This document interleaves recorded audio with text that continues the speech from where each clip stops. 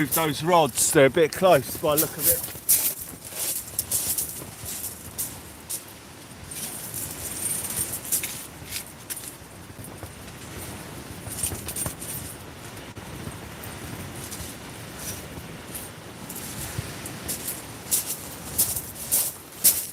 Right, let's have a look. It's a little bit better. I've still got to cast one of them out. Might still be a bit close. Let me just sort these rods out a bit, guys.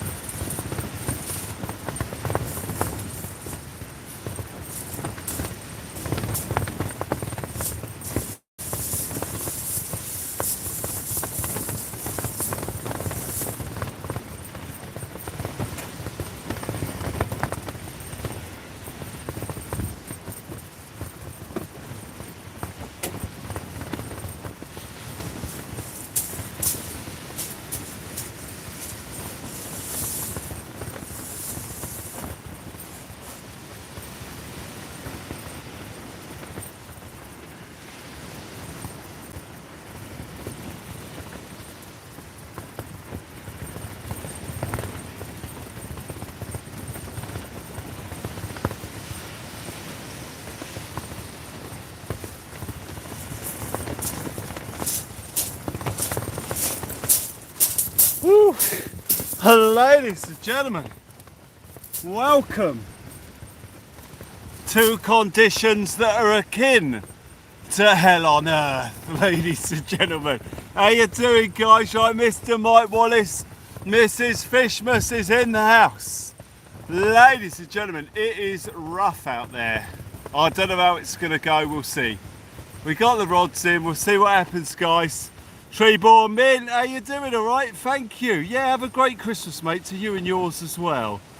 Lawrence, how you doing? Lovely to see everyone in chat's going a bit quick. Philip Brown is there. Lovely to see you there. Isle of Wight Paul, how you doing? South Coast Drones is in the house. I saw you changed your name, Ian. So yes, lovely to see you there. Jack Rowe is in the house. Right, let's get a squid bait on that other rod and get it in. Rids, how you doing, mate? You alright? We're just waiting for my friend to arrive, Steve Winstanley. So you all know Steve, we fished with him and his son at the Gosport Ferry and he got into a load of conger eels. So he's coming out tonight. He's a bit of a conger connoisseur. So we might see a conger tonight from Steve. But the conditions are hard. The conditions are hard, guys. 30-mile-an-hour gusting winds. It is crazy out there. Honestly, it is crazy. Let me see if I can give you an idea of what the wind is doing by deploying the wind indicator. Ladies and gentlemen, here we go.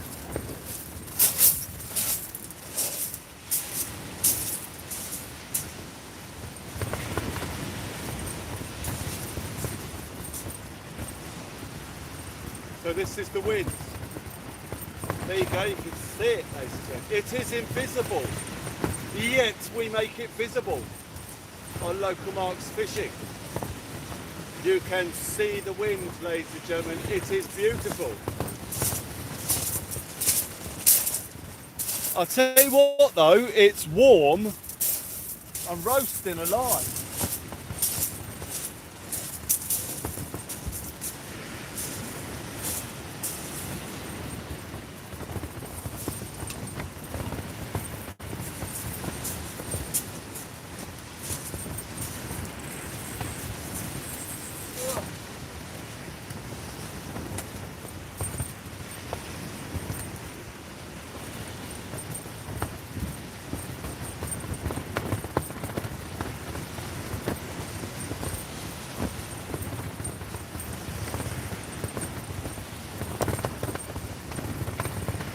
Get a squid bait on. Squid bait.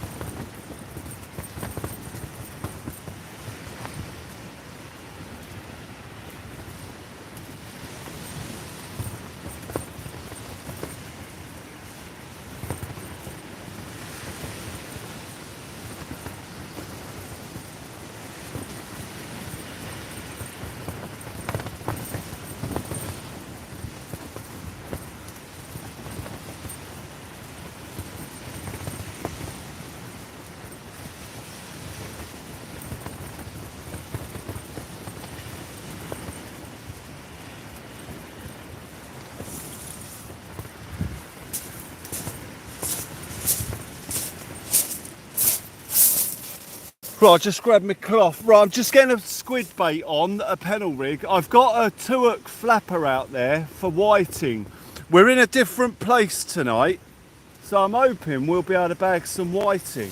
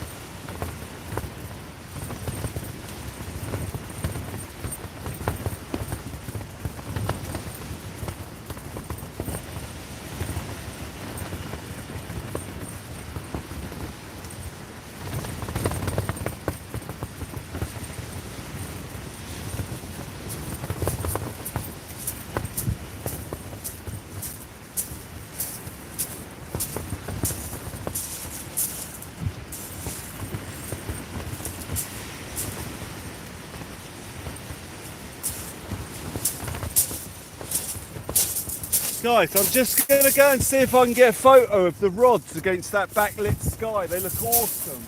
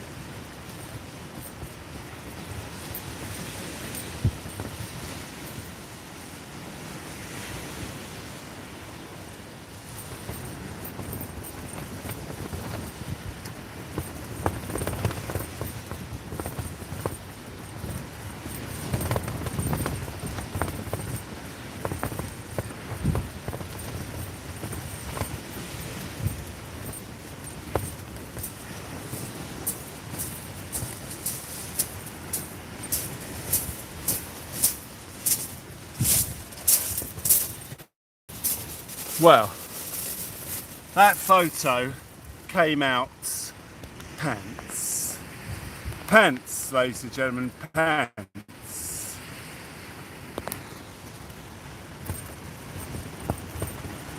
Absolutely fantastic, okie dokie. Hello mods, Ape, how you doing? Lovely to see you there. Beautiful. Right, let me drop this down a bit. Great to see you there, guys. Ben is in the house, Jason Brown is there, lovely to see everyone in town. Ben, lovely to see you there. Rich is in the house. Great to see you guys in the chat as we fish the teams here this evening. We are waiting for my friend to arrive. He's not here now. I went to take a photo. In my mind it was going to be beautiful and bright and a beautiful backdrop, and it was absolute pants, ladies and gentlemen. Absolute pants. We're going to see what we can do here tonight. We're in a really good spot.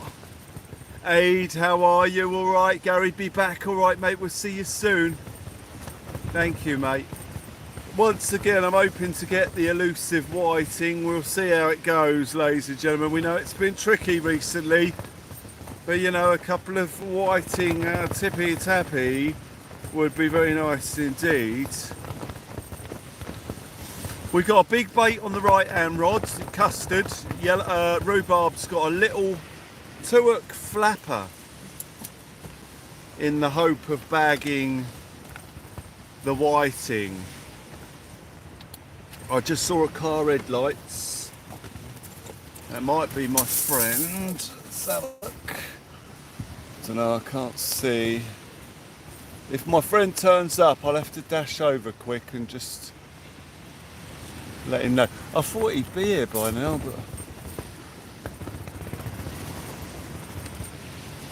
but no, he's not here yet. How did you get on last night, Jack? When Gary gets back. Well, we didn't get on very well at all last night. I had one dogfish. Esfer's in the house. Lovely to see you joining us here. Esfer, how do you do? Absolutely amazing to see you in the chat tonight. The fantastic, the amazing Esfer, who of course, along with John, does some fantastic fishing over in Guernsey. Oh yeah, we had two dogfish, sorry. Yeah, I had one per live, but one of the lives went down and was lost, and the other one I moved to the teams channel. So yeah, it was alright. So it's on this channel actually. Yeah, it's on this channel. But yeah, it was alright. It was okay. We had a good evening, but it was very slow. You know, I'm sort of reluctant to upload the really slow nights to the channel because we don't want loads of slow fish nights, you know. It's nice when we get all the explosion of bass and congers and stuff. But yeah, I could create another channel called The Best Of. The Best Of LMF. LMF teams and The Best Of LMF. But I don't know. I think that would just get crazy. But yes, we're waiting for Tippy Tappy. We're fishing it down to low tide. Low tide, probably around about 10 o'clock sometime, I'd say, tonight. Well, about an hour away, something like that, I'd say. Low tide. Let's have a look at the time now. 21:15. So let's go in and have a look, see what we got. So we're fishing a mark where I've been bitten off. Well, not bitten off. I've had a lot of conger eels cause me problems here. Tonight we've come to cause the conger eels problems, ladies and gentlemen, by landing them. Tim Damon, how you doing? Tim and Jackie, lovely to see you in the chat tonight. How do you do? Blimey, 11 o'clock is low tide, thereabouts, 10 to 11:47 if you want to be exact. 22:47 and 33 seconds. Hey, till low tide. So we're fishing the tide out. 1.66 low tide. So that's a neat. Yeah, that's a neat. So we're coming down on the neeps or up on the neeps. Let's have a look. So if it's 166 and 184 today. 182, 167. Oh right, yeah. So we're on the way to neeps. In the next couple of days, we'll be on the proper neeps. So, ladies and gentlemen, absolutely fantastic. You join us here tonight where we settle in to local marks teams. We're just waiting for my friend to arrive. And then we'll see what we can do. We'll see what we can do, ladies and gentlemen.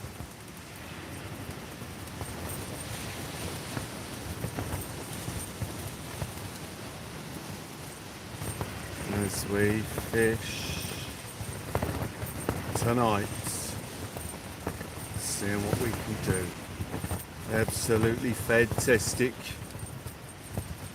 Ladies and gentlemen, why is there no volume on here? You buy a ticket right now. There you go. Ladies and gentlemen, absolutely fantastic. All the best mods, David, thank you. How were the mince pies, Gary? They were beautiful. Because they was mince pies, my friend. So they was spot on. David Darby, lovely to see you there, thank you. Sorry to anyone that I've missed. I'm just trying to look and see where my friend is at. He's probably dashing to get all his gear ready. If the tides were right, we'd have gone back to the conger eel spot. Did not fancy mince pies tonight. Oh, hang on. That looked like a bite. Sorry, hang on. Hold up, ladies and gentlemen. Hold up. Looked like we had a rattle then. I'm not sure, but that looked a little bit tippy-tappy to me. A tub of chocks, you know, the ones, favourite ones. Yeah, sorry, I thought we had a knock there. That's the conger rod, the right hand rod. I mean, it's got a big old squid bait on it because that's what the congers have been smashing.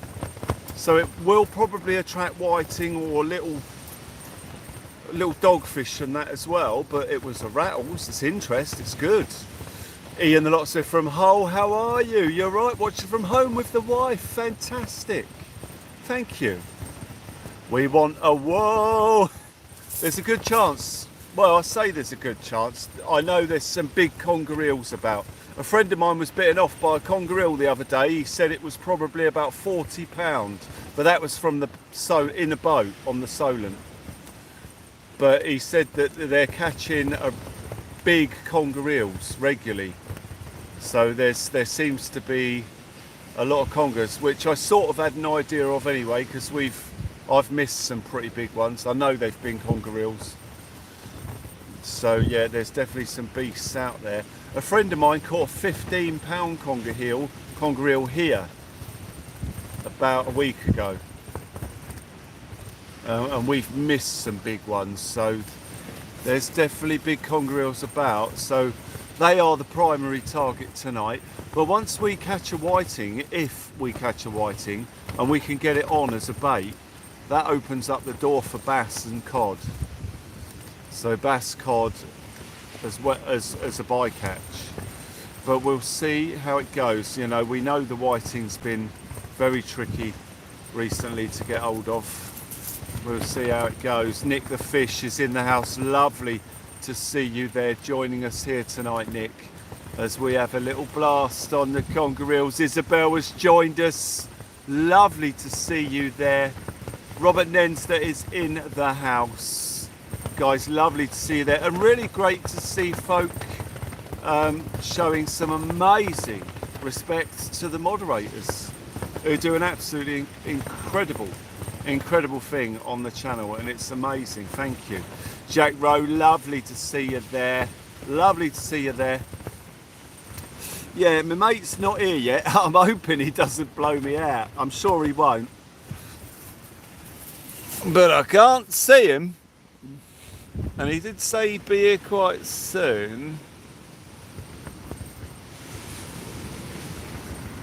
But I can't see anything. I'm sure he'll be here. Steve loves it. He loves the fishing. And he'll be out. I did say make sure you bring your shelter. It's going to be 30-mile-an-hour winds. As Jack E joins us here tonight. Jack E, lovely to see you there. Lovely to see you there joining us down on the stones tonight. We're at a new location. Well, it's not we fished it before with quite a lot of success as well, but we're just going to see what we can do tonight. Mind you, the success has been all over high tide. We've had a bit of luck on the low tide, but we'll see what we can do here tonight, ladies and gentlemen, as we seek desperately to get whiting. Oh, I can see headlights again. Oh, I can see headlights. I can see headlights making a beeline for my motor. Is he going to pull him right next to it? He is. Ladies and gentlemen, Steve has arrived. He's trying to squeeze in between my motor and another motor that's next to me. Is he going to make it? It looks like he might well do, ladies and gentlemen, as we see the arrival of our team's friend here tonight. Steve has arrived as Carl of Nothing joins us too, and the Skyquake Warrior, and Glenn Pellet joins us too. Absolutely fantastic. Get in. Steve has arrived. Ladies and gentlemen, Steve has arrived. I can see, hang on as I look over there. Yes, yeah, the royal entourage are just ushering people to one side as they try and force their way through the barriers to get to Steve. But he seems to be okay. He's pushing his way through as he tries to get to the back of his car to get the rods out. The people Guys, if you're watching and you're over there, just step away from the car. Give the man some space.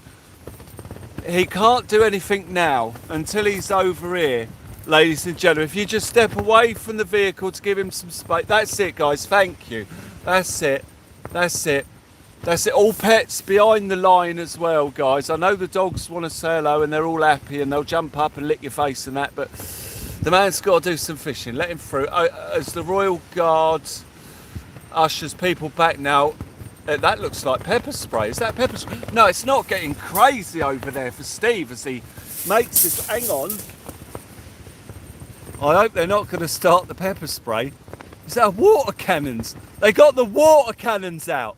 The water cannons are out, spraying the crowds as Steve desperately tries to fight his way through to the beach, ladies and gentlemen. He's got his bait. He's dropped a bit of bait. Oh, one of the dogs has nicked it.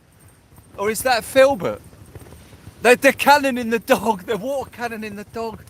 Oh, he's got his bait back. He's got his bait back. Right, he's fighting his way back to the car through the crowds. It's absolutely incredible scenes here tonight on Local Mart's teams as Steve tries to fight his way through the crowds towards the beach. It might take him some time, but he's got it all in hand. We're going to carry on watching these rods here for a moment while Steve is surrounded by what looks like riot police as they, with like shield things, forcing the crowds to one side as Steve tries to get his fishing gear out of the car. It's amazing scenes here at Local Mart's Fishing.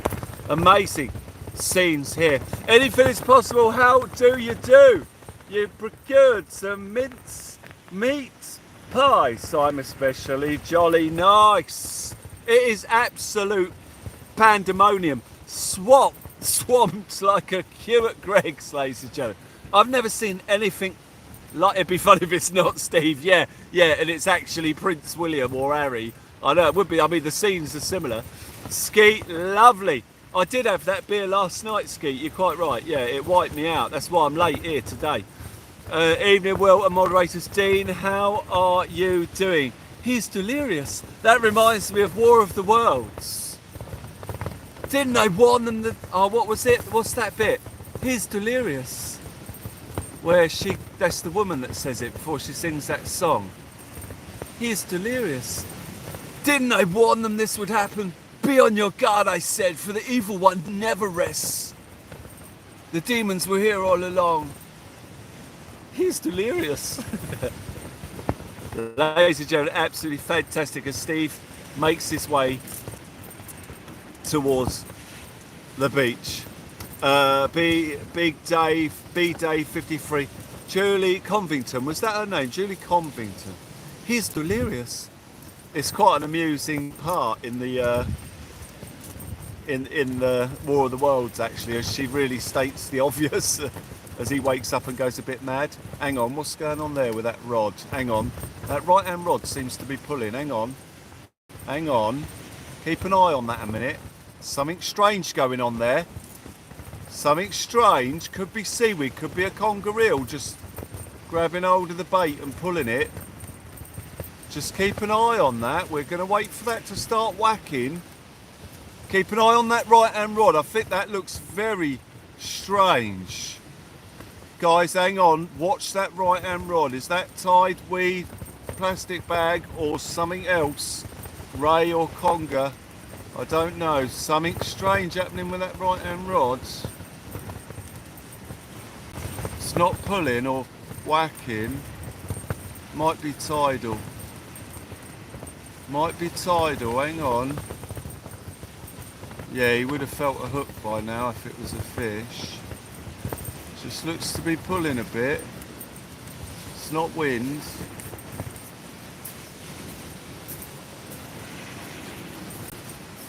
Tripod raising from the Solent. It's the red weed. Yeah. Steve! Hello, mate. You alright? How's it going?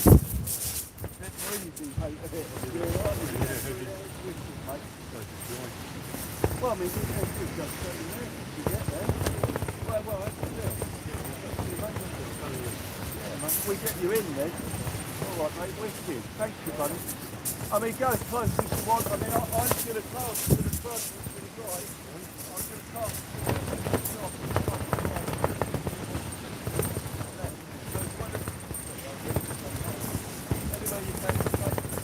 Cheers, buddy.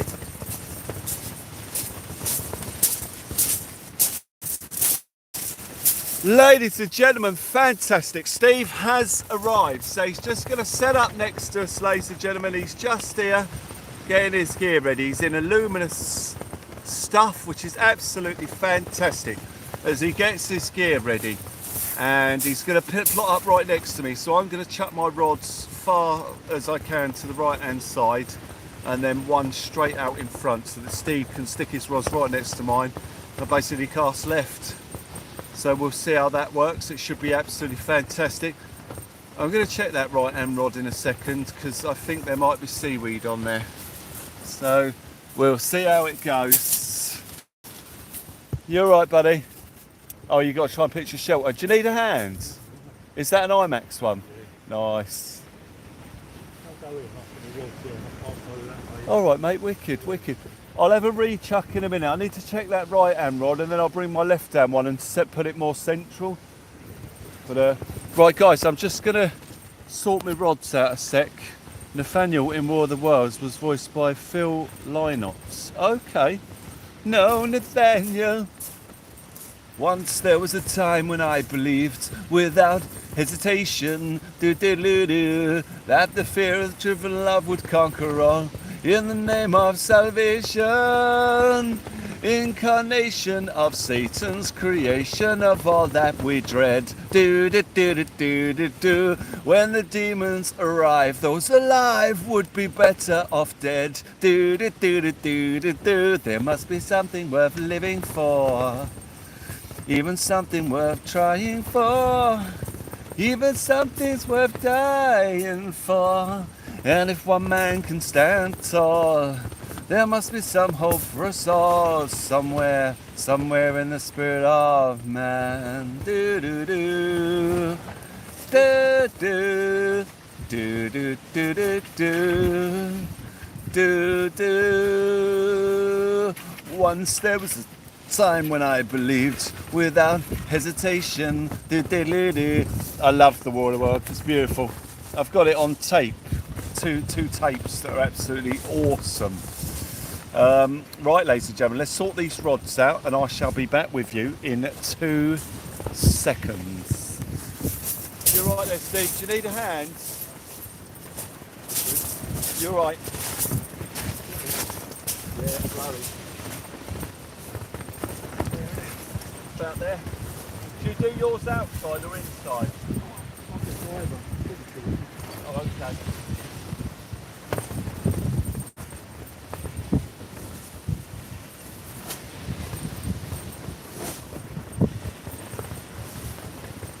Yeah, it's going to get awfully breezy tonight.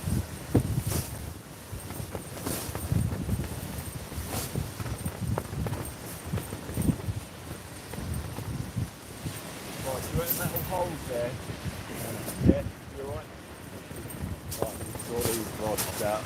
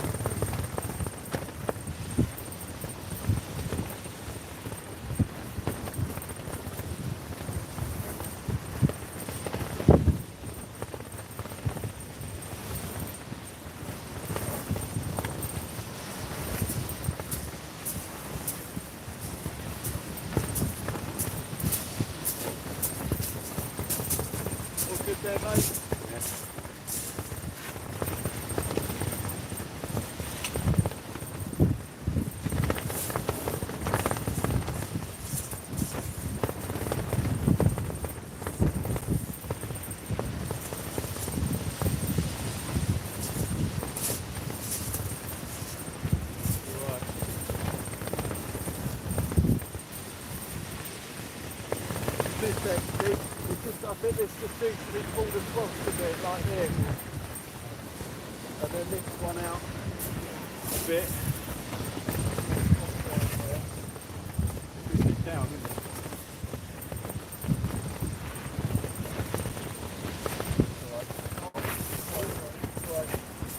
You want it there. That'll give you your full spread. Alright, mate? Sorry, mate, I didn't realise this. Sorry, your clothes down. You got to roll down. Right, alright.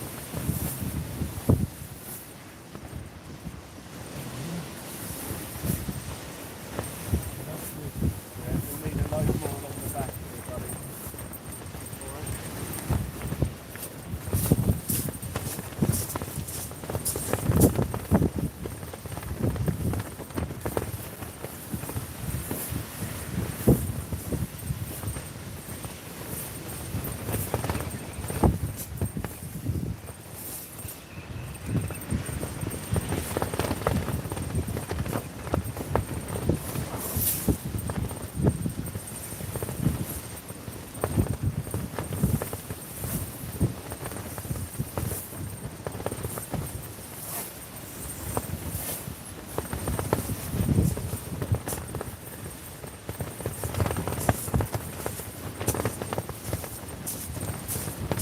Oh, that wind is crazy, isn't it?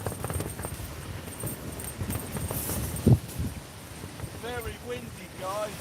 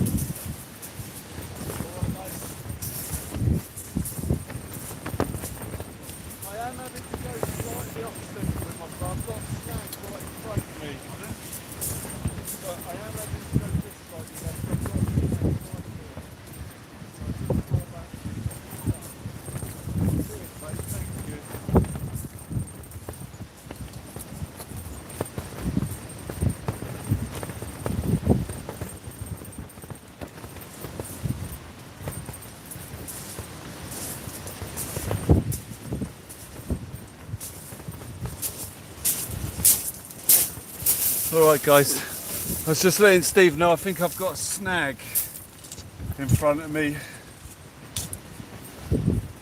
So I'm having to chuck just slightly left but not too far over. Hopefully it won't hinder his ability to get a rod straight out left over there. It's going to be difficult conditions this. But these chuck up the best fish apparently. The biggest bass are caught during these during these sort of stormy seas. We shall see what happens. Desperately trying to get a whiting bait, which is crazy at this time of year. It should be easy, especially in this mark we're at.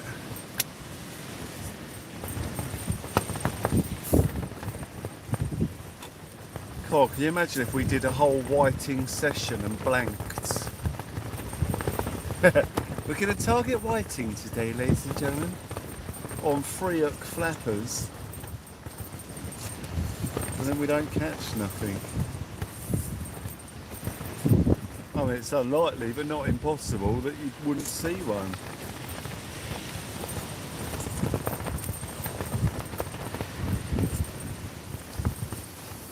Lovely to see everyone there. Thank you for smashing that like button as you join us here today. My friend Steve is just excuse me, setting up his tripod, ladies and gentlemen. As you can see in front of us, Steve is setting up his tripod. He's got the tackle box there. It's a seated tackle box situation, so that should Steve choose to do so, he can sit out there, or he does have the option of putting the seat box inside the shelter and sitting on it.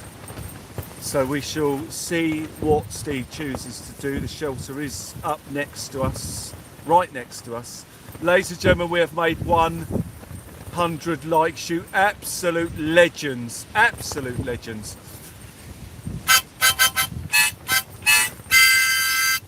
Guys, thank you so much indeed as you join us here tonight for Local Marks Teams. We have 100 likes, ladies and gentlemen.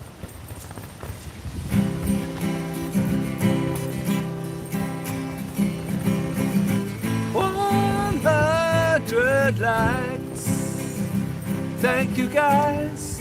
Dom Foley's in the house. Oh yeah, lovely to see you there. 100 likes here tonight. I feel kinda cookie, but alright. After drinking a pint beer of Kronenberg last night, I got through the whole can, but it went straight to my head, and I laid down upon my comfy bed, and there I slept. I woke up really emotional, and then I wept. I couldn't believe what I'd done, and the people do that stuff for fun. It was a Kronenberg, the first one I ever had, and I woke up a couple of hours later and my head felt pretty bad, and I wondered why. I was in such an emotional state that I started to cry. Tears of laughter, joy and pain running down my cheeks. I was in a sort of depressed state, and the future looked bleak. But then I came down, and everything else started coming around. Well, the effects of the Kronenberg wore off, and ladies and gents, here I am. I couldn't believe the emotional roller coaster I went through, and I thought, oh hell damn. And it reminded me of why I don't drink. Because when I do some strange things, I think. So I will never drink. But anyways, 100 likes, thank you guys. Tippy tappy left down rods. Could it be a whiting? We just had a tap on the left-hand rod. Please, we want whiting. If we do get the whiting, ladies and gentlemen, I'm not going to put them straight on. I'm going to save them until the tide comes in, because we've got a snag in front of us. So we really need the tide to be coming in a couple of hours to avoid casting into that. Or at the moment, I'm chucking it short. Mike, thank you. Diggers, 1950, how you doing, mate? Lovely to see you there, ladies and gentlemen. As you join us tonight, we're joined by the amazing Steve Winstanley, ladies and gentlemen. You guys will remember Steve, as I say, from the ferry, where Steve got into a massive conger eel, but unfortunately it got off. It got tangled up and escaped. Nick the Fish, thank you very much. Lovely to see you there. Sky Crate Warrior, thank you. That was sort of half of a song. It sort of evolved into a bit of a tune, and then sort of evolved out as I saw a big old, well, not a big bite, but a little rattle on the left-hand rod. It was encouraging. It looked a bit whiting, ladies and gentlemen. A little bit whiting. And yeah, 9 conger, that's it, Mike, yes. Yeah, we had 9 conger that night. It would have been 10 fish, but but Dave got into a bass before I could even set up.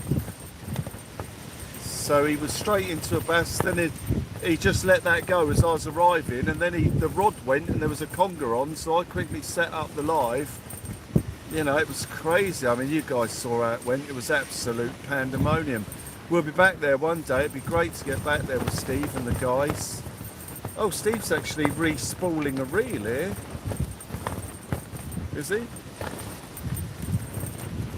Sounded a bit like Benny Hill. Thank you, Skeet, thank you. Benny Hill, a globally renowned musical artist. I'm not sure what Steve's doing. Oh, he's alright now. He's got it back on. Hopefully he's alright. It'll be great. We're going to have quite a few rods in, ladies and gentlemen. I don't know if Steve's going to target whiting as well, but if he does, and one of us starts to get into them, it'd be fantastic. You know, if we start hauling out a bucket load, you know, it's really priority. I think the reason we've been struggling is because we haven't been able to get the whiting. We could get any part of a whiting out there. I was watching a guy the other day, actually, who was using whiting fillets to bag the congers as well, and he was quite highly rating them as well, saying, you know, these are quality for conger eels. Or I think he was calling the conger a whiting munching machine or something like that. And he's quite right, as he knows.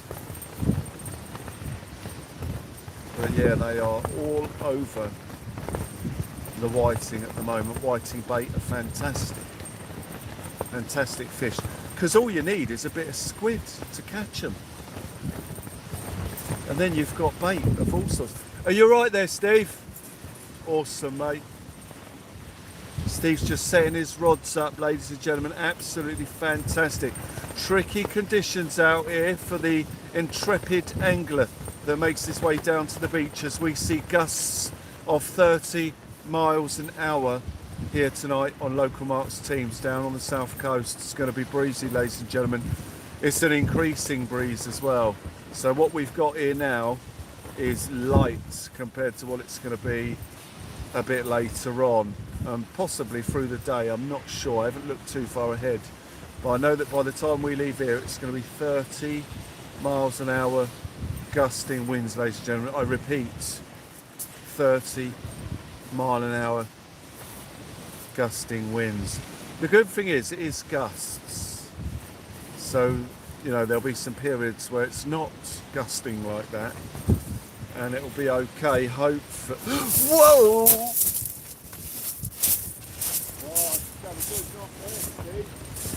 Yeah, that's on the 2 episode. They are. No, it's not there.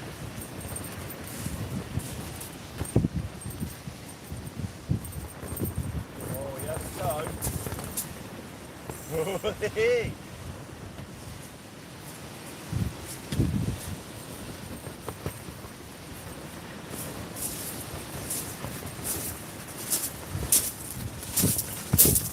Sorry guys, I thought that might have been on because it's only little hooks on there. So when it went the first time, I thought he might have missed it, but then it knocked again. I thought, oh, he might actually be on. So I struck it, ladies and gentlemen, with vigour. Struck it with vigour. But he wasn't there. But I didn't move it fast, so he will find it. It's obvious it was the dogfish. Dogfish or a strap conger. If it's a strap, he'll find it quickly. If it's a dog, it'll take him a while. So the congers are really sort of sense hunters. They can scent that bait out quick and follow the trail fast, following a bait all the way in till you strike it. Their eyes aren't very good, but they got a fantastic sense of smell and taste. Absolutely beautiful, ladies and gentlemen, absolutely beautiful. Here we go, as we get tippy tappy. Yeah, it did look a bit better that. Yeah, it looked a bit better. Gary Scott is shouting custard. I'm not sure why it's not doing anything. I'm not sure why, guys.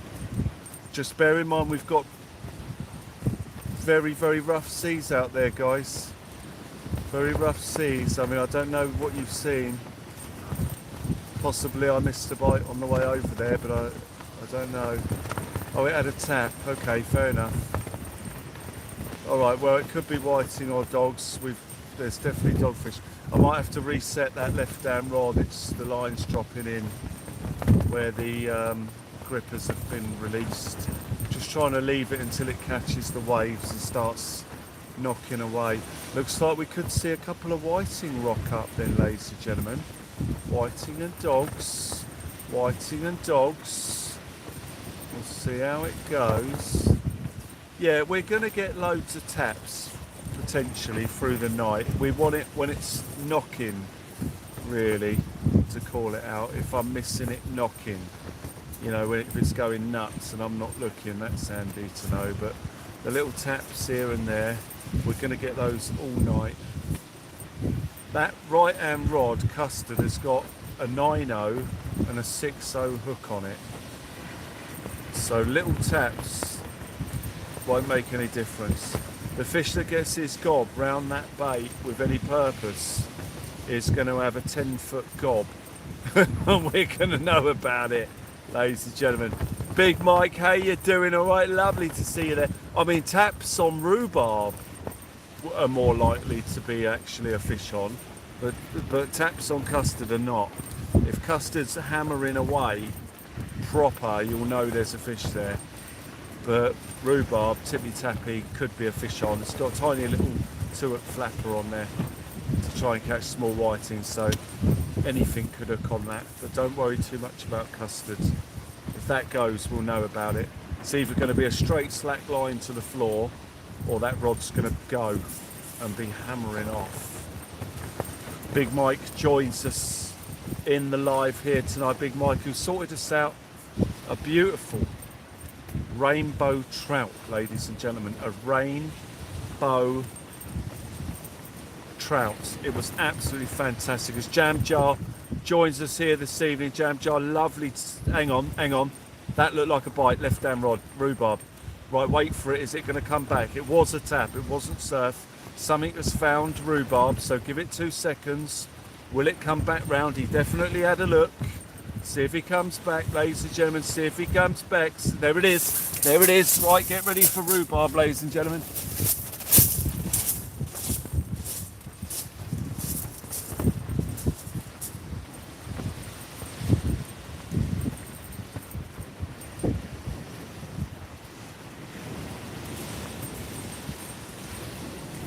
Looks like there's a few whiting out there, Steve. Huh?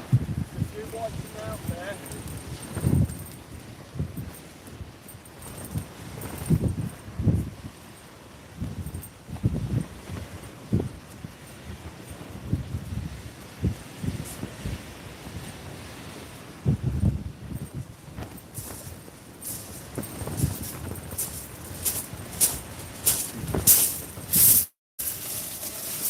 Right, we are getting ting taps, ladies and gentlemen. We're getting ting taps on the rod, so ting taps are what we're after. Tippy tappy ting taps. Tippy tappy ting taps on rhubarb, which is exciting. Ian Carter is in the house. Lovely to see you there. To see you there in the house, Ian Carter. Lovely. As we see whiting knocks, dogfish knocks on the baits. It's exciting because if all them bait fish are about, the big guns will be there too. We've got a rod in for the big guns. Custard is out there for a massive conger reel. I'm looking for a PB shore caught conger here tonight. Nothing else will suffice. It's unlikely to happen, but it is very, very possible with what's being caught locally at the moment. There are conger reels everywhere and they are massive. We've come to a spot that's good for them, so we're going to see. And we've got Steve with us tonight as well, who is a conger connoisseur. If there is to be a conger caught here tonight, I think that between us, the pair of us, we could find one. We shall see. There it goes again, tippy tappy, left hand rod. So whiting taps on the rod, definite whiting tap, quick 1-2. 1-2 taps from the whiting, a bite and a head shake left to right as we wait to catch our first whiting. It looks highly likely that we're going to get into it here on these whiting. So little mackerel sliver and a bit of squid on a 2-hook rig to desperately try and get into the whiting. £14.6 to beat. Okay, Mike. Highly possible here tonight. Big old congers about out there as we wait for knocks on the rod. And of course, as soon as Steve is set up, we shall talk tactics and see what Steve's going to be targeting and rigs and baits and stuff like that, and hopefully get an insight into the minds of another angler who is targeting the species on the beach tonight. There we go, left hand rod again. Little tippy tappies, ladies and gentlemen. Little tippy tappies on the left hand rod. Quite frequent as well. We want to get about 5 whiting to see us for the session. There it is again. There is a fish keen on the bait. Is he going to have another look? He's right there, ladies and gentlemen. Is he going to come back around? It'd be nice if he does, if he's hungry enough to keep attacking. Is he going to have another little go? Hanging around that bait as we get towards low tide. Neap tides, not spring tides.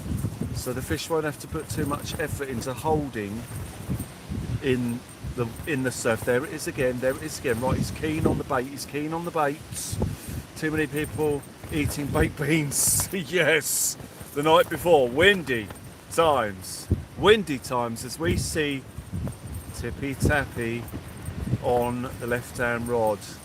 It seems silly, but I'm so excited about catching a whiting because I know the potential that's going to offer us here. So we must get into one. That was a better bite.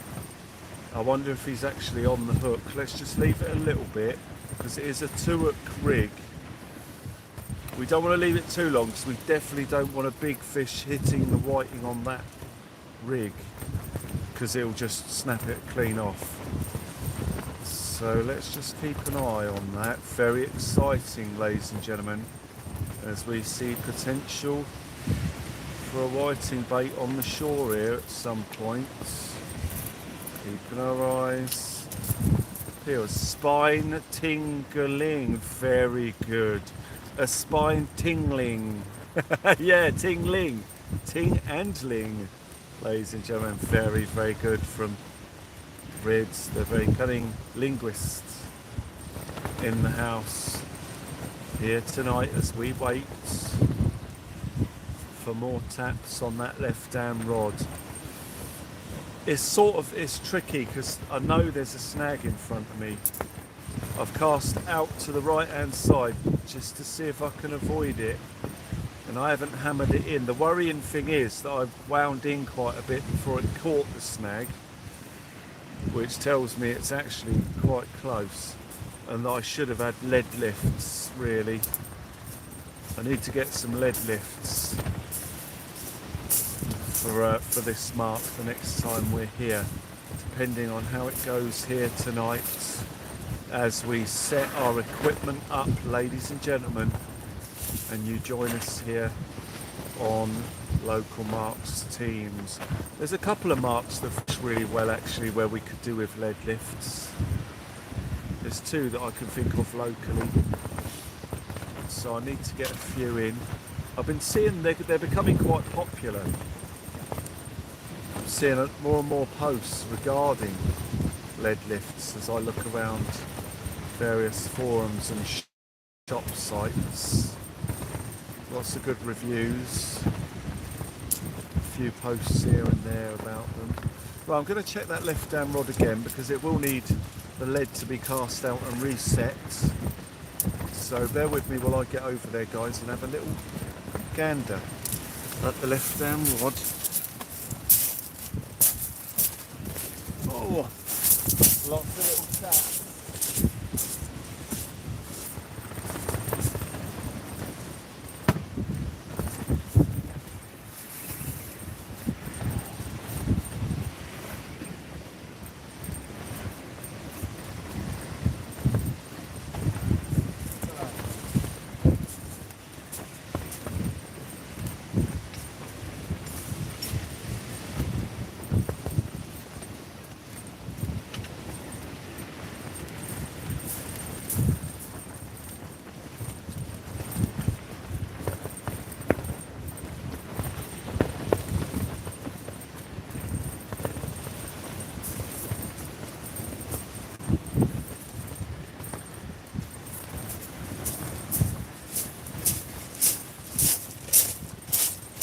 Sweet guys, we got our first one. Let me get him in the bucket and try and unhook it.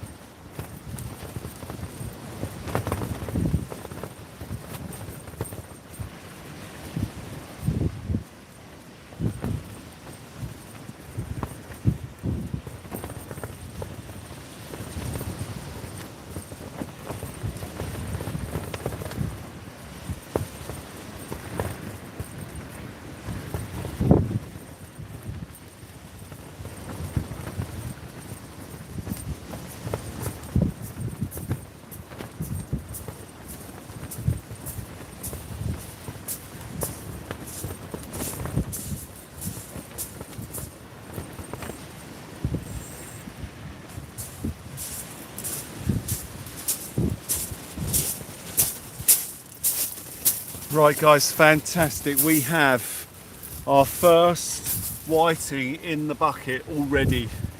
That's a good sign. You're my best bait. The holy grail of good fresh baits has arrived, ladies and gentlemen.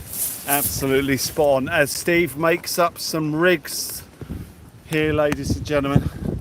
So Steve's just round the side here, making up a couple of rigs, getting ready to get those puppies in there and bag some of those fish himself. He's just preparing to do that as we speak, ladies and gentlemen, as we fish this extremely busy session. I'm going to wait until low tide and then I'm going to put that whiting in. I just don't want to struggle with finding the range to put it at the moment with a snag in front of me and the tide going out, because I want to chuck them short. So I don't want to chuck it short now and then the tide goes out and it's too close. So I'll wait till low tide, then I'll chuck it short, and then I know the tide's only coming back in and it's only going to get into deeper and deeper water. But I don't want to try and range find that snag at this state of tide. I'll wait till low and then we'll chuck it in short, and I know then I'm not going to be chucking over the top of that snag, hopefully. I mean, I'm just assuming there's a big snag in front of me. It might have been seaweeds, like a bit of kelp or something, because a load of seaweed come up and almost hit me in the face. Almost hit me in the face it did, ladies and gentlemen, as I reeled in.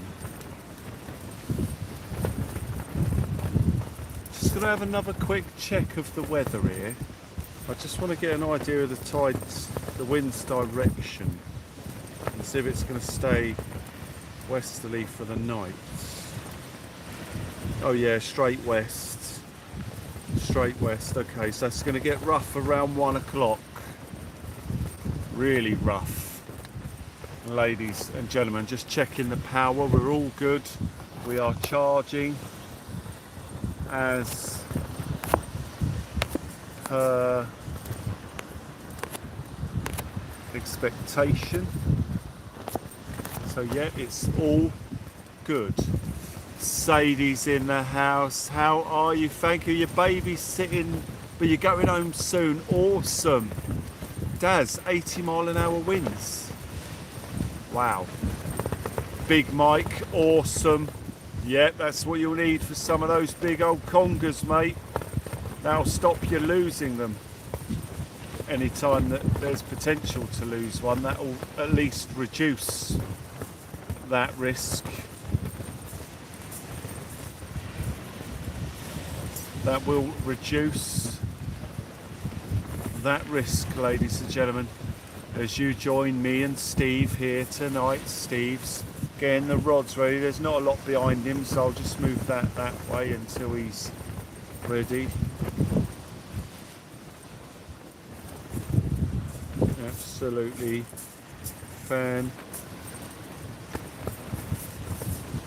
fantastic, ladies and gentlemen.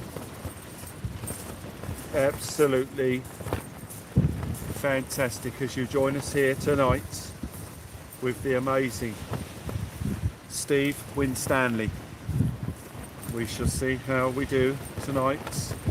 High expectations. The local radio said it. Yeah, so yeah, it'll be very difficult to get a session into that. Wow. Yeah, well, I hope that you can get out still and it doesn't make it too difficult for folk.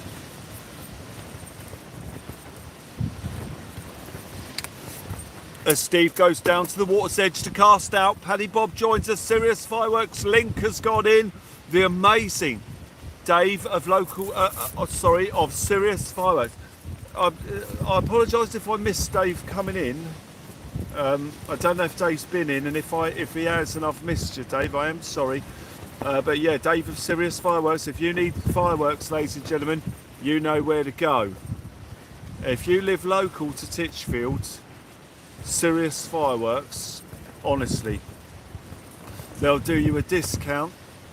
Okay, Mike, awesome.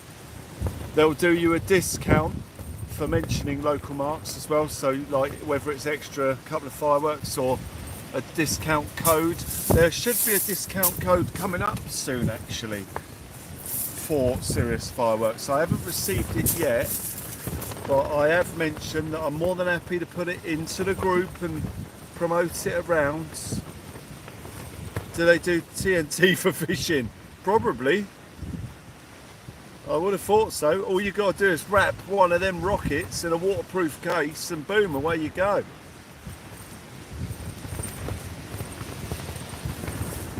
Yeah, absolutely.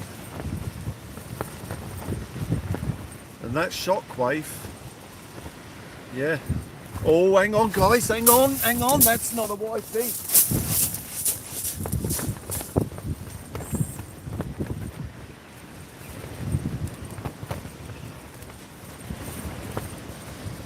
Fish on.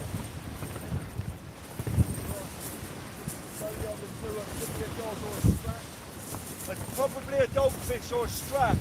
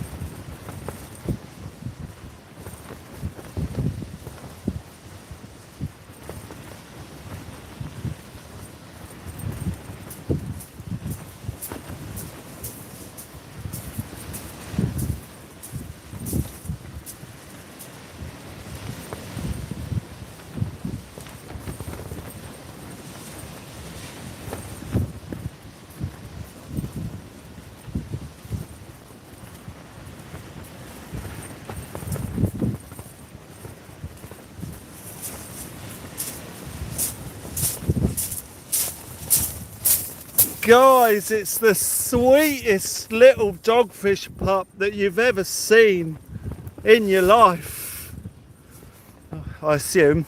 Right, apart from that one we found in Portsmouth Harbour that time. Bless his little cottons. He done well to get on that hook. Tiny little dogfish pup. The wind's blowing his tail, it's hard to see. There we go. Beautiful. Let's get him back in. It's good to see a lot of bites and regular little fish. Means there's good food source out there. We're in the right spot.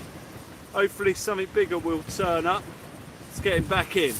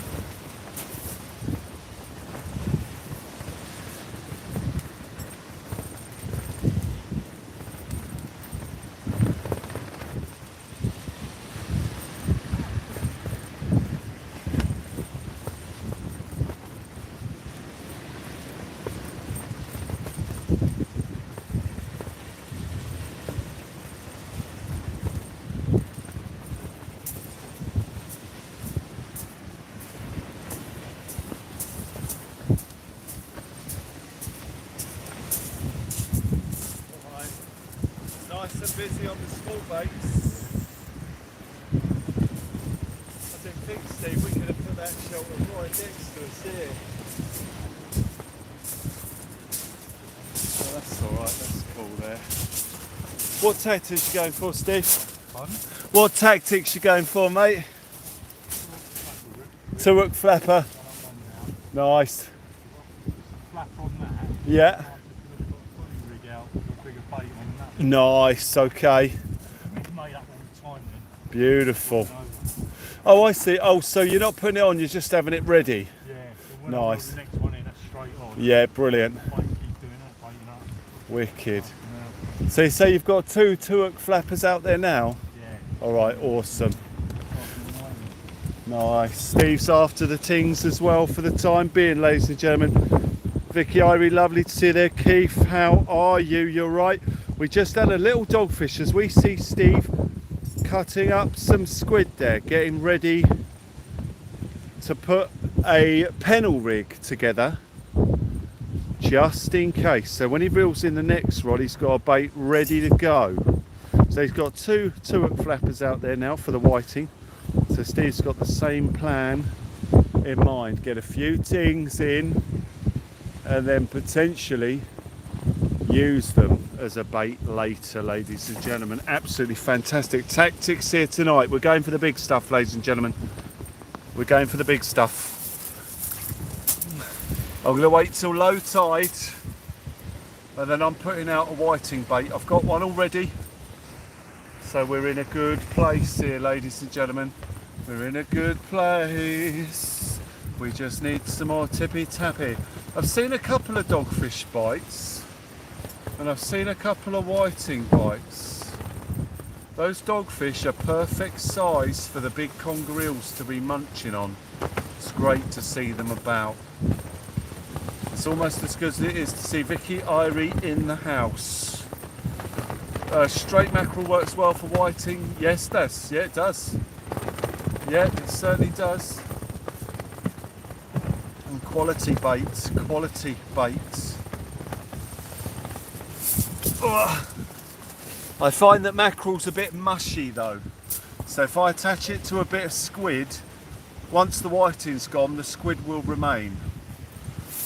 So it just means I don't have to keep rebaiting the mackerel every now and then. And I find that only the mackerel belly is the toughest part that lasts the longest. Any other part of the mackerel's gone in no time. So I put, hang on, I put on a bit of squid just, yeah, as an attractant because it's a brighter white and as a tougher bit of bait once all the other bait's been taken off. Because they'll eat squid just as readily as well, so it's good to have a little bit of squid on there. So I thought I saw Steve's left-hand rod go then. It was it? There was a bite on Steve's left-hand rod, ladies and gentlemen. I saw it go. Yeah, it does, yeah. Yeah, Steve had a knock on the right-hand rod there, guys, a minute ago. Something could come back around for that. Yeah, very exciting here, ladies and gentlemen, as we have a plethora of rods to watch and enjoy to keep us busy for the evening. Can you guys make out Steve's rods all right there, guys? They are quite good. They're well illuminated. As we have a bit of the light that I've got on showing them up too. 4 rods, ladies and gentlemen, absolutely fantastic as we wait for one of them to tear off. Doesn't look like it's going to take too long for that to happen with the 4 rods in.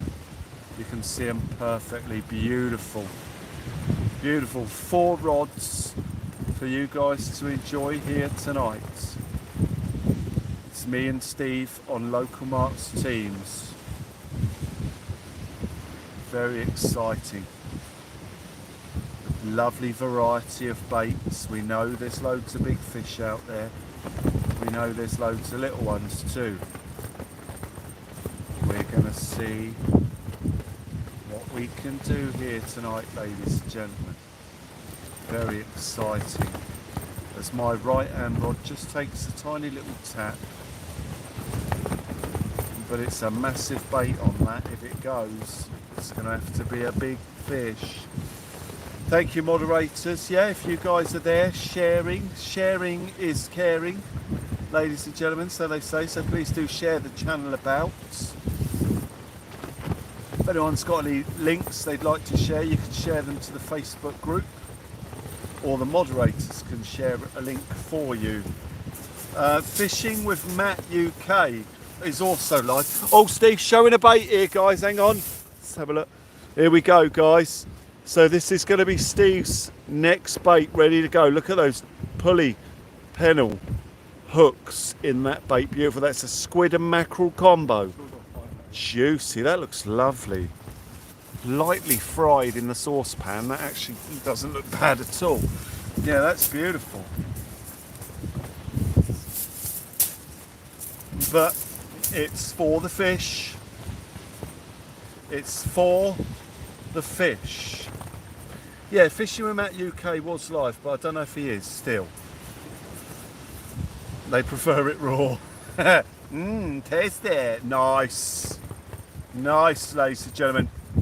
Nice, tasty baits as you join us here tonight with Steve Winstanley, ladies and gentlemen, seeing what we can find on the rods here tonight. We've had a whiting, so that's exciting. Thunderbolt and whiting, very, very exciting indeed. Crazy wind here tonight. Crazy wind here tonight. But very exciting as you see Steve looking up towards those rods with eager anticipation, waiting for a strike on one of those baits. We know there's whiting there. We know there's dogfish. We've had a whiting already. I might just flapper the whiting for later. Fancy a bit of that. Although I was fishing alongside an old fella this summer that was rubbing his bait with fresh garlic, I was catching way more than anyone else. Awesome. Awesome. An old method there potentially for catching a fish. You certainly wouldn't catch a vampire squid using that method.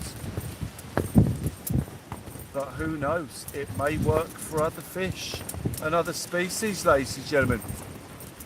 Apparently it does. Hang on, is that tippy tappy there?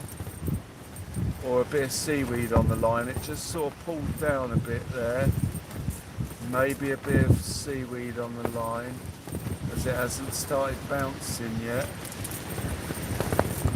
No, it's okay.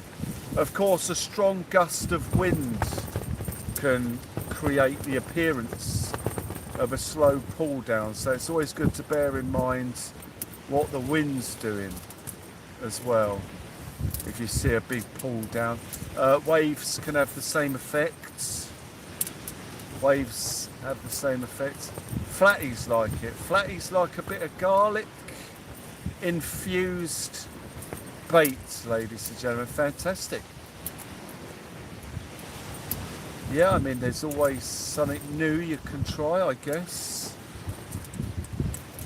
And I'm sure there are other people that may have used a garlic infused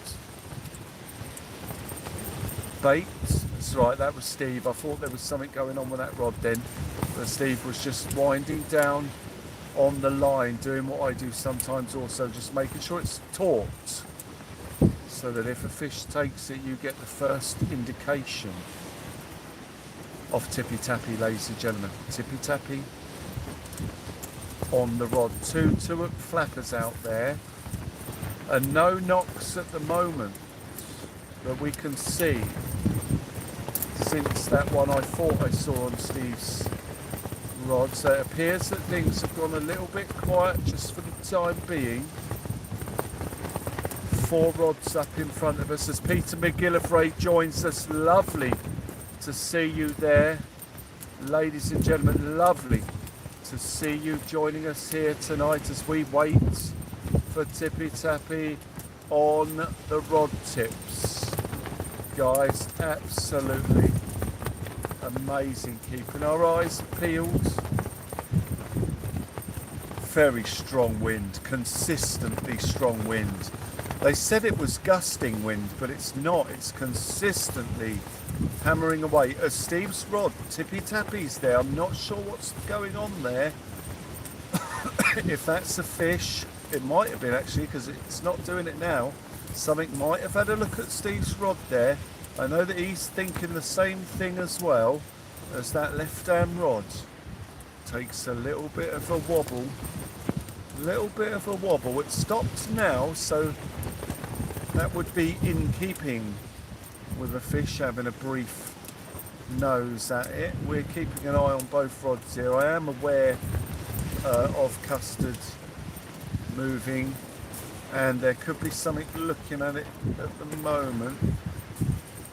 I'm not sure. There's maybe a tiny fish looking at custard, but it's definitely nothing to look at the moment as Steve winds in. Now, I saw Steve's rod wobbling. I suspected there might be a fish on there. I know Steve suspected there may be a fish on there as he goes down the beach to check and see if there's a fish on there. Wharf Barbella has joined us. Lovely to see you there. Thank you very much. Right, I'm just watching the water to see if there's a fish on Steve's rod. He's reeling in. He doesn't have a light on the rod, although he is bringing the rod in, ladies and gentlemen. I can confirm Steve is winding in his rod. He is reeling in. The light is now on the water. This could oh my God, he's got a ray. He's caught a ray. I don't believe it. He's caught a ray. Oh, guys. Oh, unbelievable. Steve, well done, mate. Well done. He's only gone and done it, ladies and gentlemen. Oh, would you believe it? Look at this tiny little fish that he's caught. Oh, unbelievable. Guys. What is it, a little spotted or a little thornback? He's spinning round and round in circles. What we got? Oh, he's a beautiful little thorn. That is the smallest thornback ray I've ever seen. Look at this, guys. Absolute quality on the team, Steve. Well done, mate. What was that on? A squid and mackerel? Squid and mackerel. Guys, beautiful. We're just, well, Steve, I don't know, just what a beautiful little fish. Guys, quality, beautiful little tail on him. Oh, that's going to make a fantastic picture, Steve. Look at this little thing, guys. Right, let me just step back.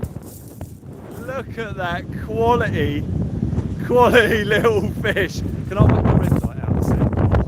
How do I do it? Quality, guys. Look at that. Steve, absolutely beautiful. Right, Steve's going to release that beautiful little creature. Well done, mate. Well done. Oh, how about that, guys? How about that? It's the third ray we've seen on the channel this past couple of months. We know the rays are in, and that just confirms that they're right in front of us. We know there's rays and conger here potentially. As Steve pulls in a ray on a squid and mackerel combo, I believe that was. Guys, I've got to be honest, I didn't think it was a bite, but Steve knew. You know, you've got a lot of experience here with this gentleman. He knows exactly what he's doing. He's a great conger fisherman. Well, just a great fisherman, full stop, really. And that is, the proof is in the pudding. Every time we fish with that guy, he catches. Beautiful.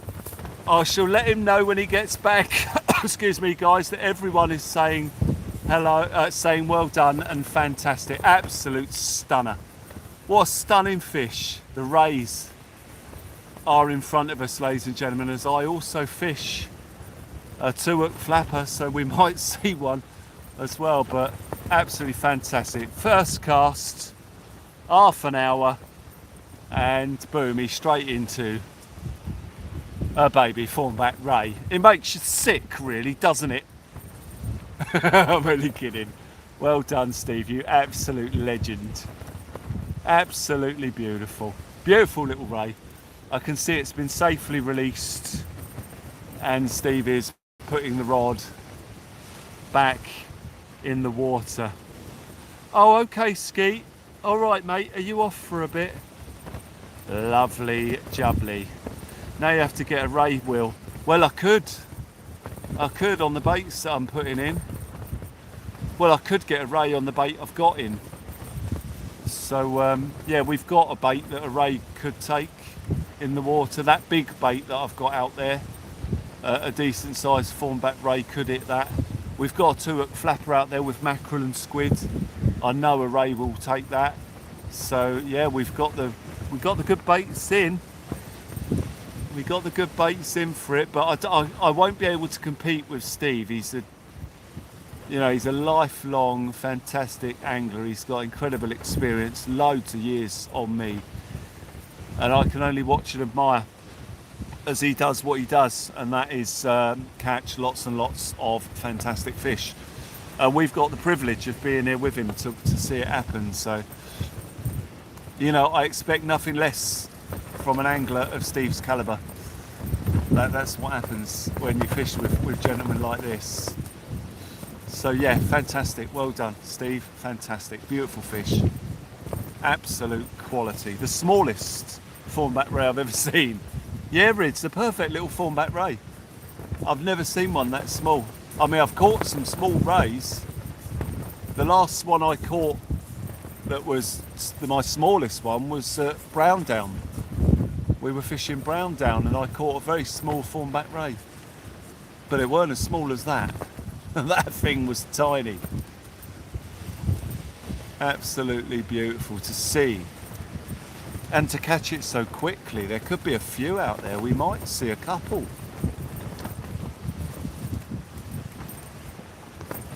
Absolutely fantastic. And this is a ray mark as well. This is where I came with oh, what's his name? He caught his first ever ray.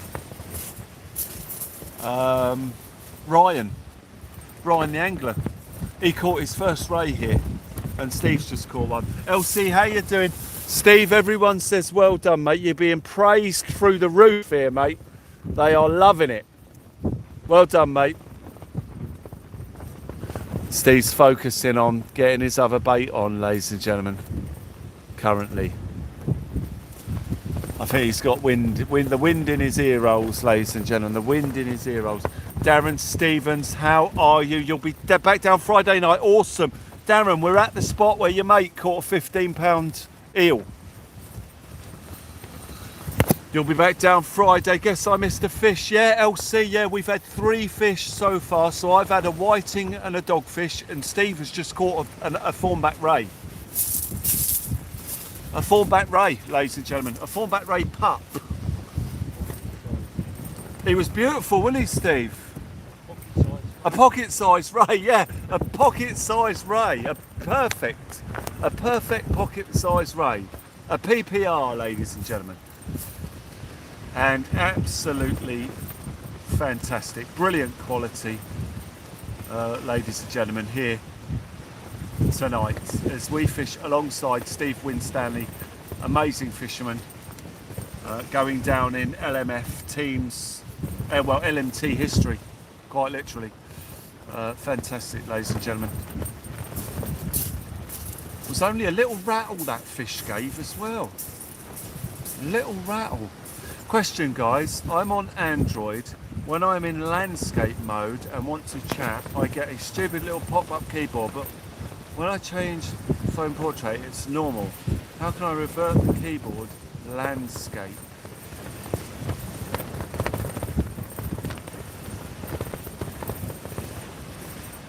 Yeah, I don't know. I only know that the answer to that if you're streaming, but not if you're watching. So when you're streaming, you set the orientation in the settings.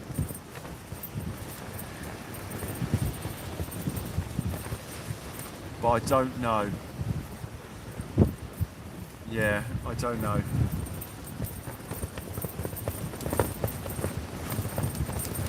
Yeah, I know what you mean in landscape. Yeah, you turn it to landscape and then you can press the cross at the corner and it takes the chat out. I think what you do is press the cross to take the chat out and then type the comments bit in the bottom and it might start open up the comments below. I'm not entirely sure. Hang on, let me look on my phone here.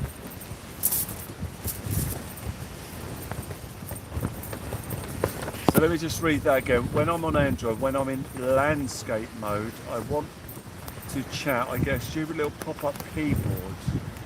When I change phone to portrait, it's normal. Oh, right. Let's have a look.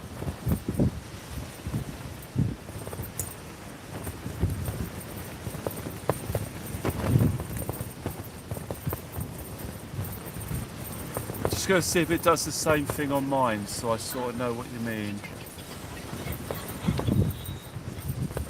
So when I tap that, yeah, I get the keyboard pop up. So when I turn it to there, it's next to. Yeah, I get the keyboard no matter what, whether I'm landscape or portrait. So I don't know. I mean, you need the keyboard to type, so I'm not quite sure what you mean. If the keyboard didn't pop up, you wouldn't be able to type. Oh, do you mean you're not wanting to type, but the keyboard's coming up anyway? If that's the case, I think there should be a little cross somewhere where you can shut the keyboard down, so you can watch the stream without the keyboard. So in the top right-hand corner, there should be a little cross that you can tap to close the keyboard.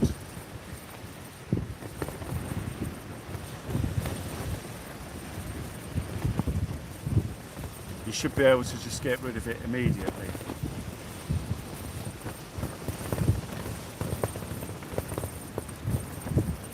Bed's calling, Lawrence. Lawrence is off to bed, ladies and gentlemen, for an early evening. Lawrence, take care.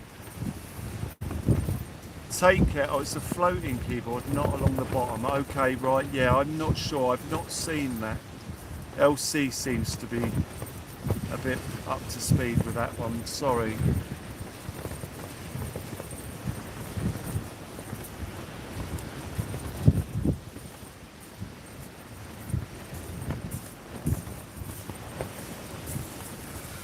Right, let's have a look what the time is. 22:40. It's got to be close to low tide here. I'm getting that whiting on. I'm getting that whiting on, ladies and gentlemen. Here we go. I'm bringing the right-hand rod in. We're getting a whiting bait on now as we approach low tide. The whiting was deep hooked, so he's croaked.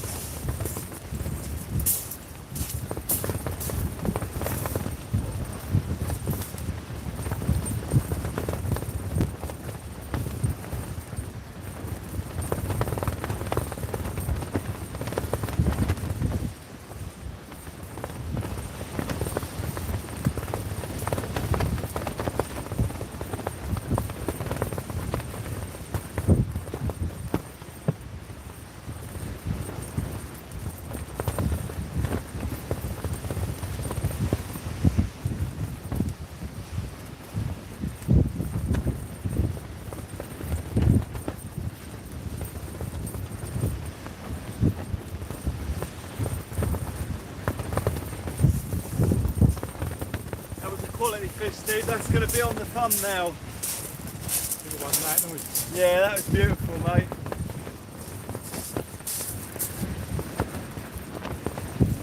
Mum, Sorry, mate. you want to catch the mum or dad? Yeah. It's great that you saw the bite. I saw it go just a little knot, Yeah, but you spotted it. brilliant.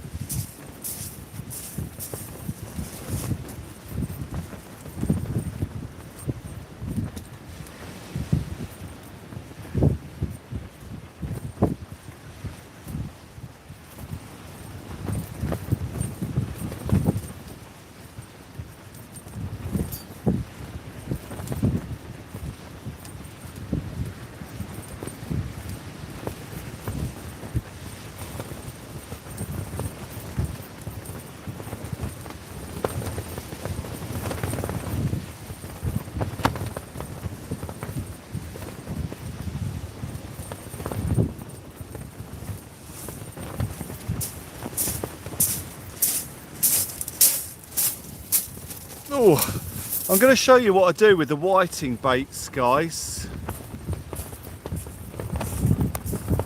Hang on, sorry, I just had a prompt come up. I need to get to the phone. So,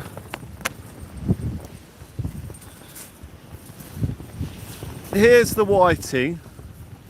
Imagine he's in one piece. So I do a cut up the inside on one side there. Then I turn him over.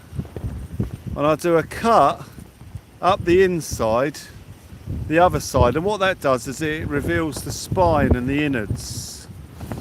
Then what I do, take the spine out, and what you've got is the head, the guts, and the other side all in one go. Pen a look through the head, pen a look through the back. These two bits together, whip the guts in like that and bang him out. That's how I've had.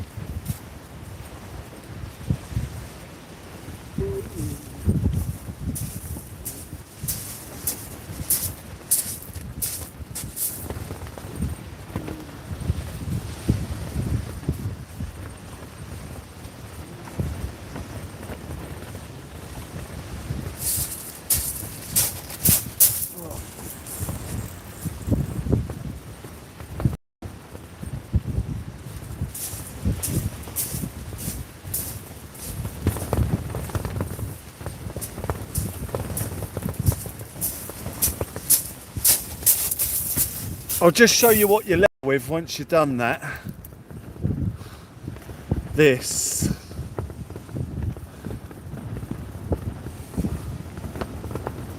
So that's what I do. I whack that out. And then what we've been unlucky for, we've had conger in the bottom, the middle here, going for the guts.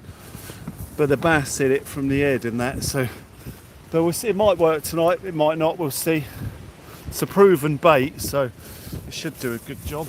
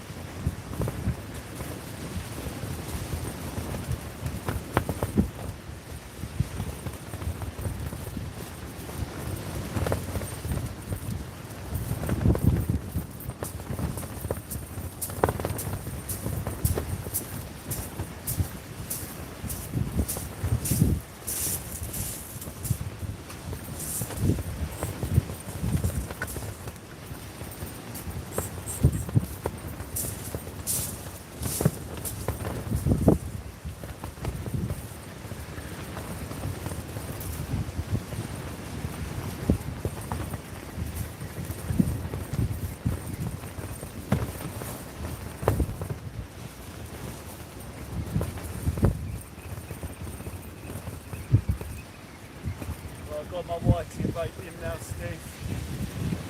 Yeah, hopefully a big old conger or bass. Yeah, bass or conger will get that, hopefully.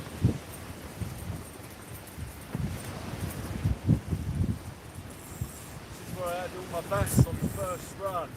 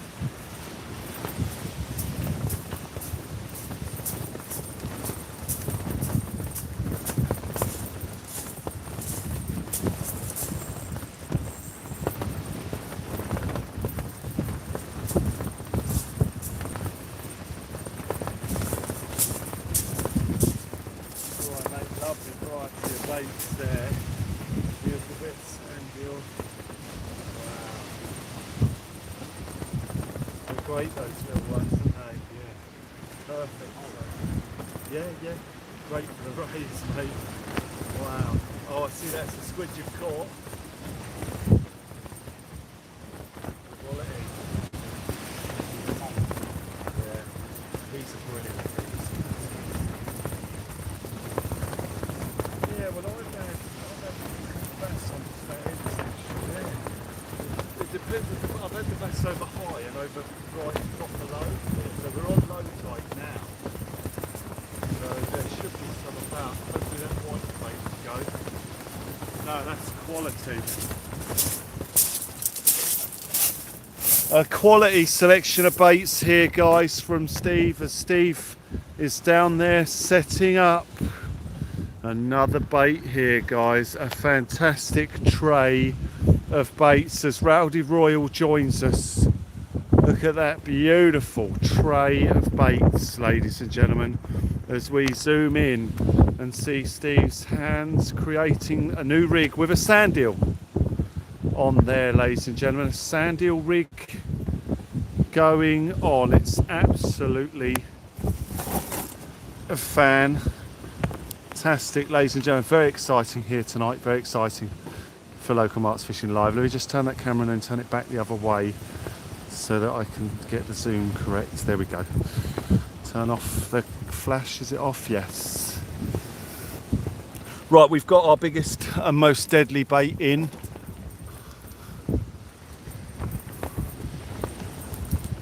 You got a slack line on your left rod, Steve? Might just be tied, I'm not sure, mate. I just thought I'd let you know, mate, it's there.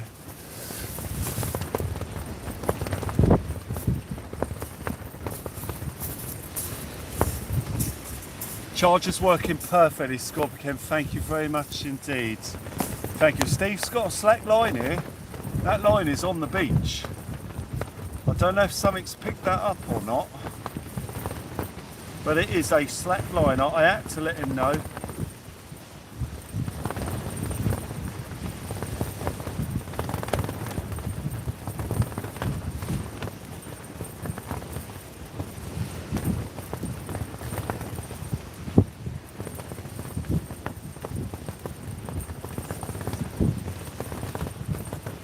Beautiful, ladies and gentlemen, beautiful. Beautiful.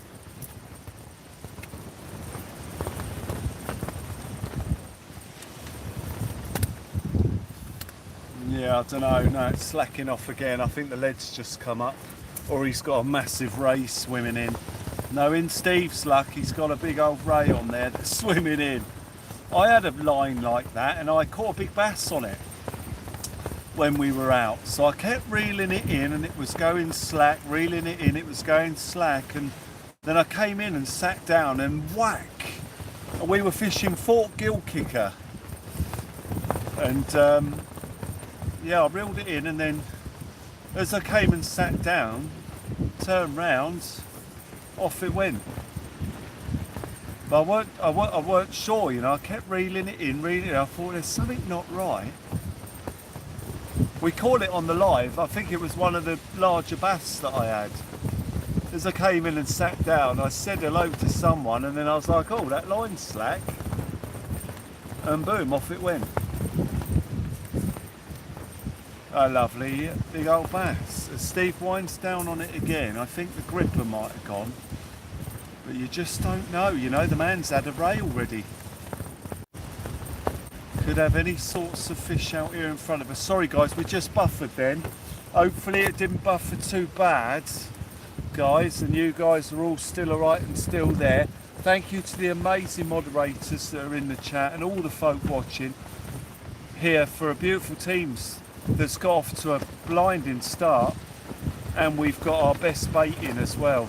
We're still there, wicked. Mike, fantastic. Brilliant. Still there, brilliant guys, thank you. We just had a slight buffer, I wasn't sure. Fantastic. I'm going to have to pop round the corner just for a second, guys. And then I shall return. So bear with me just 2 seconds. Hi Will, I'm back to hang out for a while. Jay Sparky, wicked. Thank you, mate. Lovely to see you joining us here. Thank you. Thank you very much. We're just waiting for some tippy tappy. I've put a fresh bait out there, so we're going to see what happens. I've just got to pop round the corner. 2 seconds, guys. 2 seconds.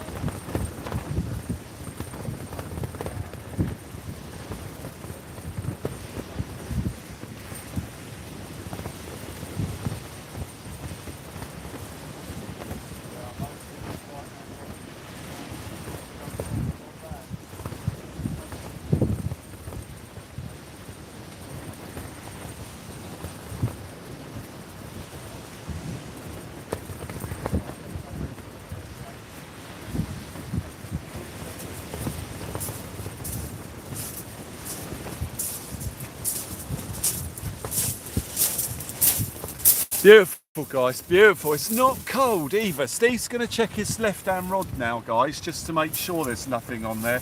Could be that the grippers have just clicked up and it's rolling in the tide. That can happen. Quite frustrating. So we had loads of bites when we got here. It's gone a little bit quiet over low tide. But as that tide turns to come in, ladies and gentlemen, Mr. Michael Manning is there. Michael, lovely to see you there, mate. Lovely to see you back in the chat here tonight, joining us on Local Marks Teams as we have a go and see what we can find. We're hoping for the big time here tonight, ladies and gentlemen. We're hoping for the big time. We've got a very experienced angler here in Steve. You got myself. I'm clueless, but I have a go. And I've been quite lucky recently. But you know, when you're fishing with the likes of Steve, it's usually not luck. He knows what he's doing. He's targeting the fish. I'm just keeping an eye on Steve as he goes down to the water's edge, because he's got his headlight on the water. That would usually indicate that he can feel something on the end of that rod. But I don't know. No, there's nothing there. No, he's got it in. No, it's okay. No fish on that one currently. Christmas Day on Monday, ladies and gentlemen. And we'll see you Sunday evening on Christmas Eve. Ladies and gentlemen, Ross, how you doing? No. Christmas Day on Monday, it's on its way. Christmas Day, it's on its way. Yippee yippee yay. Christmas Day on its way. Yippee yay. Christmas Day on its way. Yippee yay. Absolutely fantastic as we remember the amazing, the incredible, the wonderful Bruce Willis, who brought us the Die Hard Christmas movies, the Nakatomi Plaza. Won't be long till we're seeing it. I imagine they're blasting it all over Freeview at the moment, but I don't watch the telly, so I don't know. Ladies and gentlemen, I haven't got time for telly, ladies and gentlemen, unfortunately. Well, it's unfortunate, it's a good thing, I think. Don't want to be watching the news and that. Ugh, just horrendous. Steve is just about to clip on what appears to be a sand eel rig. I am assuming that Steve has completely changed his tact to rays after getting that ray. He's got a ray rig on there now. When it's Christmas Eve for you, the early in the morning, it will be like 7 PM the day. Christmas Eve here. Oh no, Devin, yeah. Yeah, 2 Christmases. We'll have to get back to the future, ladies and gentlemen, while we are live on that particular evening. We'll be doing a, well, I say a Teams, but I'll probably do it on the main channel. It's Christmas, LC. Jack Rowe, you're off to bed. Thank you so much for joining us here tonight. Smashing that like button, guys. Thank you. Thank you so much. Steve's done absolutely brilliant. For anyone joining us a bit late, there's been a thornback ray caught here tonight. A thornback ray. I'm after a big conger reel, although a decent bass could hit the bait that I've got out there.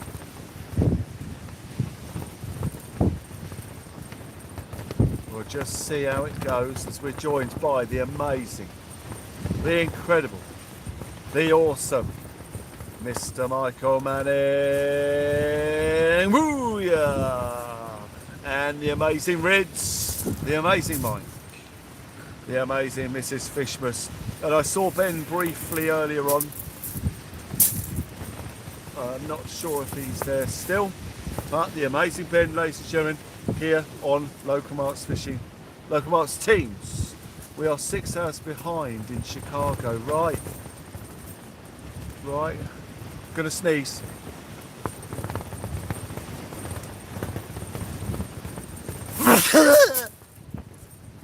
Oh Oh, dearie me. Oh no, that means I ain't gonna be able to breathe for 5 days.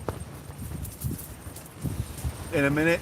Oh, dearie me, I'm gonna be dribbling snots everywhere and just mouth. Was that a whack on Steve's rod there?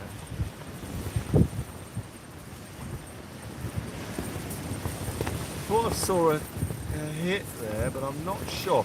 We've got 4 rods in, ladies and gentlemen. Thank you, Michael, thank you. We've got a multitude of baits in the water, ladies and gentlemen. A multitude of baits in the water, so the chances of fish, very exciting. Gary Scott joins us here tonight on Local Marks Teams, ladies and gentlemen, as we keep our eyes peeled firmly on both of the rods that we've got in the water here. It's absolutely incredible. We're down on the beach. We're joined by the amazing Steve, ladies and gentlemen. You're off for my 5th MRI scan in 18 months. They must know me inside out. Yeah. Your 5th MRI in 18 months. Do you have a progressive condition, Nick the Fish? A progressive condition. Elsie is in the house here today. We've probably discussed your condition before, but my memories are horrendous and we talk about so much stuff. It's absolutely phenomenal. We're always learning, ladies and gentlemen. Local Marks Learning Teams. Local Marks Learning, yeah. Another channel. Absolutely fantastic, ladies and gentlemen. Waiting for the baits to hit these, well, the fish to hit these baits, ladies and gentlemen. As we see 168 likes, guys. Thank you so much indeed for all of the likes that you've done. Massively appreciated. Thank you so much indeed. Battery is fully charged as we fish here into the evening. We're joined by the amazing Steve Winstanley, ladies and gentlemen, who has got into the fish immediately. There's a very bright ship out in the water over there. I'm not sure what it is. Is that a ship?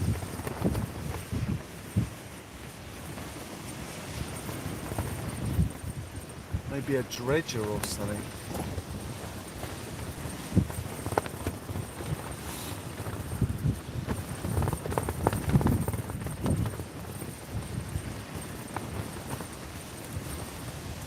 Waiting for signs of tippy tappy, waiting for signs of the tide to come back in.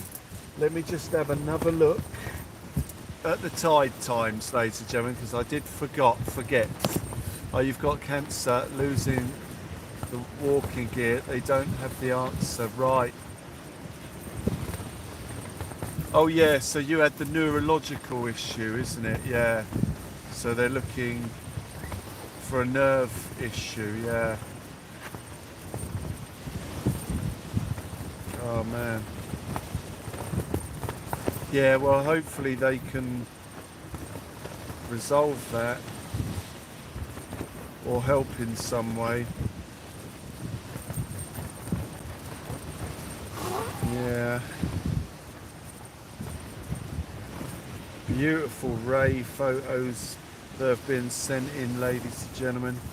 Absolute quality. Thank you guys for the incredible photos that you have sent in. Absolutely phenomenal. Phenomenal. Absolutely phenomenal.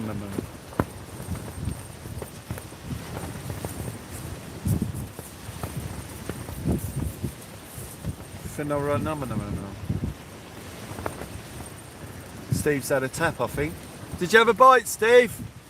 Nice. Steve's getting tippy tappy, ladies and gentlemen. Hoping for a magic pill, yeah. Yeah, well, hopefully they'll find it, mate, and be able to do something. You know, the advances in medical science are absolutely fantastic. They really are.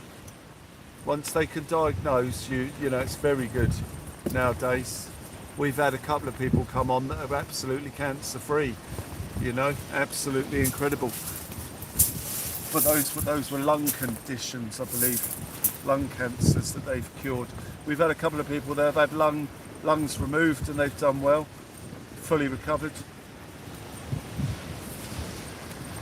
Oh, with no metastasis.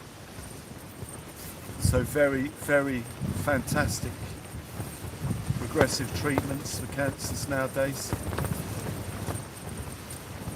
If it was aggressive, they would have found it, especially over 18 months. Unless you've been told you've got aggressive, but they're still looking. But no, if you've not been told it's aggressive and they haven't found nothing yet, then yeah, it's highly unlikely to be an aggressive form.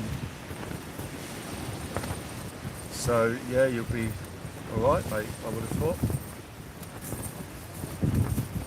It's alright, baby, it's alright. Though we really could try to make it something else. I always look on the bright side. Got to get out fishing again, Nick. You do?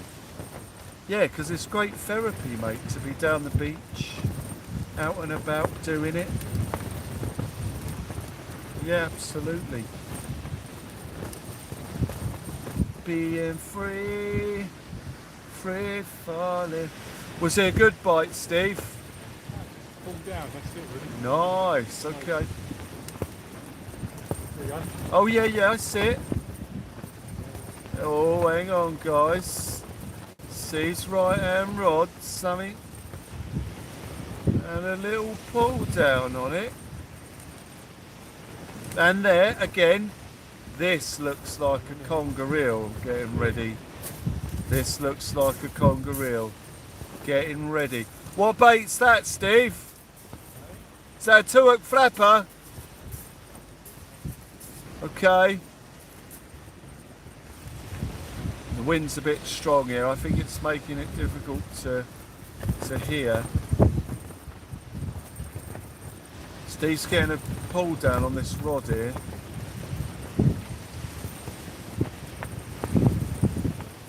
As if a ray's having a look at it, potentially, or a conger eel.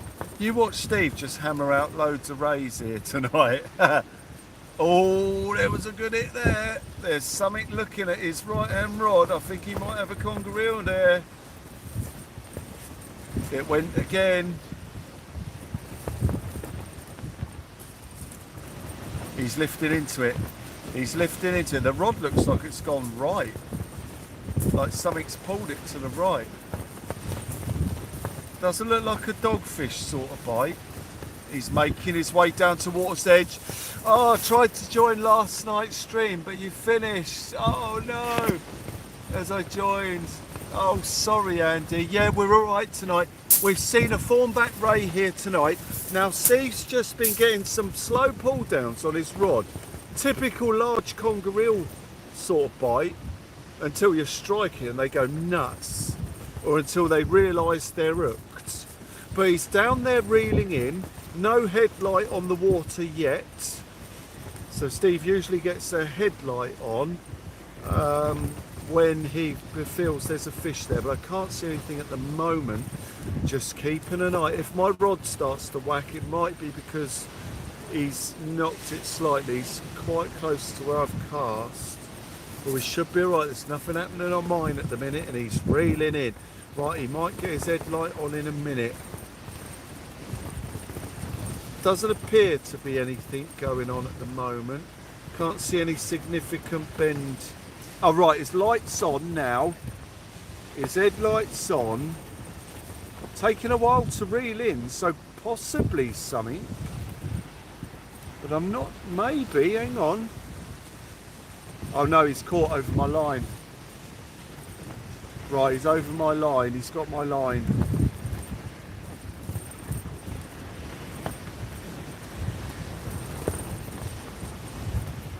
Oh no, right, oh, he's managed to just bring his lead over the top of mine.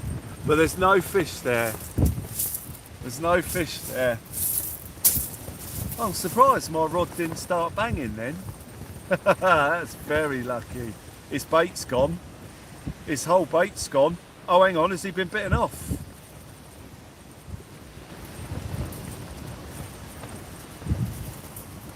Took your bait. Yeah, yeah. Oh man. Deary me, ladies and gentlemen, nicked his bait. Lots of weight on there, but it bumped off. We've had that with the congers recently. Reeling in, massive weight on there, and then twang. Thank you. Yeah, Steve caught the ray. Steve caught the ray. Yeah, Jay, sneaky conger. Playing tricks, crossing the lines. Yeah, so it would have hit his rod and took it right over the top of mine, because I saw Steve cast left, so that fish swam to the right. That's what that pull-in would have been, the fish just backing off to the right hand side potentially.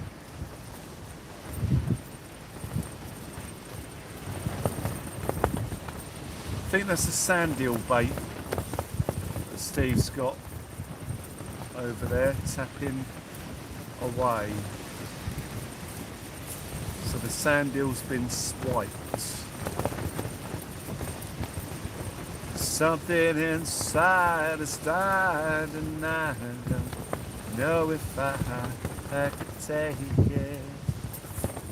It's too late, baby, it's too late. Though we really did try to make it. Always a risk when you're fishing really close to each other that you're going to get cross lines. It can't be helped. Can't be helped, ladies and gentlemen. One of those things. One of those tings, ladies and gentlemen. As we, oh yeah, I was looking at the tide again, wasn't I? I was looking at the tide. I got distracted by Steve's rod taking a slow pull over to the left hand side. Let's have another little look as we go into the tide times. Increasing strong winds here at the moment, ladies and gentlemen. Increasing strong winds. Very, very strong winds here. 22:47, so we're over low tide. I can announce the tide is coming in as the backpack angler joins us here tonight, and we announce for the first time here tonight, live on Local Marks Teams, ladies and gentlemen, that the tide is in fact coming in. The tide has turned and it's making its way towards us. This bodes well for the snags, because now we'll be pushed back away from the snags. Walked miles on Chisel Beach to get away from the crowds. Bloke rocked up next to me and cast over my line. And to remind him, it was 18 miles long. Yep, you'd be surprised. Oh, that's a risky shot, Steve, is it? Oh, he's done it. It's out. Fantastic, ladies and gentlemen, fantastic. So I thought he was really close to his own line there. But no, he's all good. It's all good, ladies and gentlemen, as we keep our eyes peeled here, waiting as we announce live to the world and everyone on Local Marks Teams that the tide has turned and is coming back in, and has been for about half an hour. So we're just going to wait and see what happens, ladies and gentlemen. Within the next half an hour we should see an increase in tippy tappy on the rods here tonight, Local Marks Fishing Teams.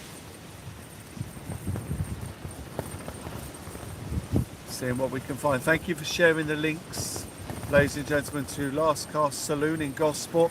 I need to get into the Last Cast Saloon. We've had an amazing donation made to Last Cast Saloon in Gosport, and I do need to get in there at some point to get some goodies, ladies and gentlemen, to keep us going. But we do need to just leave it for a couple of days. I might have to go in there after Christmas due to Christmas developments that are taking place in the bait freezer. So we shall go in there after Christmas, ladies and gentlemen, and get some fresh bait.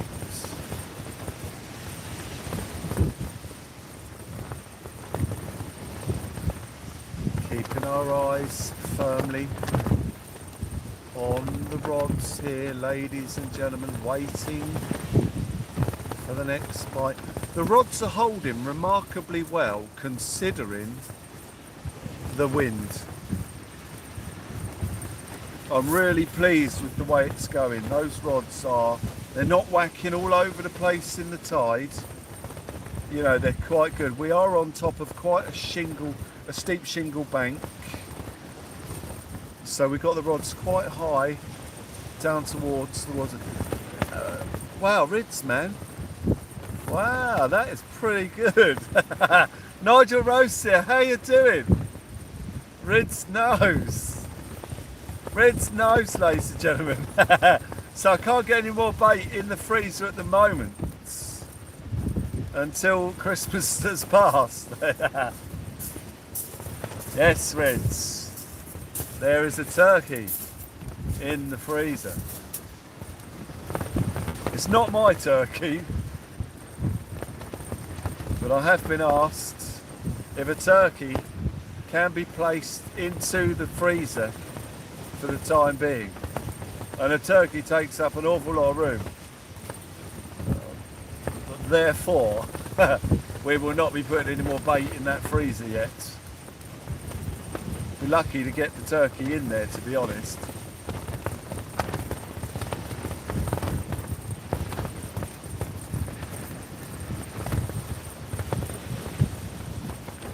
As we wait for more signs of life, ladies and gentlemen.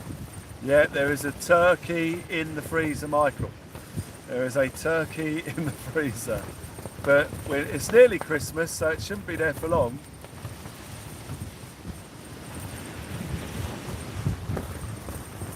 Yes, Rids, yes.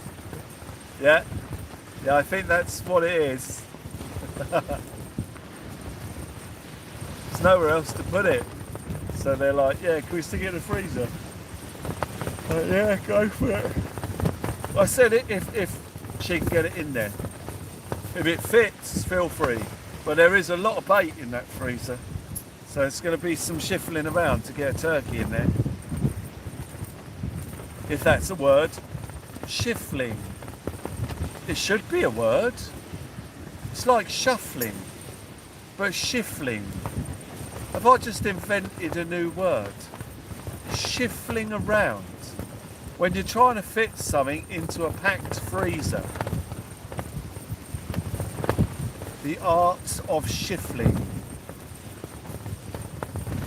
It's got to have been invented already.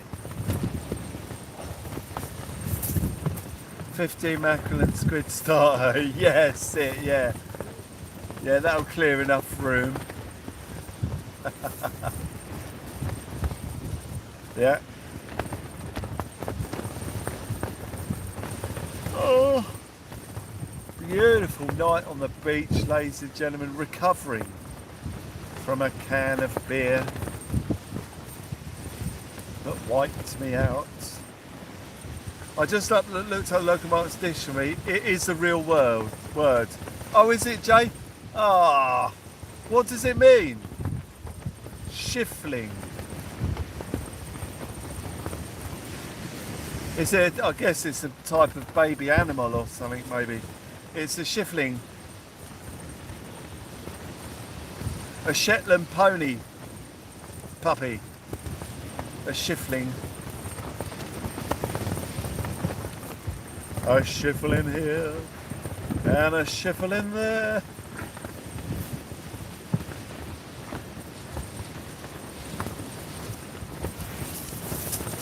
Then it is shifling and it is shifling and it is shifling.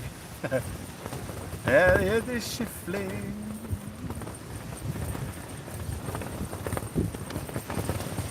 Oh, I don't know. We've got shivling with a V for Velcro. Oh, and then there's the Shifling family. So the Shifling is a second name. Shifling cognates a culture in Aeocelic, whatever that is, famous for believing that you shared your home with the spirit of your children. Shifling. Oh, we are? Oh no, that's shifting. Shifling. Instagram. Oh, there's a Shifling Instagram account. Oh, here we go. Shifling meaning in English. Right, here we go. 2 seconds. Right, shifling. Here we go. Shifling meaning in English is meaning translation of shifling in English language with grammar. Yeah, okay. Oh, it doesn't say where it is. But it's from Hong Kong by the look of it. Hong Kong.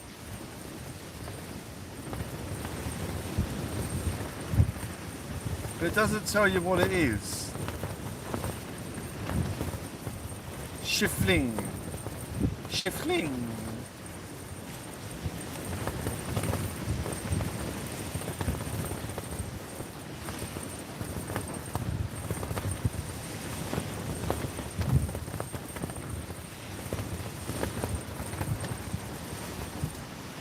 Jason Rosum is in the house. Jason, how do you do? Lovely to see you joining us here tonight.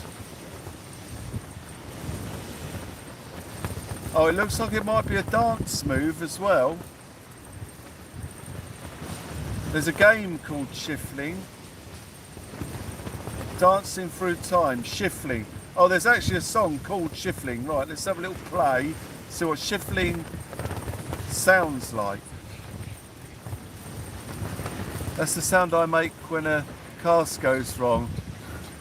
Fair enough, fair enough. Shifling. Right, here we go. 1920. Oh yeah, that's Shifling. It's a song from 1920.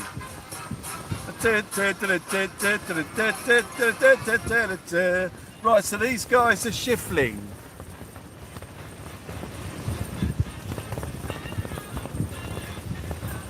Oh, hang on, they're going up through time. It's 1930s now. Oh, they're Shifling through time, ladies and gentlemen. There you go.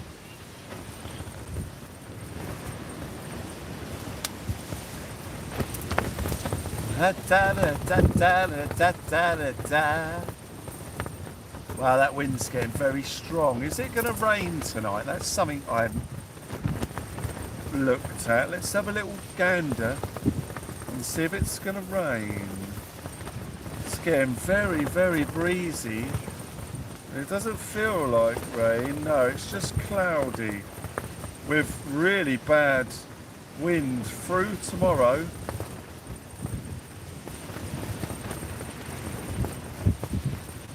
I mean, it's fishable.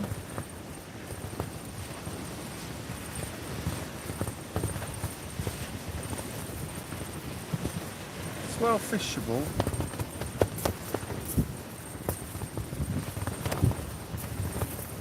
Right, I'm going to check my left-hand rod, my small bait, bring it in, cut the baits off, redo it and get it back out there. That wind's getting well strong now.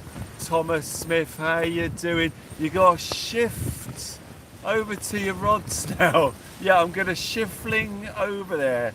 I'm shifling towards my rods, ladies and gentlemen. I'm going to shifling over towards my rods, ladies and gentlemen. Are you ready? Here we go.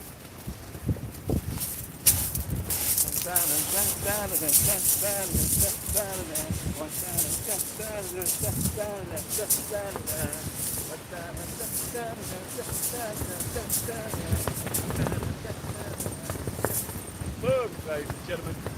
I just shift balls over to the right.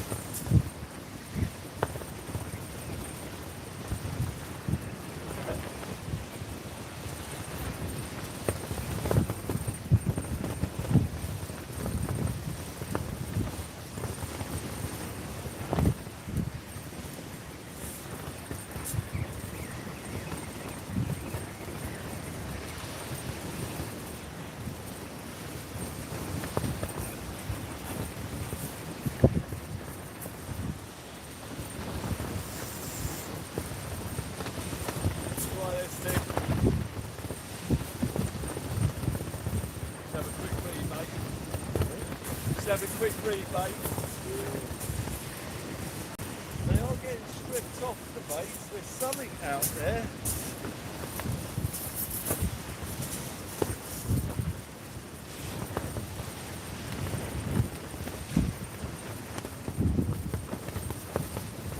Oh, I've got snail.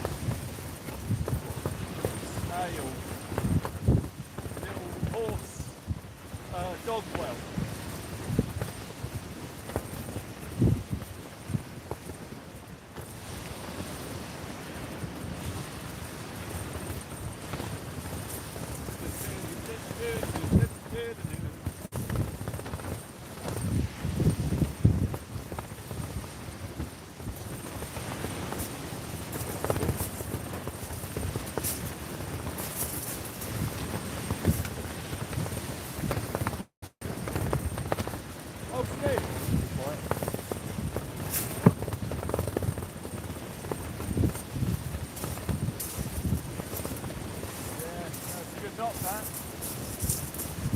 Sorry, mate, I got excited.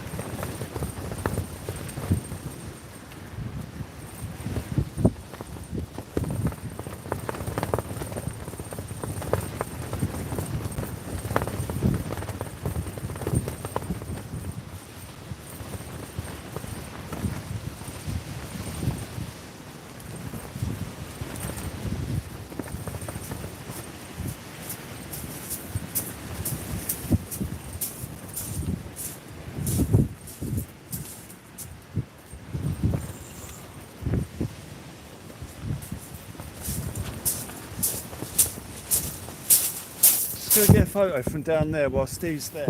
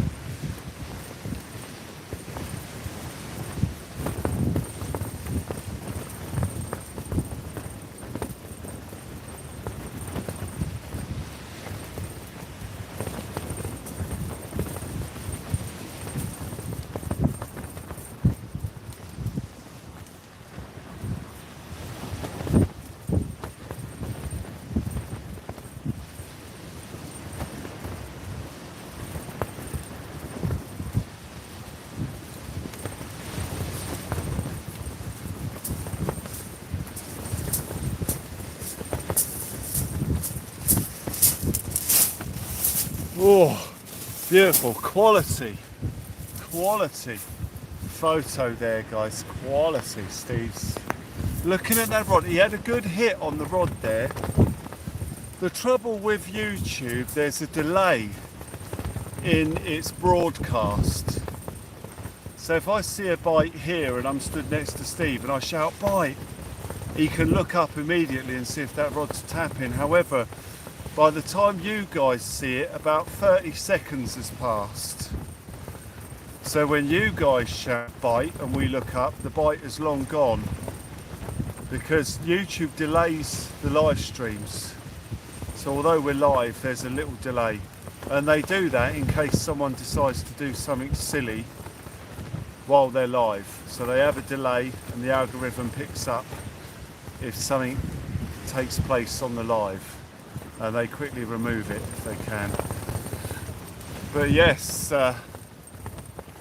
waiting for more tippy tappy as Steve reels in, as we see Skeet, the legend in the house, waiting for big bites on the right hand rod. We've got the big baits in. Steve's reeling in. He's got his light on the water. Is there going to be anything there? We're not sure. Reeling in quite fast. Looks like it's coming in quite easy, but then it could be a small ray again, as we keep our eyes peeled down on the water as Steve reels in and brings his bait in. I don't know. I'm not quite sure what's going on. He's reeling in. He's reeling in, ladies and gentlemen, as you'd expect, with the rod in the hand down by the water's edge. Reeling that rod in. Can't see if anything's there. I don't know. Is he? Not sure what's going on. Oh, hang on. Oh, there's the bait. Is there a fish on that? There is. He's in. Steve's got a fish on. Right, hang on. I can't quite make it out. Oh, yeah, I can. Yeah, I can see what he's got now. But I'm not going to... What's he do? Oh, I thought he was going to cast it straight back in with that on as a bait or something. Right, Steve's got a fish. It is a baby one of the species. Again, Steve doing really well catching some of the young species of the varieties of the fish which frequent the waters in front of us, ladies and gentlemen. He is now coming up the beach with the fish. As Debbie joins us here tonight, lovely to see you all there. Steve is, oh, I don't know actually, that's not a bad size. That's not a bad size, ladies and gentlemen, as we see Steve coming back up the beach with a dogfish, ladies and gentlemen. Let's go over there and have a look as Steve retrieves the dogfish. He's just removing the hook, because you never know if it's going to be a bullhuss while we're this far away. But no, that's a dogfish. You're right, as Steve removes the hook from the dogfish's mouth, and we show a beautiful dogfish there for Steve, ladies and gentlemen. Absolute quality. Yeah, a young dog, ladies and gentlemen. Beautiful. So that bite that Steve had, he was straight into a dogfish, ladies and gentlemen. Oh, I'm going back to the wrong shelter here. This is the one we want, ladies and gentlemen. As Steve gets into another dogfish. I believe that makes it 2-2 on the fish front, ladies and gentlemen.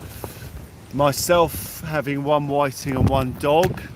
Steve getting into a ray and a dogfish. Ladies and gentlemen, it's 2-2 here at Local Marks Fishing as you join us down at the beach.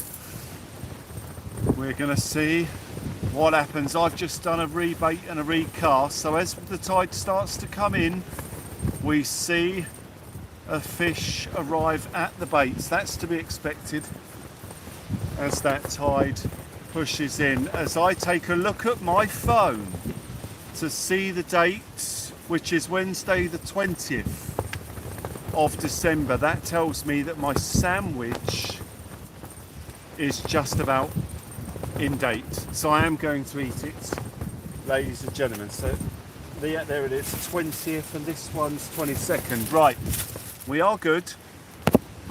Oh, Nick, yeah, it was a beautiful little ray. He done well.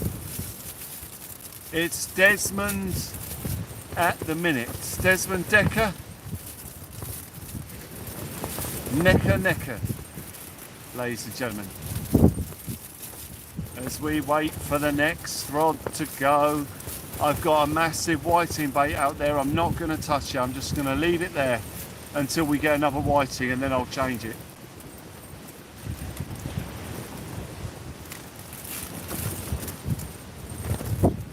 Right.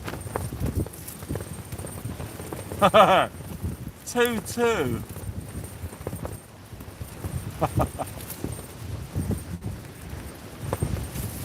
Yeah.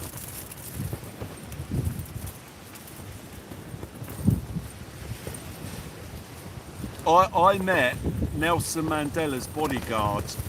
Now, I know that sounds proper random, but he told me a story about how he met Desmond Tutu and then came to meet Nelson Mandela. They were on a train, and back in the day it was apartheid, and there was whites only carriages on the train, whites only, and black people weren't allowed to the front of the train. And I met Nelson Mandela's bodyguard. His name was Chris, and we were chatting one day. I bumped into him accidentally and I didn't know who he was, but it was quite interesting talking to him. And he said he was on a train and they had enough of the whites and blacks carriage separation on the train, so Chris said, right, I'm going to the front of the train. And they made their way to Chris and a friend of his made his way to the front of the train, but the security on the train, they killed his friend, so his friend was killed, thrown off the train and killed, and they were about to throw Chris off the train, but Desmond Tutu was on the train in the carriage, and he ran up to the guards and was like, don't do it, you know, stop. And Desmond Tutu saved Chris's life, and then Chris went on to be a bodyguard for Nelson Mandela. But he told me all about these stories of apartheid and that was crazy, man. Some of the stuff they went through, like the beaches were separated and all that. They weren't allowed on beaches and trains and toilets and that. It was crazy. But yeah, I got a photo. Actually, oh, hang on, hold up. Might still have the photo.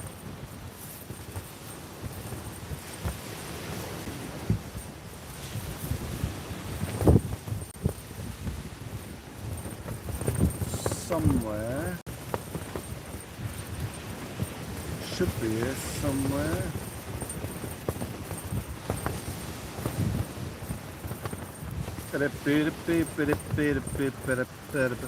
Oh, that's me with the bobsled team.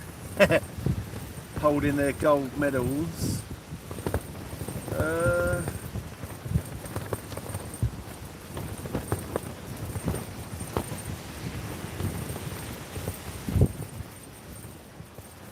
It might be on the phone we're filming on.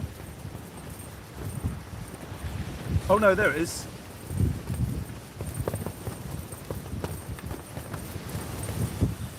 So I was cleaning a hall.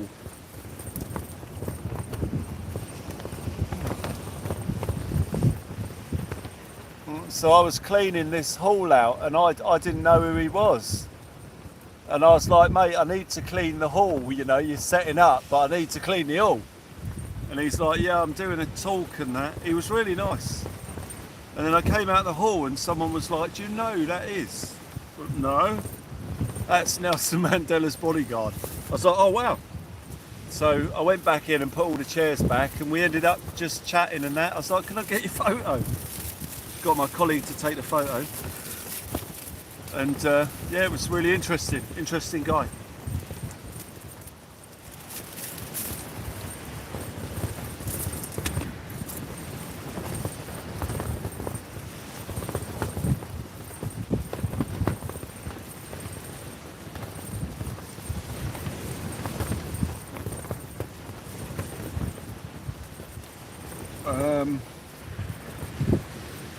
I met the British bobsled team as well. We are the Jamaican, but no, I met the British bobsled team while I was working at HMS Temeraire.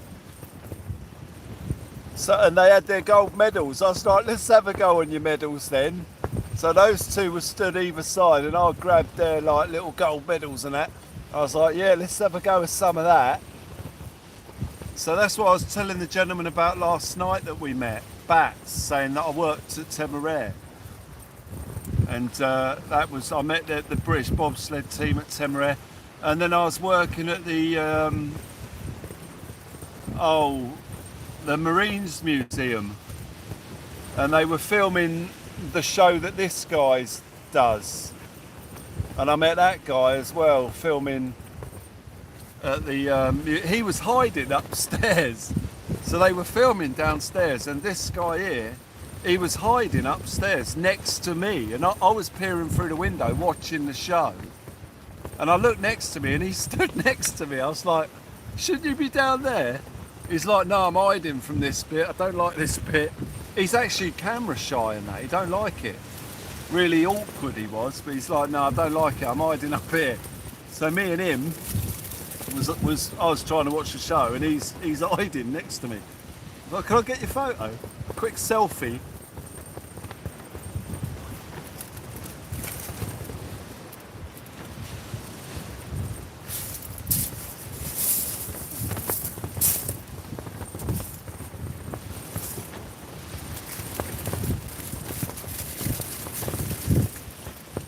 Happy days, great memories.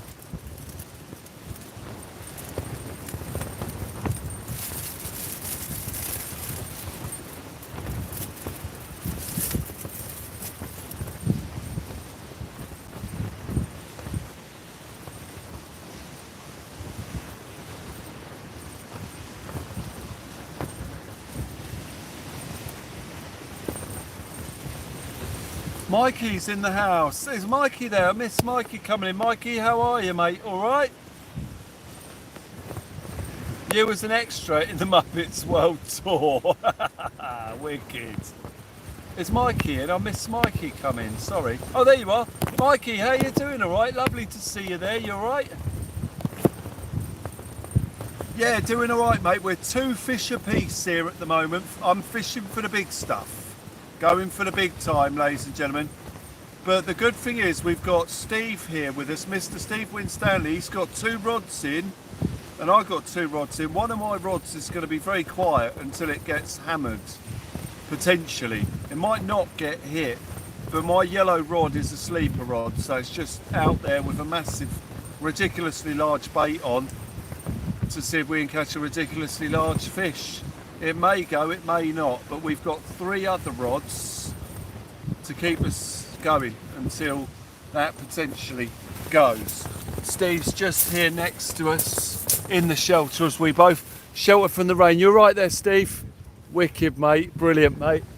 You feel free to pop in and say hello anytime, mate. Jump behind the camera if you can see the chat. But we are waiting for fish to happen. Steve's just chilling next to us, enjoying the fishing, ladies and gentlemen. It's just beautiful to be out. Andy G's fishing adventures, absolutely fantastic. Ladies and gentlemen, thank you for sharing the links, guys. Instagram, Facebook, Twitter, and the merchandise. Links going in there. The troops are all asking for him and rooting for him too. Mr. Mikey Mile, lovely to see you joining us here tonight. We can get Steve in behind the camera, guys. The only trouble is my seat is a bit low and some people find it difficult. Oh, hang on, I think Steve's going towards his rods with a new bait that he's made up. Hang on. And the bait has been put on the floor. I think he's going to change the rig. Wow, that's a proper slack line there. I think that one might be struggling a little bit as we see Steve winding down on the rod here. Can we see him? Yep, there he is. See Steve winding down on the rod. He's taken a new rig to the rod. I think he might be about to change it. I'm not entirely sure. We shall see as he comes back this way.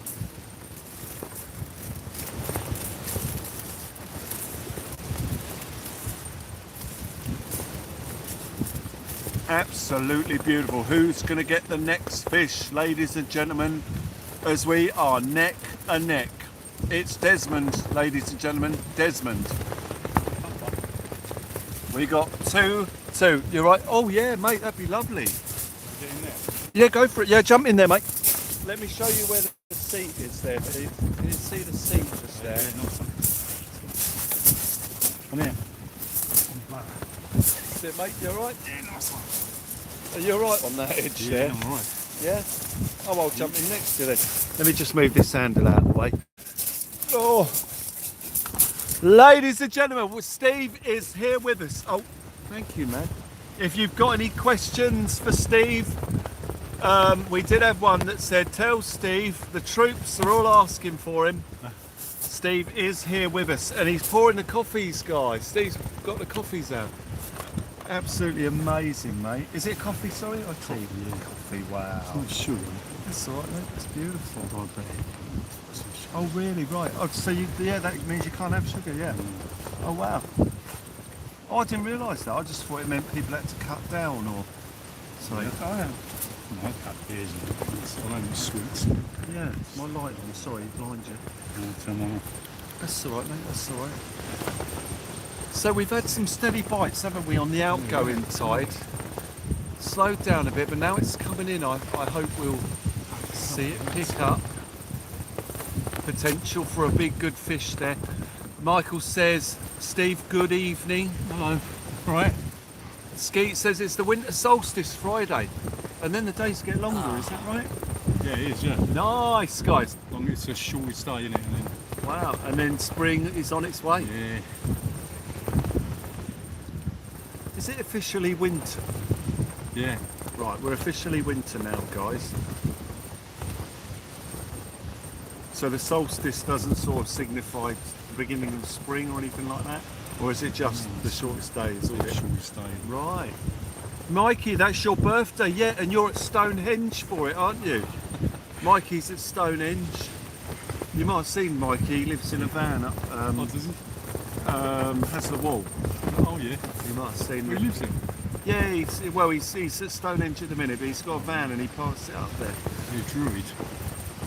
Was that right, Steve? Would you refer to yourself as a druid? I've heard of that saying before, but I'm not sure. Would that be a sort of right terminology? Paddy Bob, greetings, Steve from Germany. I imagine you speak a few languages, do you, Steve? You're still in Spanish. Spanish. Oh, we've got a lady in from Spain. Yeah, no, that's a long time ago. Yeah. That's all right. Paddy Bob. I think Paddy's been in for a bit. Well, my old claim to fame is when I was younger, I was part of the security team for Page 3 Models, Keith. Nice. Wicked. Yeah, well, I mean, let them know if they're recruiting. I'm available. But yeah, we are chilling out on the beach. It's me and Steve. As I say, guys, you know Steve from the fantastic conger fishing. We'll have to get back up there. Won't we? Yeah, got on with Oh, mate. you know they're the big ones. Oh, yeah. There's been my friend lost a £40 one out here. Yeah. So he says they're catching a lot more than usual, the big congers. Yeah. They're flooding in They're everywhere. rare, aren't they? Yeah, it seems at the moment. I'm surprised we get one tonight. That's what I'm hoping. I reckon we'll see one. If I can get another whiting bait out, because I'd like to have a whole whiting and a whiting head. Yeah. But I need to catch a couple really, a couple of whiting. It's not too bad really, is it, considering the wind? No. It's a bit hard to cast, and it holds your weight up. Yeah, it's difficult. Difficult. It's straight westerly, so we're sort of half lucky. Yeah. If it was straight southerly, oh, it'd be horrendous. Yeah, we're throwing the place. It's sort of taking it across. All mods down, spanners, and being recruited by Keith. What on yours? The wind. I thought your furthest rod had a knocker. Yeah, I've got to tighten up on that. It has slacked, but I don't think it. I think, as you say, it might just be pulling. Is it quite a large lead on there, do you know? 6 inch lead. 6, isn't it? All the grippers of it. Yeah. It's Straight. braid, isn't it? Yeah. Went straight down and it pulls the grippers up and That's then it. bounces around. I bend them out a bit further sometimes. Yeah. That's it. I've done that with mine here because they were bouncing a bit.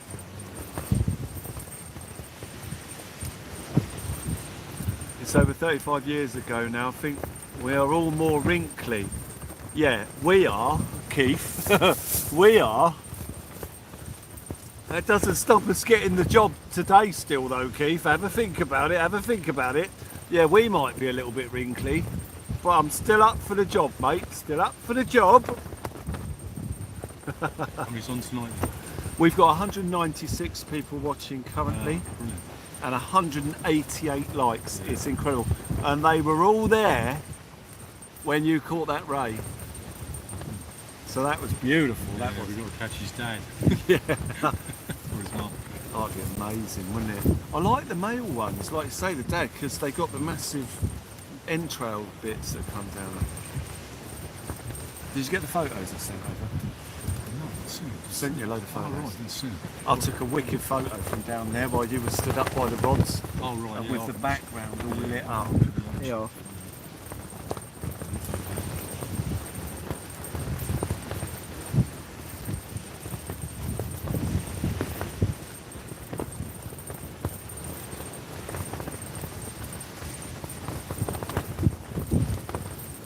I don't know if you can see it right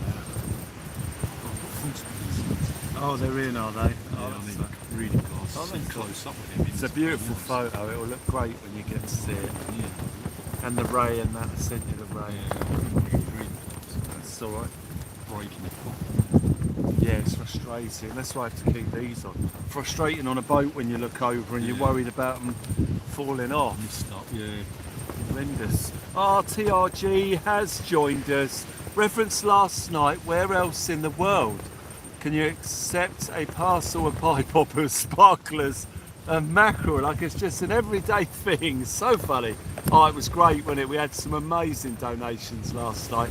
And the gas can cover as well. The gas can cover. Absolutely wonderful evening it was. Similar to here tonight. I mean, I'm well made up that we've seen that little thornback as already. Oh yeah, and the bolognese. And the bolognese. We're on dead low tide. Sorry, mate. Are we dead low tide? No, it's coming in now. So So it can't turn now, is it? yeah, so let me just have a quick look. I keep forgetting. I did have a look earlier on. Low tide. Yes. Nothing for now, do you? No, that's it. Yeah, it's been coming in now for probably around an hour. So we should start to see things pick up. Let's have a look. As we look in, right, we're at midnight now. So low tide was 22:47. So we're an hour and 10 minutes over the low. So hopefully we'll see something pick up. But it's going to remain 11 degrees, quite warm all night, but the wind's going to pick up. We pick up. Yeah, yeah. Let's have a look. It's 31 miles an hour at the minute.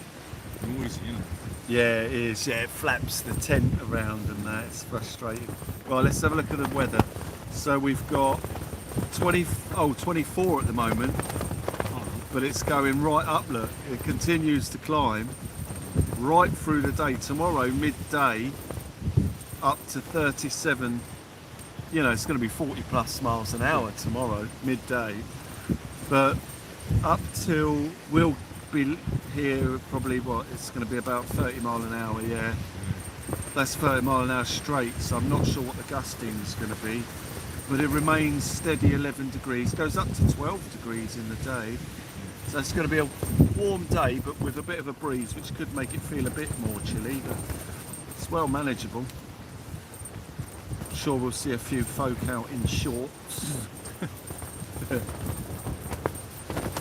Beautiful, ladies and gentlemen, 190 likes here tonight.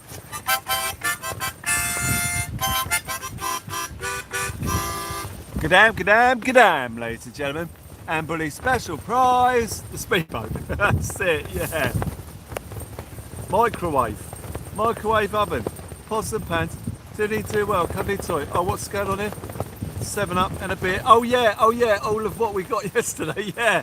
A beer, a 7-Up, yeah, cuddly toy, pots and pans, a hat, an umbrella hat, a microwave oven, and bully special prize.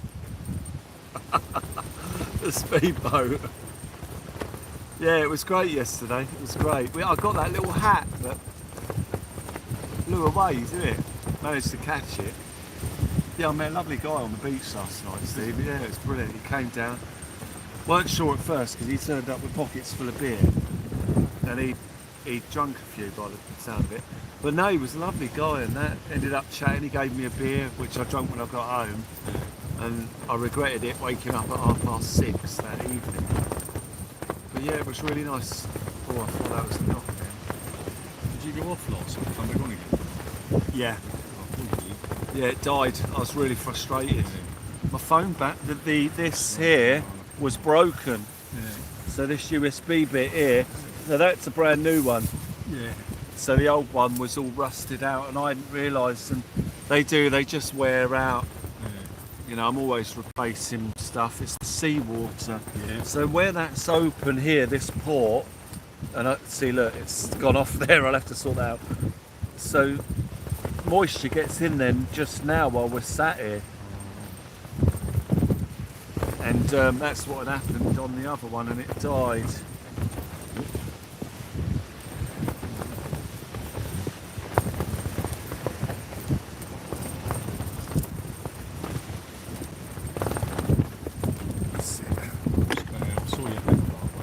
Yeah, that's gone. It's a shame because that was on the first live that went down. Yeah. So I was gutted because I wanted that as a clip. So I've come back and you weren't on. So Yeah, I did go live again. come back on. Yeah, later on.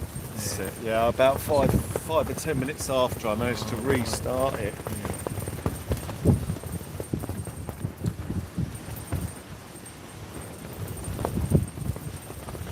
That was quality, Steve. Thank you. Awesome, man. I'll chuck it down this side. Yeah. So get away from the guitar. Does that just go on the top? Yeah, it's just there.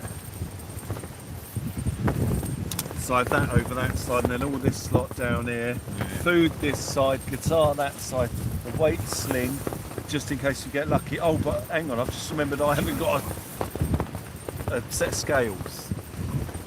Have you got scales with you, Steve? I think I have. Oh, that's all right. We might not need them. We shall see if we get into an absolute huge beast of a fish here tonight, ladies and gentlemen.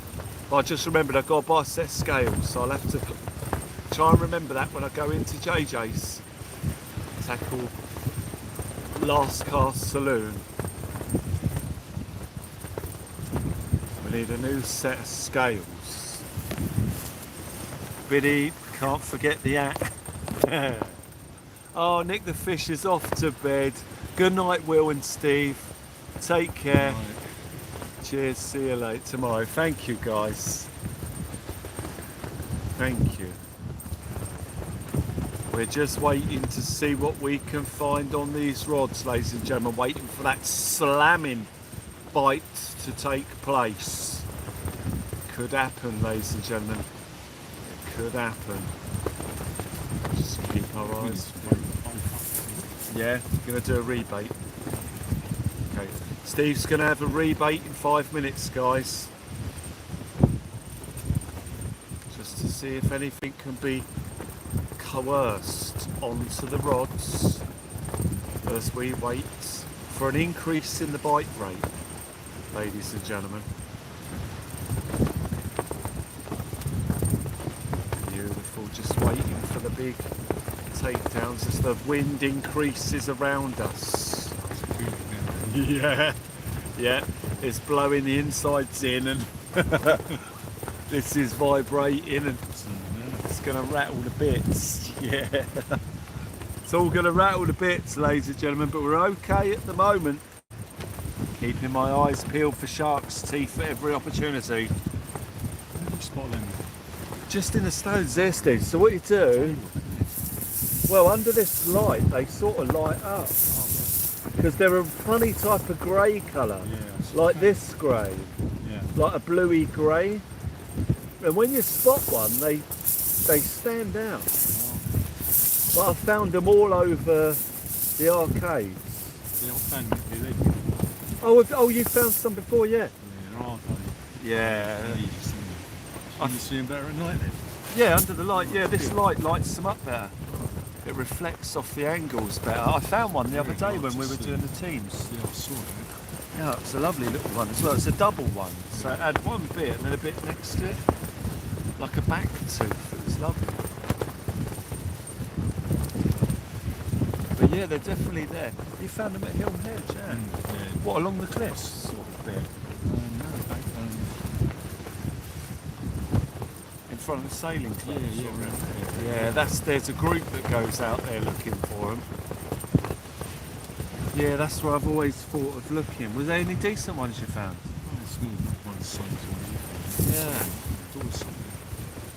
Yeah, I'll have to have a look around. Yeah. Wow. Yeah, I'm sort of addicted to it now. Whenever I finish Alive a bit early, I'm sort of having a little look around. It's a great little thing to kill a bit of time.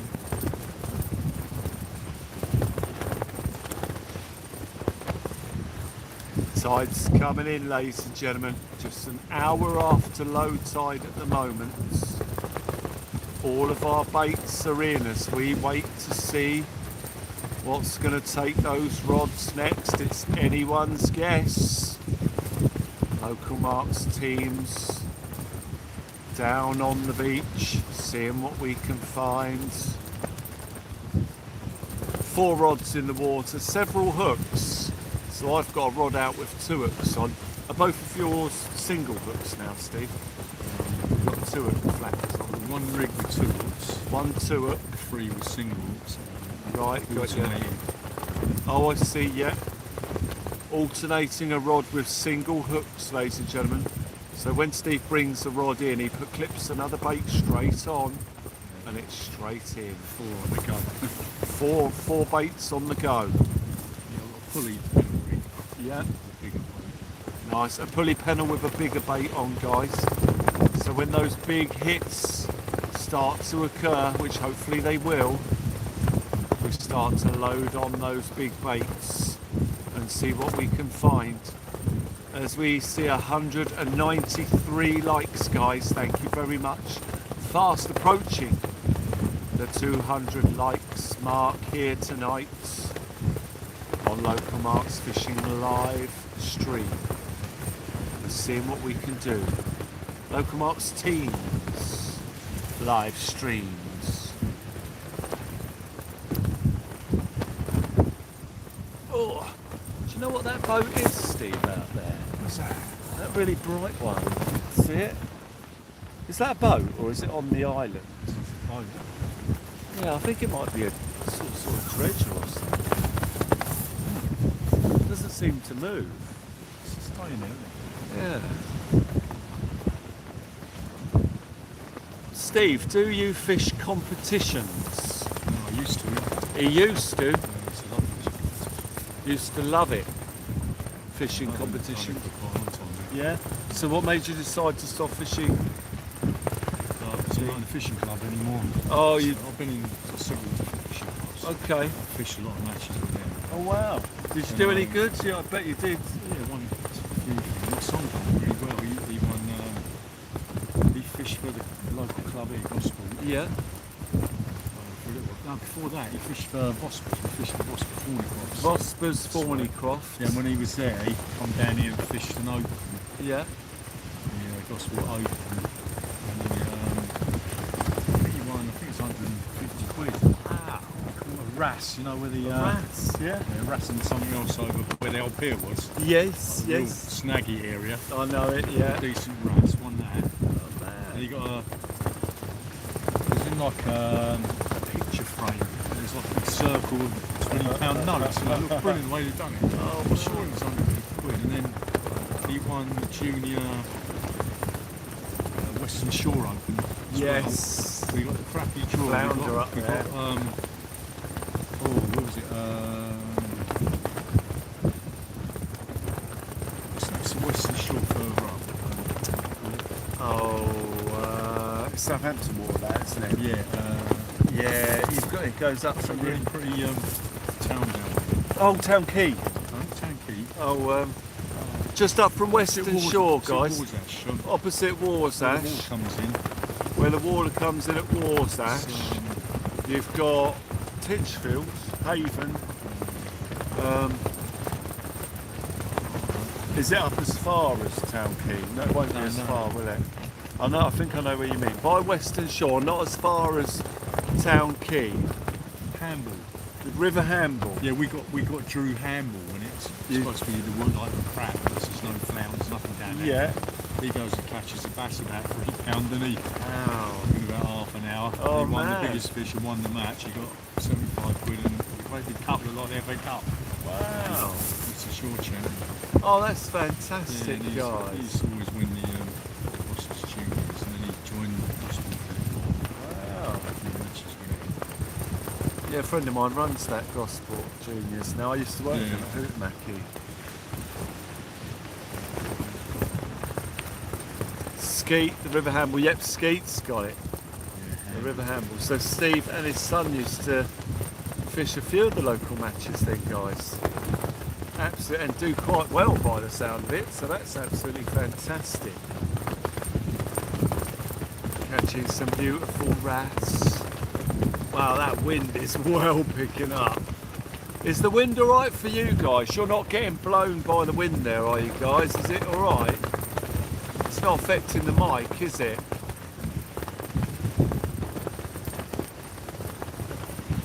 I was fishing with a guy called Steve the other day on the team's hound dog hunter, and the wind blew his tent away. Oh no, did it? Yeah, just whoosh, and the whole thing was gone. Yeah, it was really sad to see. No, it's spent him ages trying to put it up. I did help him put it up, but I said to him, you need a better shelter, man. He's like, no, this is fine. Then the wind picks up and off it goes. I got that fresh water fishing umbrellas got flying up in the air. Oh no. Take it down. Yeah, it can be tricky. We got this right up to Christmas as well. Yeah. Apparently Boxing Day is going to be alright. I've been invited for a teams on Boxing Day that I really want to do, but it's in the day. I'm not going to be able to do it. No, it's because we'll be Christmas Eve into Christmas Day. I'll be fishing overnight, so I won't be able to get in the route. I'd have to. Yeah, I wouldn't be able to do it. I'd be awake the following night, Christmas night, and then I'd have to stay up into Boxing Day to fish. I won't be able to do it. Brad, how you doing? Brad Young has joined us here. Brad, lovely to see you there. The fish count has just been put on here by Mr. Mike Wallace here tonight for Local Marks Teams. We're fishing alongside Mr. Steve Winstanley, who's had a beautiful little thornback ray. That is fish of the night so far for me, and that will be on the screensaver if we don't get anything else, or if Steve doesn't get anything else. But so far that's the best fish. That's going on the screensaver. Of course, if Steve gets into something a lot bigger, that'll go on the screensaver. But for now, it's a tiny thornback ray. It's a beautiful fish and a lovely catch. Thank you for all the likes, guys. 195. Yeah, definitely, Brad. We'll have to get out, mate. Yeah, definitely. It'd be great to see you. It's been a long time, mate. And we'll get out and do something. You guys will know Brad from the squid fishing adventures that we do. Brad's really good at squid fishing.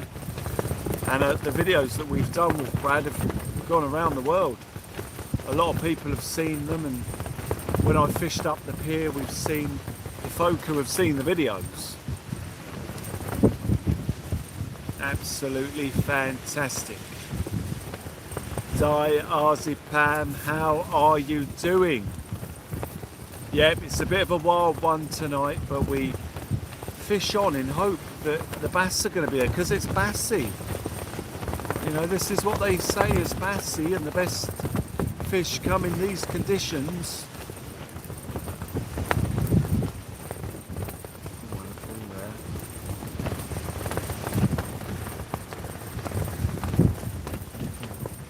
My big bait just got a slight pull to it then.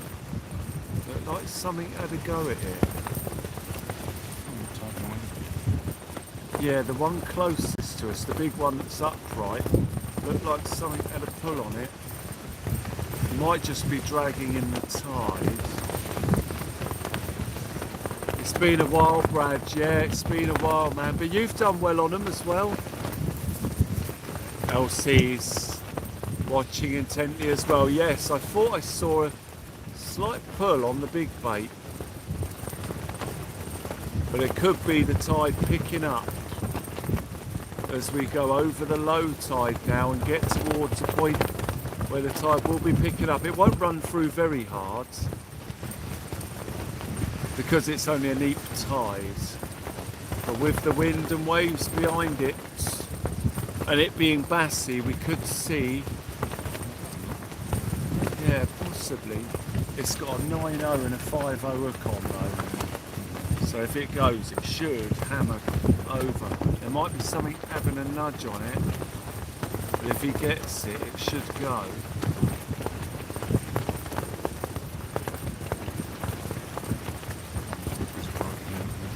Yeah. Yeah, that's alright. I'm surprised the little ones haven't had more action. But it's been hard for the whiting as well recently. It's been amazing. Yeah, it's weird, isn't it? There's loads of them.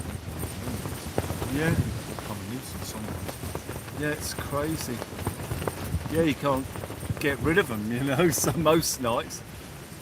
You know, when you're not fishing for them, they'll plague your baits. Yeah. And then when you want them, you know, it's difficult to find. I feel very fortunate to have landed one.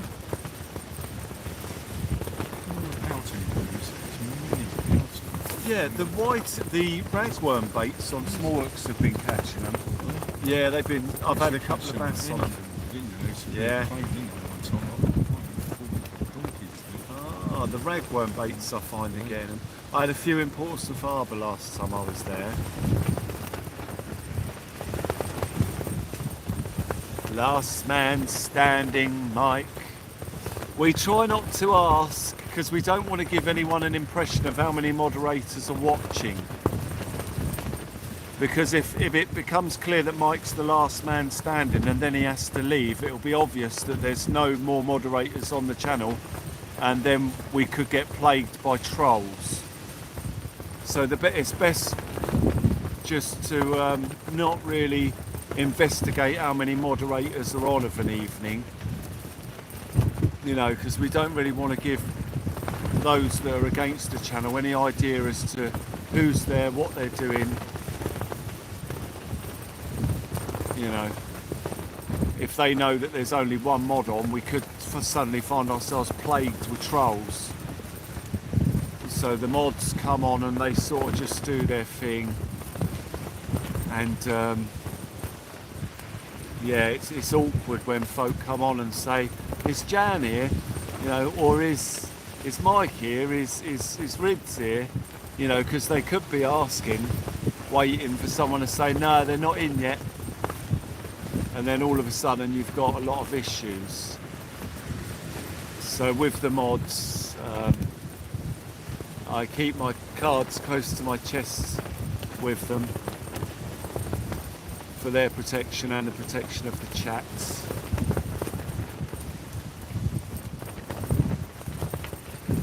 Buzzing for summer, Sib. It's already got a new Yamaha engine. Ah, wicked, Brad. Brad, what did you do with the Seagull engine you had? Did you sell it?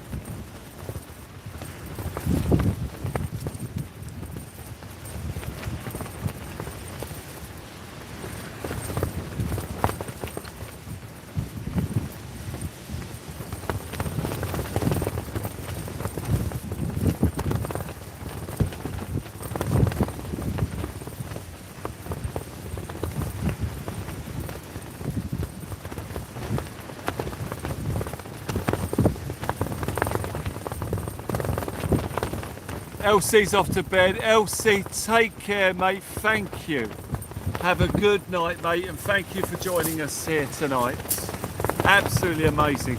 You still got it. You'll get it running. Yeah, I hope so. It's a beautiful bit of kit. Beautiful bit of kit.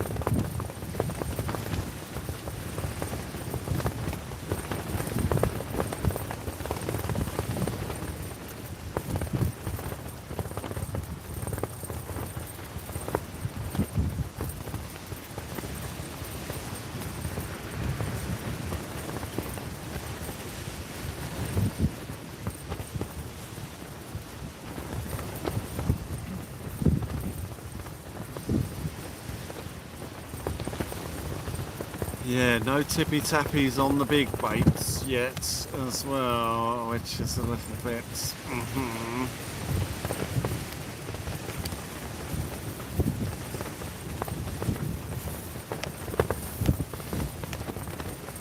Ladies and gentlemen.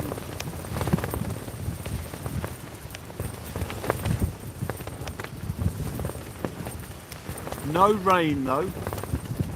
Just very strong winds. Very strong winds. As we wait for the rods to take off.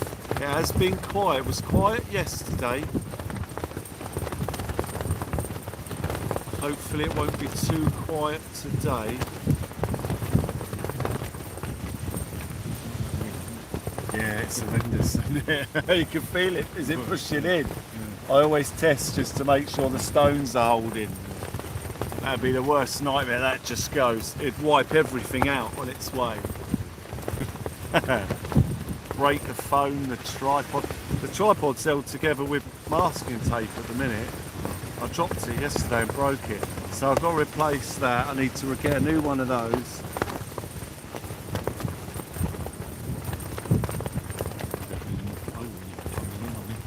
Yeah.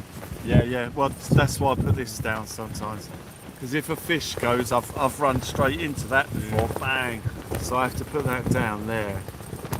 So I've got a clear run. Yeah, it's tricky.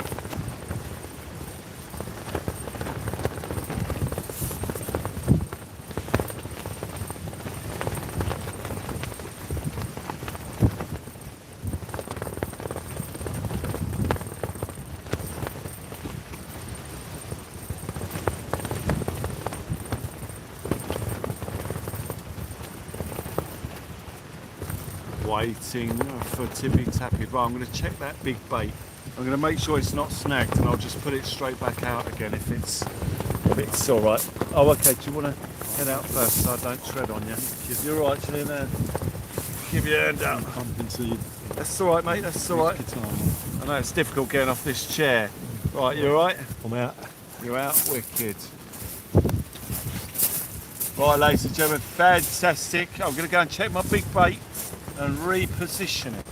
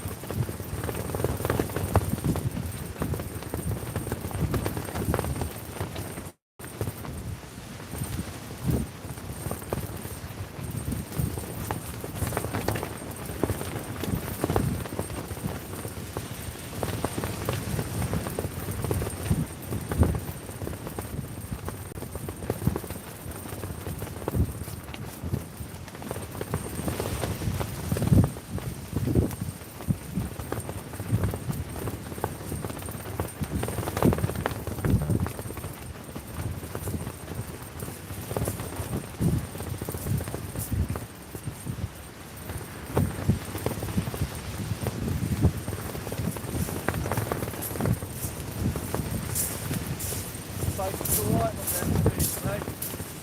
Right, it's getting taken. Yeah. Oh no. Not really? That's really straight back in. Oh mate, that's good. That's half an hour. That's alright.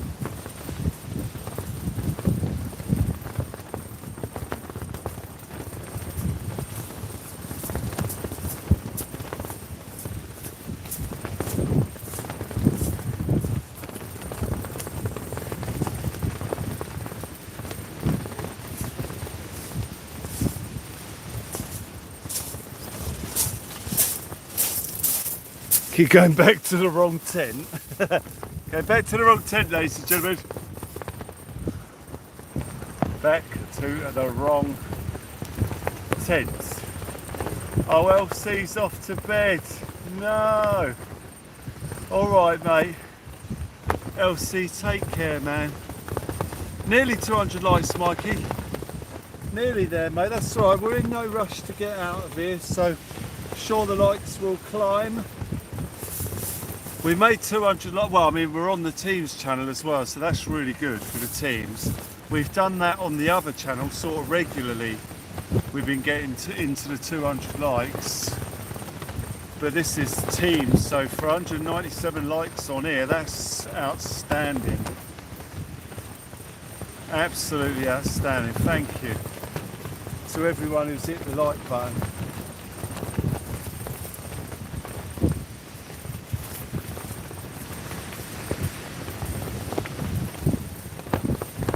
Nigel, adios.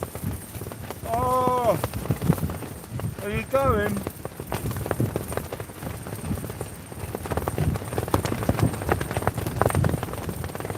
Adios, amigos. Take care. Have a wonderful night. Nigel, thank you. As we sit here being absolutely hammered by the wind, I'm a little bit concerned actually about my shelter's state of structural integrity. Let me just have a look around the back here.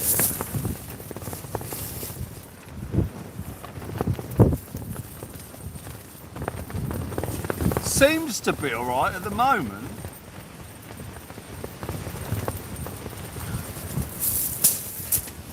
We are fishing some pretty tricky conditions, but come on, there's got to be a really big fish out there for one of us.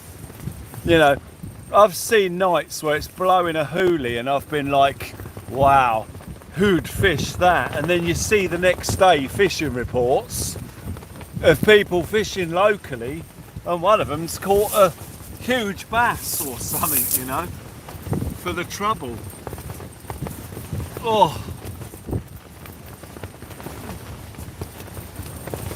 So we're hoping to get into something here tonight. See how it goes. Oh, hey! 200 likes, ladies and gentlemen. Time for the amazing demonstration. Ladies and gentlemen, thank you very much. 200 likes. Ladies and gentlemen, thank you. We've made 200 likes here tonight on the team's channel here with Steve. 3 hours 35. You absolute legends. Thank you one and all. Absolute amazing. Absolutely incredible. As you join us here for Local Master Teams tonight. Thank you Skeet. Thank you Mikey. Hats off to each and every one of you. The 200 folk that have smashed that like button here tonight. We're fishing with Steve Winstanley. I'm hoping he's going to catch a beast of a fish. I'd like to catch one too, but any thumbnails that go up are going to be for Steve. So this will be his thumbnail. So at the moment he's got that beautiful ray. Admittedly, if I get a massive conger eel, I'll probably put that up as well as Steve's ray. My God, that wind, guys. That wind, there's got to be some bass out there. I mean, this is what they say is bassy. I've never caught a decent bass in bassy conditions. Funnily enough, we've had them in a light chop around 10 knots of wind or less. But not in these rough, stormy seas. Maybe tonight will be a game changer, ladies and gentlemen.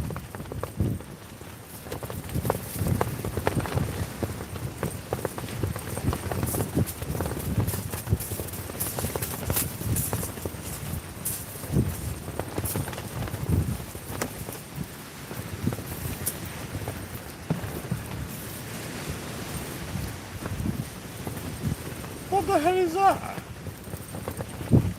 A bit of toilet tissue on my line? I think it's a bit of loo roll just come up my line, Steve.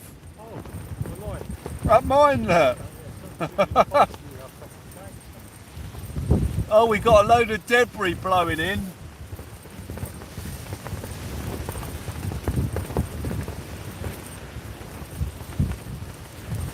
Me too, well, must be the area.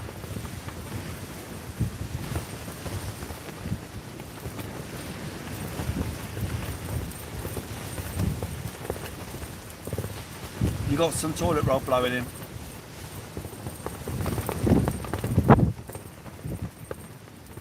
Blowing in another area. Still loving like that.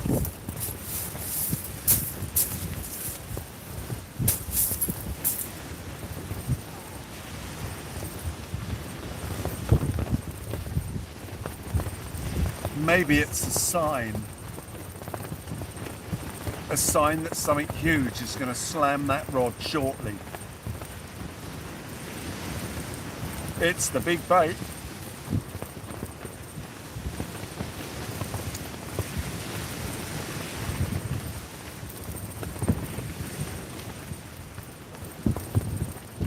Albeit a little bit slow on the bite at the moment. I don't think the whiting like the really rough water.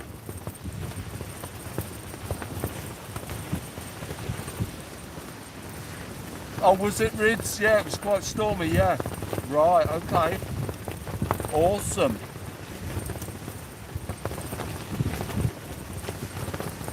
That may have been why we chose to fish from the car that night then.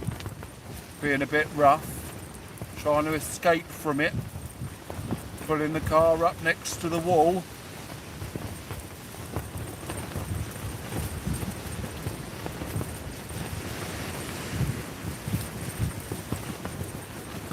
Nice. But as I say, it's always nice to have a couple of rods out because, you know, when you've got only your rods out, you sort of go through your head, oh, what can I be doing wrong, you know, and you get a lot of suggestions, well, maybe this is wrong, or maybe this would be right, or maybe this isn't right. You know, but when you've got 4 rods out and lots of different tactics, you can see that it doesn't matter what you do. If it's quiet, it's just quiet.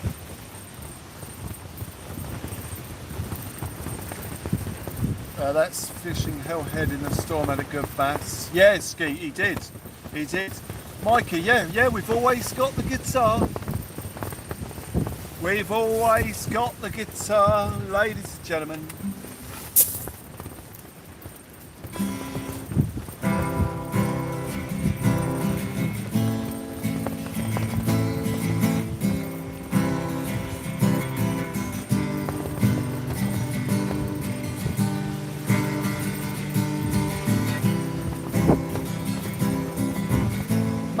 Mark, how you doing?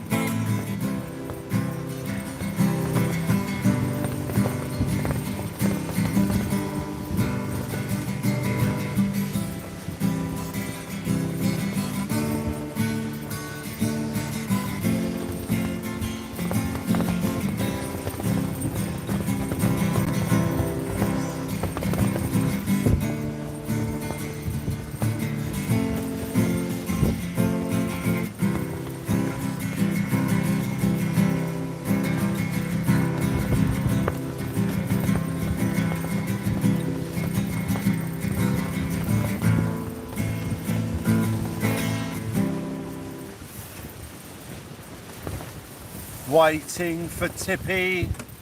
Tap it all. We're getting some sea spray coming up the beach now. Some sea spray coming up the beach, ladies and gentlemen, as the wind increases here to near extraterrestrial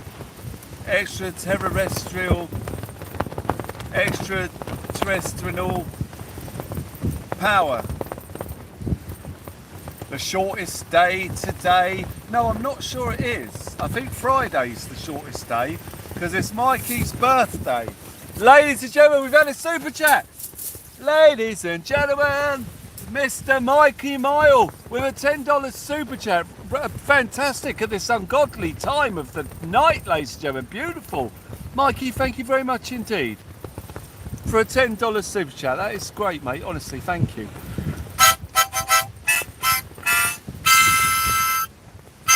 For a community song, getting everybody involved in a bit of tippy-tappy on the guitar, ladies and gentlemen. You're off for 2 weeks. Beautiful, Ray. Raymond, Mark, I'm sorry, I'll call you Ray now. That's it, it's Ray. From this day forth, he shall be known as Ray. We knight you, Sir Ray of Local Marks Fishing.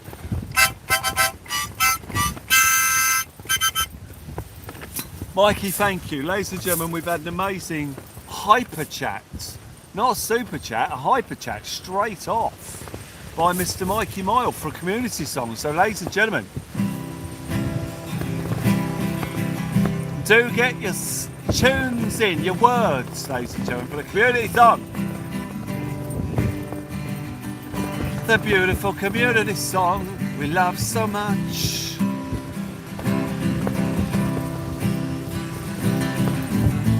Welcome, my new subjects. Go with the force. Thornbacks and eels. Today is the shortest day. Is that right? Oh no! Oh, Steve, you're right. Right, hang on, guys. You're right.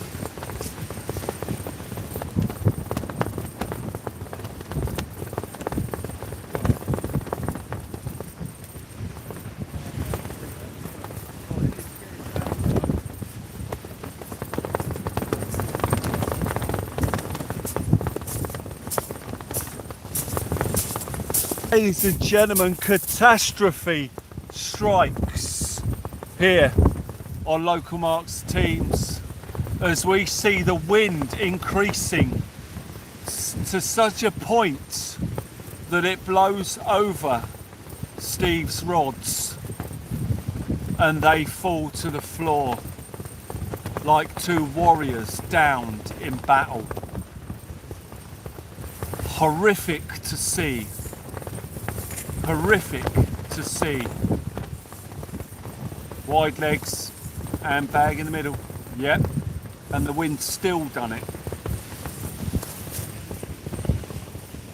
I found a dogfish egg case on the floor as I was over there, and I can't help but think it might be responsible. There's a dogfish egg case there, ladies and gentlemen, so if you've never seen one before, that's what a dogfish comes out. Oh, I blew away. I've only ever found a couple of these. You can make bracelets out of them if you're like shot in the head, I guess. But they're absolutely beautiful. There's a dogfish egg case, and they whip it to a structure like this here with that whipping, and that you can open up sometimes, and it's quite strong, and you can wear it like a bracelet.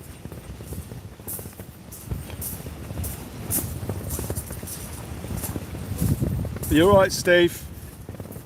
Good, good. So there you go. You can stick that on if you've got a small wrist, I guess. We found one that worked once, and you can wear it as a bracelet or necklace or something. Absolutely outstanding little find. Right, we were halfway through a community song, a fossilised party popper. I must put my glasses on. Yeah, quite possibly they will find fossilised party poppers in the future. Ladies and gentlemen, as we see disaster strike a rod, struck down like the lightning of Thor, ladies and gentlemen. I do apologise, guys, I was in the middle of a song there. I had to dash away though to help the rods. You know, when we see the fallen, we must help them rise. Started to rain, guys. There wasn't meant to be any rain tonight, but it has started to rain as conditions here. It may have been the extra rain density in the wind that forced the rods over, adding a bit more weight to the power of that wind. Ladies and gentlemen, we continue. Cheesy years. That's okay, Will. I thought it was a fossilised party popper, but it was a showstopper. Here we are down the beach, it's windy, helter-skelter, sitting on the beach in the wind. The wind that's blowing so hard today. Chelsea bands blowing our rods away. What can we say? So much wind on the beach today. Waiting for a ragamuffin to come our way.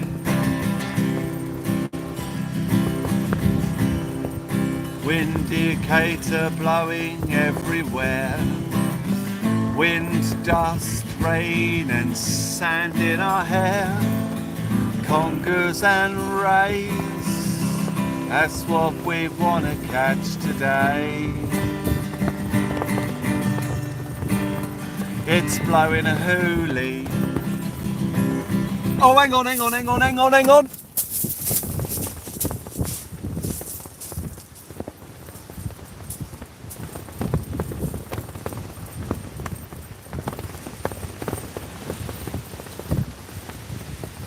I had a tippy-tappy there, Steve.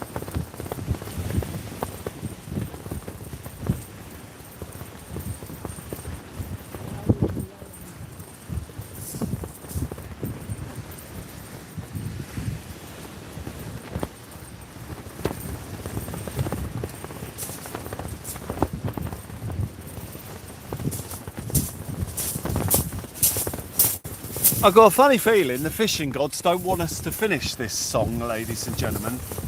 So we're just going to end it with a little bit of a harmonica sequence, ladies and gentlemen. It's all going off, ladies and gentlemen. It's all going off. I barter on the mince pies.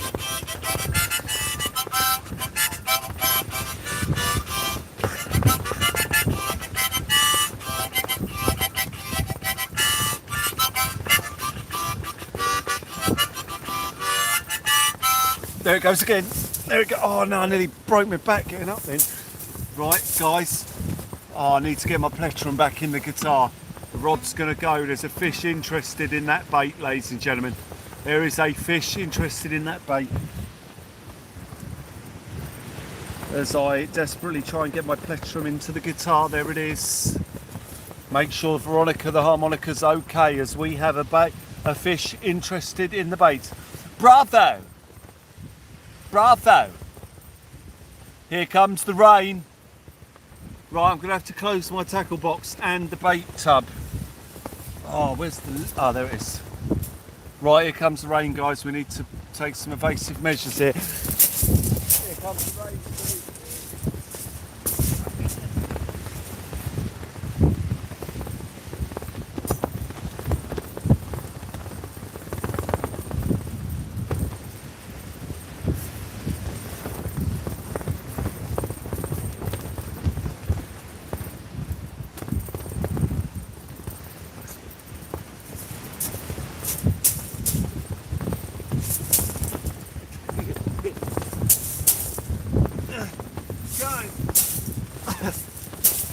Crying out loud. Oh, it's horrendous out there. Don't forget the guitar. It's a good point, actually. I should move it away from the depressed side of the shelter. Oh la la la, I love you, baby. Oh la la la la. As we get massive attack of the wind, the rain. Ray, thank you. It was a beauty, wasn't it? Like it really was. It was a beautiful fish. I don't know if I mentioned, when I put my 2-hook bait out there again, I put out sand eel. And we're getting bites.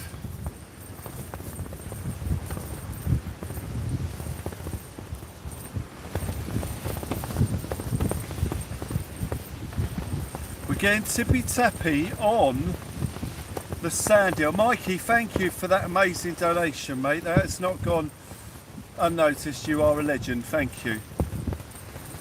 It's all gone on since you made that donation.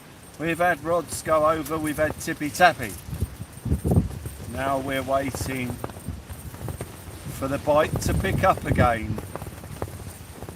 As something has wrapped itself around the top of my rod.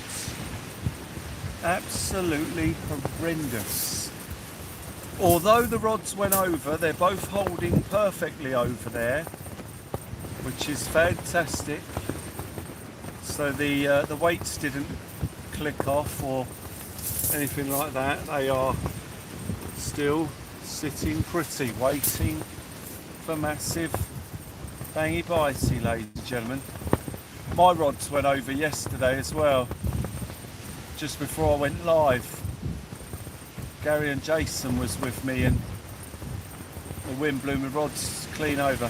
Bang, into the floor they went. It was painful, man. Wow, there is massive surf coming up the beach here now. Wow. Beautiful timing. Welcome, mate, thank you. The end of the song. Oh, it was a Veronica montage for the end of the tune there, ladies and gentlemen. Wow, there's massive waves crashing into the shore here at the moment. Wonder if a boat's passed in the background or something. Getting huge, massive, undulating waves crashing into the beach. Massive sea spray as the surf crashes into the rocks and shingle and creates a spray that the wind is blowing up the beach. and straight into us. It's almost apocalyptic scenes. I mean, it's crazy, hard to fathom. One can only hope that whatever it wrapped around the rods wasn't recently attached to the toilet paper. Yes, that's right. Angela Williams, thank you so much indeed. Yes, we have made 2. Oh, hang on. Was that a tap on Steve's rod over there? Or just the wind? Not sure. Angela, thank you for joining us here tonight. Absolutely beautiful. As we wait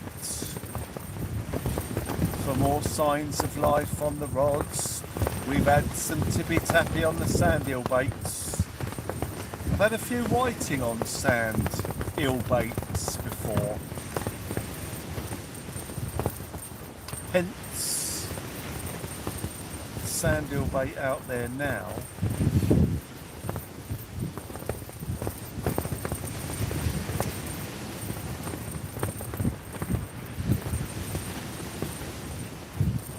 Awfully quiet at the moment though, but for a little tippy tappy on the Tuat Crig.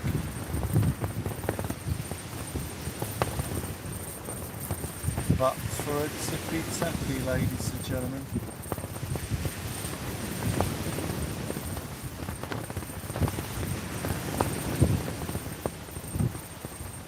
Sounds like there's metal rattling down here somewhere.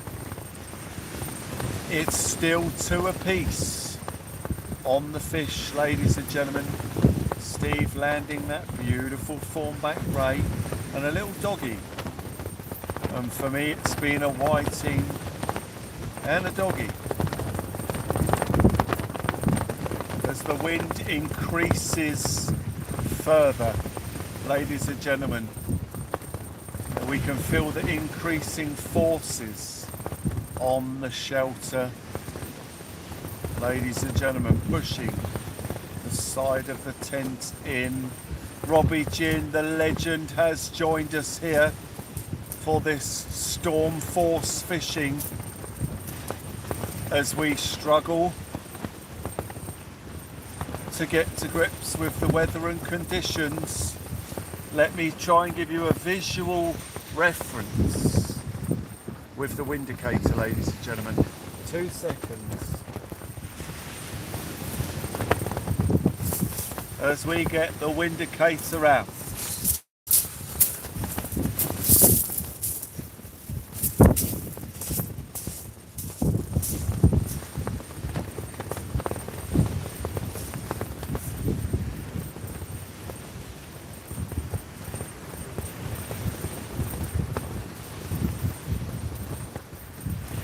Amazing wind indicator.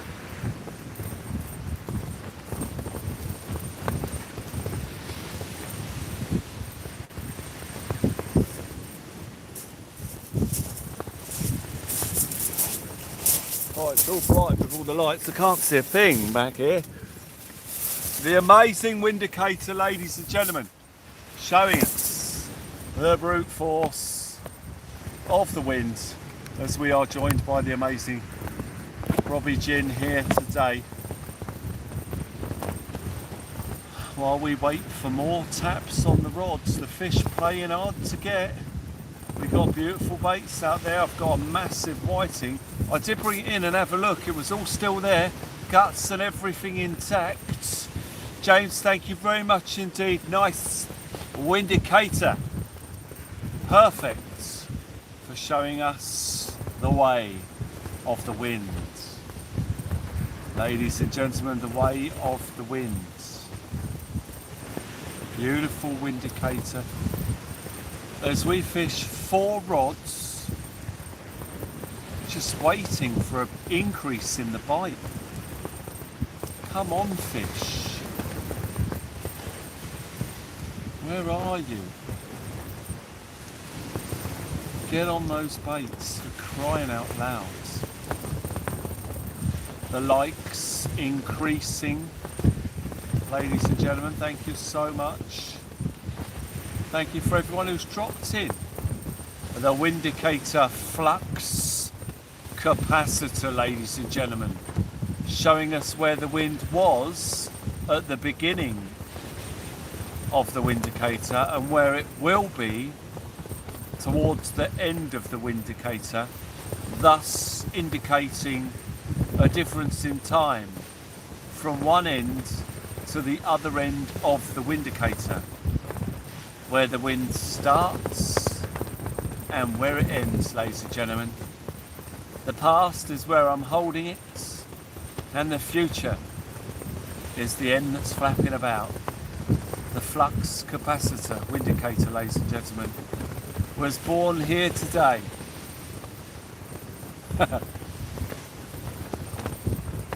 Robbie, thank you very much indeed for introducing the idea of the flux capacitor Windicator.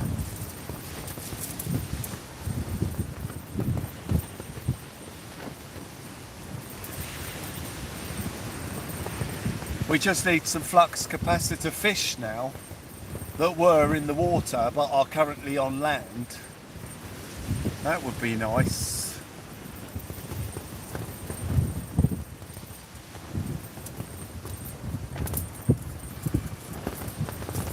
As we hurtle through space, ladies and gentlemen, we should write a book about it. No. No, we shouldn't probably. No. No, that's a little bit too deep for the flux capaciting Windicator. It gets enough attention from the wind.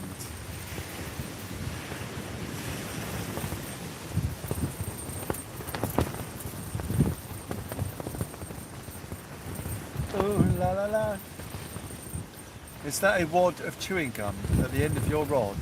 No, Scorpy Ken, I don't know what it is, to be honest, but I'm leaving it there for now. I don't want to play with it in case it disturbs the bait or anything. Me trying to get that off causes the line to drop into seaweed or something. I'm just going to leave it there. It doesn't seem to be doing anything. I don't know what it is. It's very strange. It blew up the rod. I think it's a plastic bag. A little bit of a plastic bag. You usually get that coming out the sea.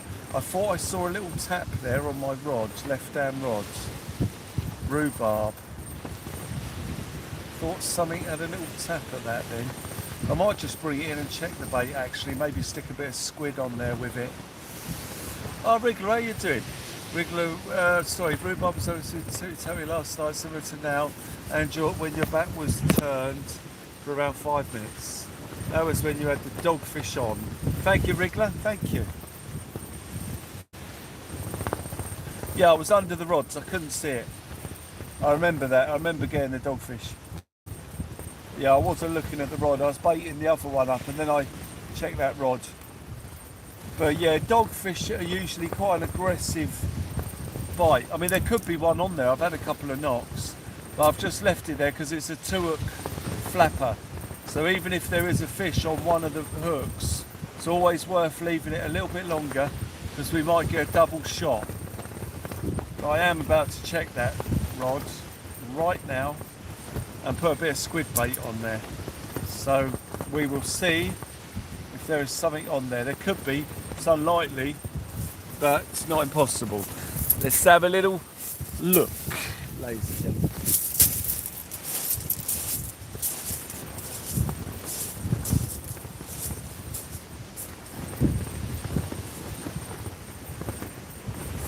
Right, the rain stopped, thankfully.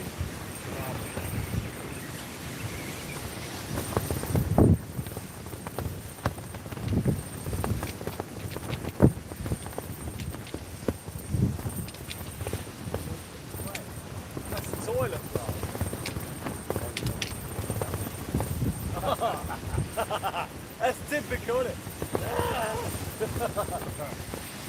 Oh dear.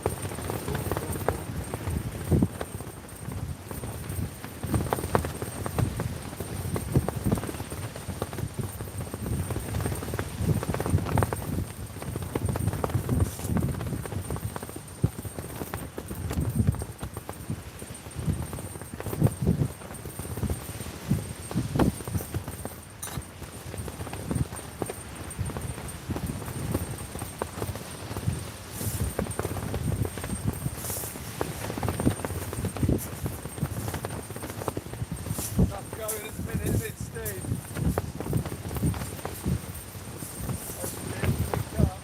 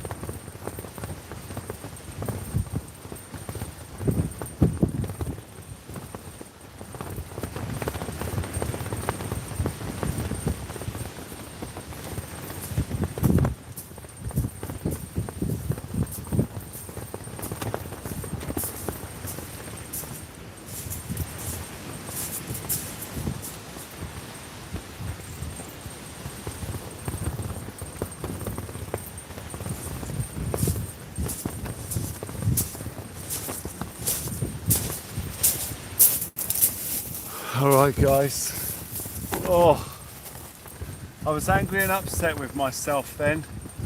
There's a snag out front, I know it's out front, and the trick is, once you start reeling, just keep reeling in. But I reeled a little bit of a way, and then I tried tapping off that bit of tissue, and of course I let the rod drop straight in behind the snag. So I knew I'd lost that swell part of that rig as soon as that happened, because it was well set in there. So it took the weight off the end of the rig.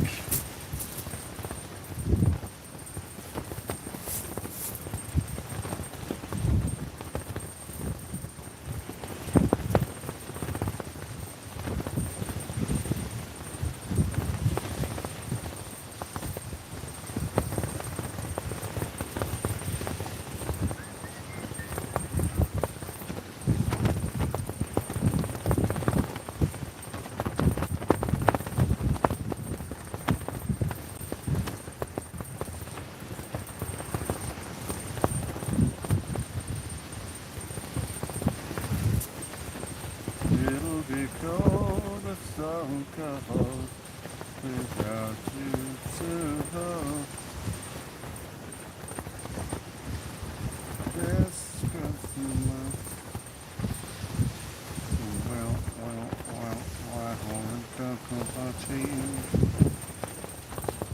Very, very quiet on the rods, ladies and gentlemen. Very, very quiet, but nonetheless great fun. It's nice to be out in the wind when we're protected from it. Wouldn't be so nice if we were sat out there in it.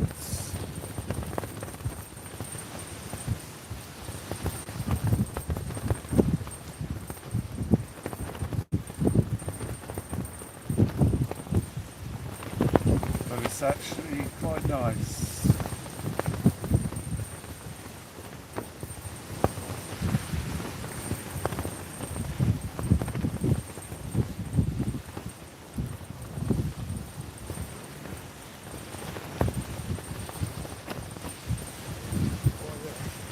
What, me? Oh, okay, okay. Right, looks like we might have just had a bite here, ladies and gentlemen. Thank you, Steve. Looks like we've just had a knock. Just keep your eyes peeled, ladies and gentlemen. Could we be about to see a fish? Thank you, Steve. Let's see what goes on. Did we just have a knock, ladies and gentlemen?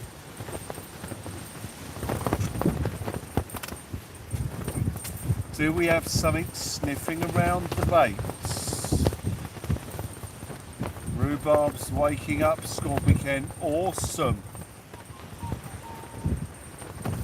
We need a bass, yes. Yes, Mike. Just need a bass to tear off. 88 mile an hour, yes.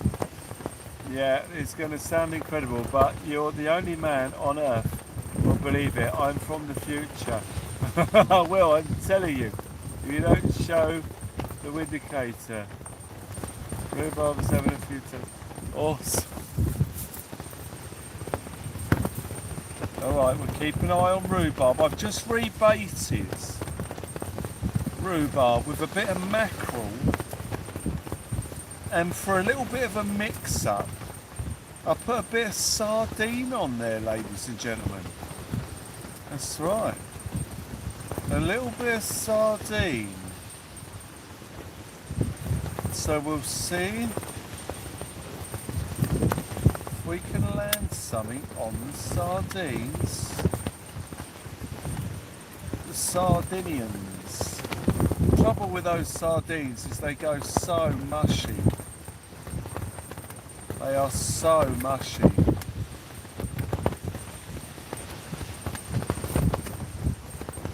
A bait chef, Scorpio Ken, absolutely cheeky sardine tactic. A cheeky sardine. As we see the electric crab going over the background there. Who was it that used to say the electric crab all the time? I don't think I've seen him in for a while. I can't remember who it was. The electric crab. I haven't seen Uber Fisherman for a while. Was it Paul Mold? Oh yeah, there's a bite. Left hand rod had a knock there. Paul Moulding, right, oh that's bass fishing with Paul, okay, oh we've seen Paul in then. Yeah, Paul's been in all the time. There was someone else who I haven't seen for a while. Might have been Uber I was thinking of. Uber Fisherman. Right, we're just done, and again, right, we're getting some little tippy tappies here, ladies and gentlemen. Tippy tappies on rhubarb as we see Steve make his way towards his rod with a new rig, ladies and gentlemen, getting ready to rebait. All eyes on rhubarb as we see some tippy tappy taking place on that rod as Steve prepares a new bait ready for when he brings in his rods. Usually he has two new, yeah, here comes the second bait as Steve makes his way towards his rod with the second bait, which will go on the other rod, ladies and gentlemen. So he'll retrieve both rods and put a brand new bait on both. A bait that's ready made, ladies and gentlemen. A tactic that's absolutely fantastic and that I believe probably carries over from those competition years. Hang on, that's a better knock. There's a better knock there, hang on.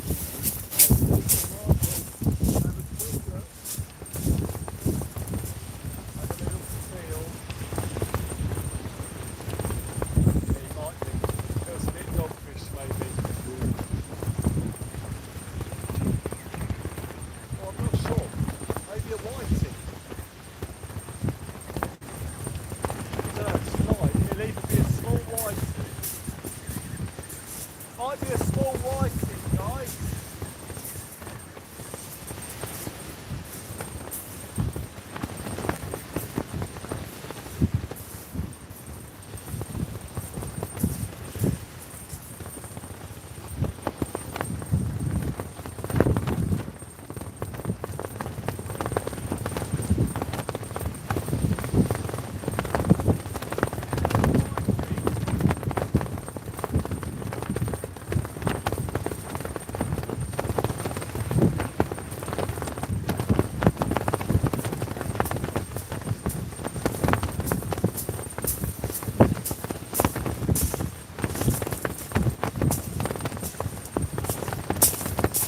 Right, we got a whiting, guys.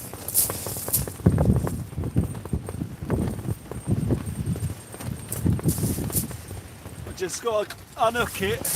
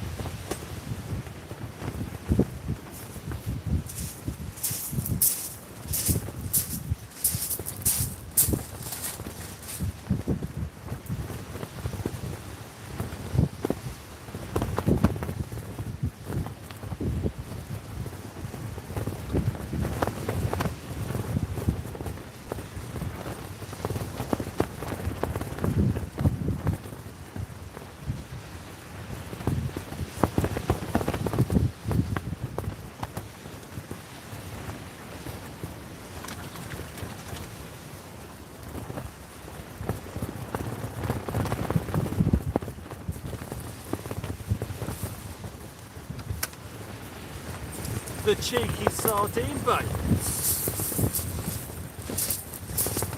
He took the cheeky sardine.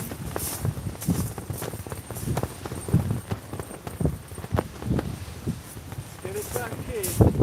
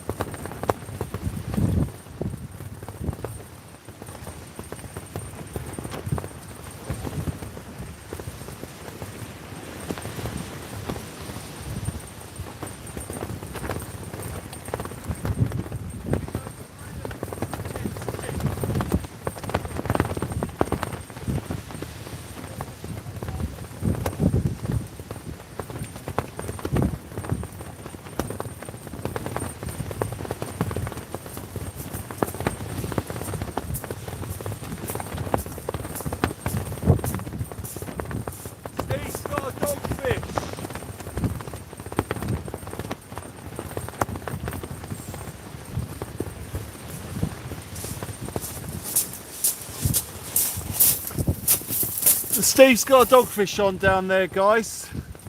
See if we can just get a zoom to confirm before he puts it back in. There he is. So he's just unhooking a dogfish. So we're 3 apiece again. 3 apiece. Steve's just trying to unhook a dogfish. It's a bit blurry, but hopefully we'll see it flap its tail or something in a minute. Confirming that he is holding a fish, struggling to get it off the hook by the look of it. Yeah, he's struggling to get it off the hook. So we're back with 3 apiece. 3 apiece, ladies and gentlemen. As Steve struggles to get the dogfish off, he might have to pop back up here in a second and use some tools to unhook it. It's not coming off. He's struggling to unhook the dogfish there. Oh, there you go, you can see some flappy tail, thus confirming the presence of a 3rd fish down there on Steve's rod as he takes the hook out. And there it goes. Oh, the fish is back in the sea. And we are back with the rods, ladies and gentlemen, thus confirming that the fish are biting.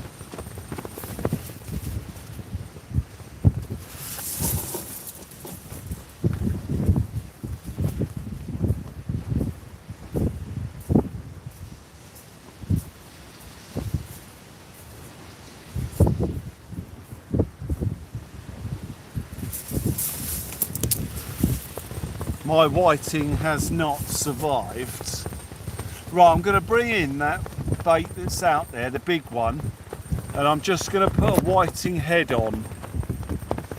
So I'm going to dramatically reduce the size of the bait. Let's turn the rod back and the other way again quick, just to zoom it in properly. Oh, it is zoomed. Right, I'm going to change my bait, my big bait.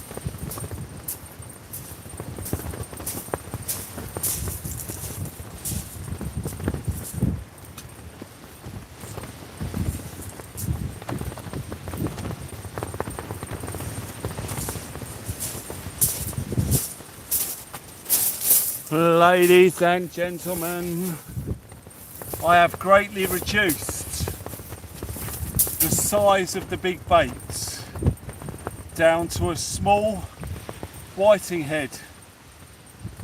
Now the bait that's on there now, oh hang on,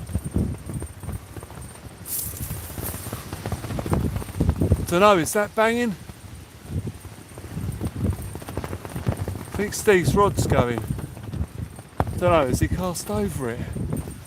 See, he knows his rods, I don't know the bite on those, so see what he does when he gets back up here, but that rod looked like it was banging for a minute. Don't know, I don't want to be that person. Your rod's going! Your rod's going! When it's just not. I don't know his rods, see, he's got, they're surf rods, they've got surf written on them. Not sure they are.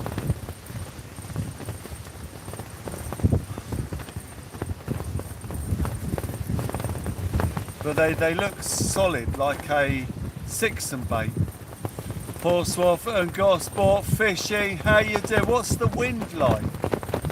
It's not too bad. It's alright. Light, but breezy. Sure we can find him a beard, some sheep up the meal. We could be his elf. Elf on a shelf, ladies and gentlemen. Damien, it's blowing a hoolie, mate. It's horrendous. You wouldn't want to be out here. Well, you would. It's good. It's nice to be tackling these conditions, ladies and gentlemen, and seeing what happens. Right, Steve's picked up the other rods. Right, here we go. Hang on, he might have realised that something's occurred there. Oh no, he's just winding up the slack. So I weren't sure. I thought something was going on with that rod. But as I say, I don't know the rod. Steve will have felt immediately if there was something there then, I would have thought. As we have just put out a beautiful, beautiful little bait on our right hand rods.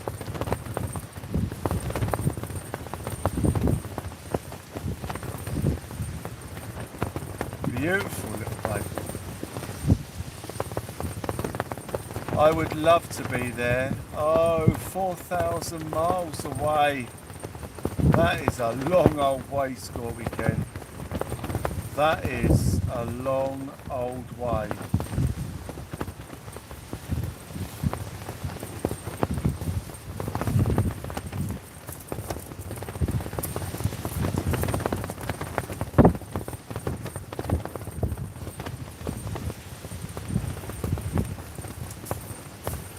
Got fantastic baits on now, ladies and gentlemen. Tide's coming in. What time is it now? It's ridiculous o'clock, ladies and gentlemen, but it's fantastic. 1:37. Wind is horrendous for the next few days. Yeah, trying to figure out when to get out fishing. Yeah, when it passes is probably the best answer. But yeah, unless you want to battle it out with the wind. The worst bit's getting the shelter up. Once the shelter's up, it's alright. But the trouble is, it's getting the shelter up and it's staying there. You know, I saw a shelter blow away yesterday. You know, so you've got to get that shelter up and set it properly. If you're using an umbrella, it's just going to be a nightmare.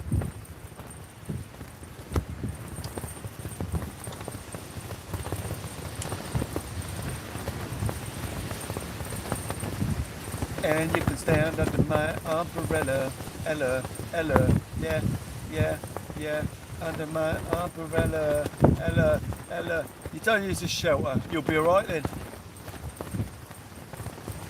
Yeah, you can just pitch up anywhere then. Yeah, I wouldn't worry about it. Umbrella hats. Yeah. Yes. Yep, they don't work. Demonstrated by the new hats, yes. Yep, umbrellas, no good.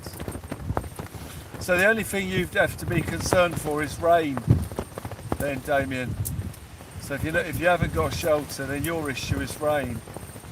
Be happy with your south. North is going to get smashed over the weekend and Christmas. Yeah, well, the south's getting some pretty bad wind as well. Every time I look at the weather, it's getting worse. Apparently Boxing Day is going to be good, but we just don't know. You know, at the moment, it's hard to say. Under my umbrella, hello. You're off now, just so I'd pop in, say hello and have a chat. That's alright, mate. Take care, good luck if you do make it out. It's going to be difficult.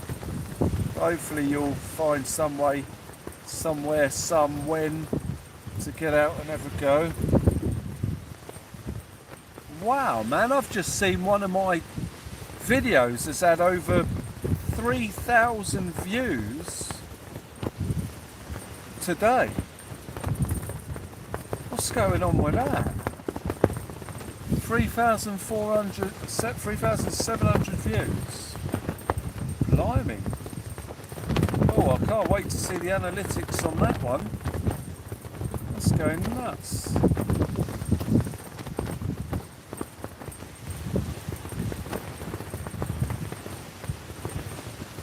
Yeah. Blimey. Yeah, no wonder it's ranking by views as number one.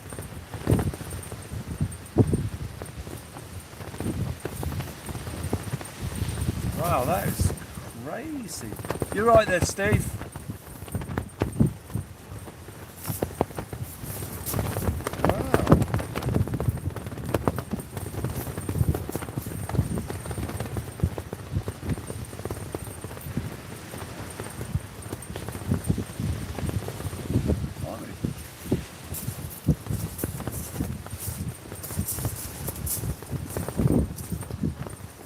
Steve's got another rig going out here, guys. Scorpy Ken. Oh man, guys, wow, Scorpy Ken. Oh, guys, look at that. A little motivation boost at 2 o'clock in the morning, I think it is. Not quite, but nearly. Scorpy Ken, ladies and gentlemen, with a $10 hyper chat. Guys, thank you. This support is amazing and it goes a long way. Guys, thank you. Guys, thank you. Yeah, that short that I put up saying they think it's all over or something like that, the one with the rod that goes above my head, has had over 3,700 views today. When I came out, that was at 400 views. So that's happened while we've been live. That is crazy. Well, I mean, it's alright, it's good, man, it's brilliant. That means almost all of my subscribers are going to look at it by the look of it. Thank you, guys. Amazing. Scorpy Ken, you get to pick a super chat subject of your choice. It is a great shot with that rod going off behind me. Hopefully we'll get a similar one here shortly when that right hand rod tears off with that beautiful little whiting head that I've put on. Just to give you an example, the bait I've put on that is the same bait that Steve had on his rods the other day, Hound Dog Hunter. And you saw all the bites he had. Let me just wind down on my left hand rod a minute.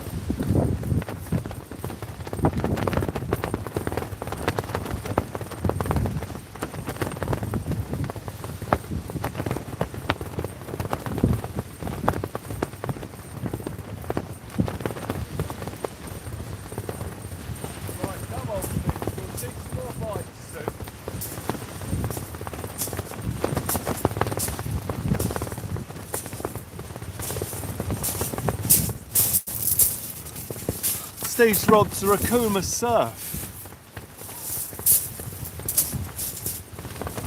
You need a Windicator patent. We do. Oh, thank you. You've shared the link to the short. Yeah. I can't wait to have a look at the analytics for that one when I get to a computer. I don't know what happened there because I uploaded that yesterday. And it's only gone nuts since we've been live here today. On the other channel as well, I think. Yeah. On the main channel. Amazing. Ladies and gentlemen, amazing.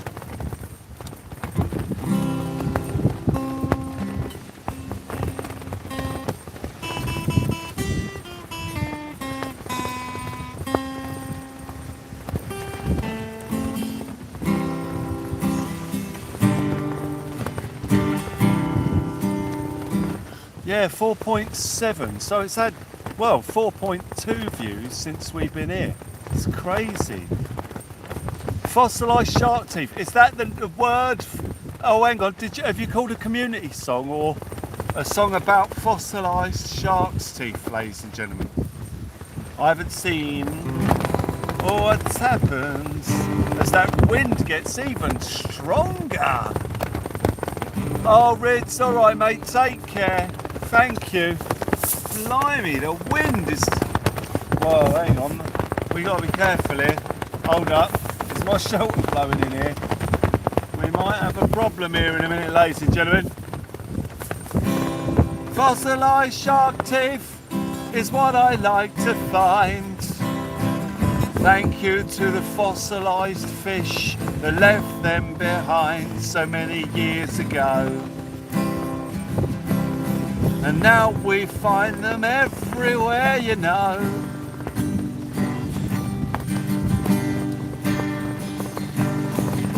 The sharks swimming round in seas gone by in history.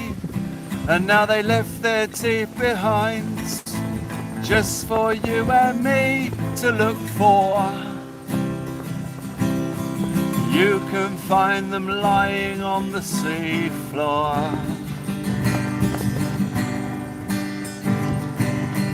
Paleontologists, that is what we are. We're looking for the teeth. They're everywhere. The shark teeth there. They are all over the place. They fell out of a shark's face and landed on the shingle, which is where we go fishing, it's where we mingle. And you can find them in a history book, or you can pick them from the beach if you have a look. It's not too bad. One or two shark's teeth we've had. I love to find them in the sands. I pick them up in my hands, and the feeling you get is grand. Fossilised shark teeth in the sand.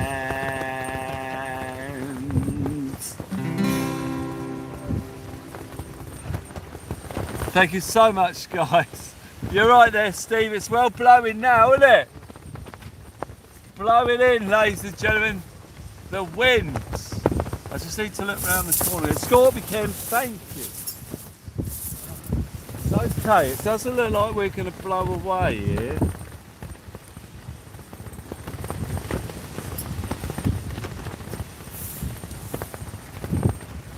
I hope that you guys are alright there. I mean, I'm in no rush to get away from here tonight, so just enjoying a fantastic evening on the beach, hoping for something else to go. I mean, that beautiful ray that Steve had, that made it for me. That was fish of the session, that.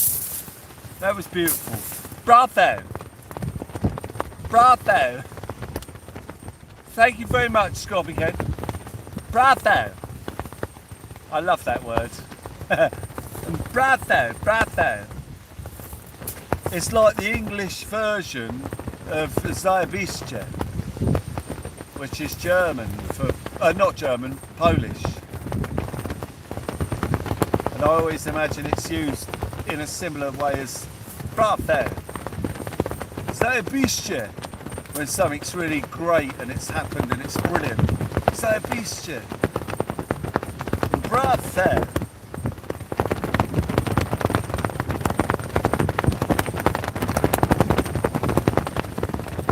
Wow. Oh dear, that wind, ladies and gentlemen. That wind seems to be picking up and getting somewhat stronger. Oh dear. Ladies and gentlemen, kudos to the Shakespeare salt shelter that is withstanding the winds when everything else turns to chaos, ladies and gentlemen. The Shakespeare salt shelter. It's ready, Scorpy Ken. It's close. It's close. I don't know how long it's going to stay in one place for, but it's doing alright at the moment.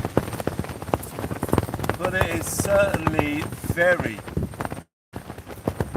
very breezy out there, ladies and gentlemen. Very breezy. We just need that one big fish.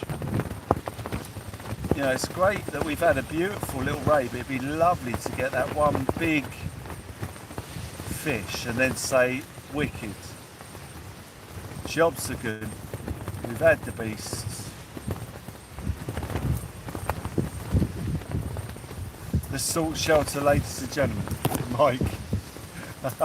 It is a fantastic bit of kit.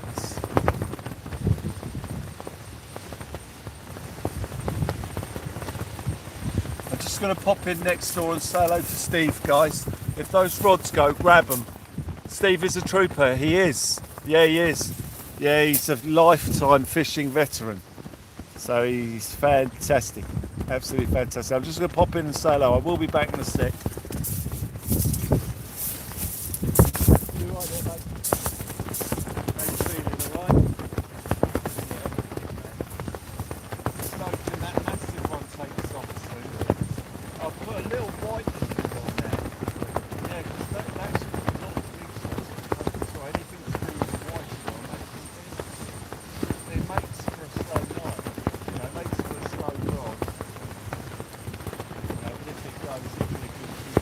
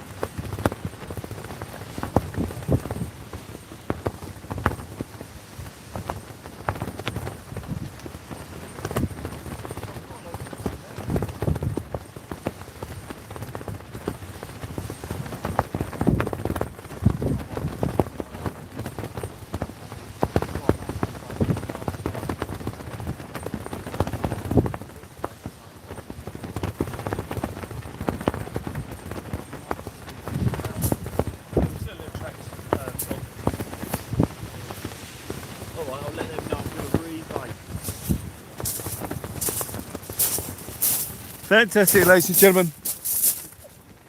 Right, I'm gonna take off my small bait, the 2-hook small bait, and I'm gonna clip on a long flowing trace with a mackerel on it. And I'm gonna dink it out there because, you know, we don't really need any more whiting. I've got a good whiting head bait on there. I've got a spare whiting head in the pot, you know, if needs be. So I'm going to take the little bait off now, and I'm going to put on a big mackerel flapper bait. It's already prepared and on the hook.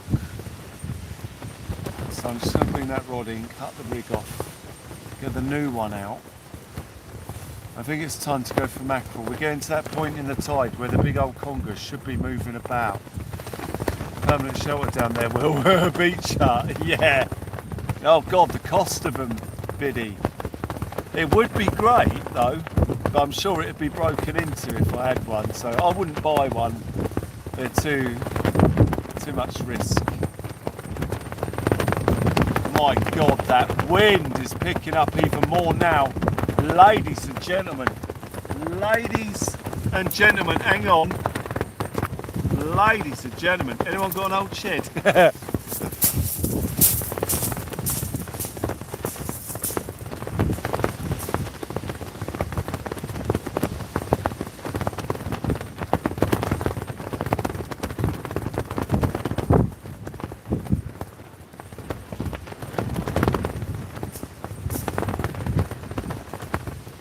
Coming into the side of the shelter.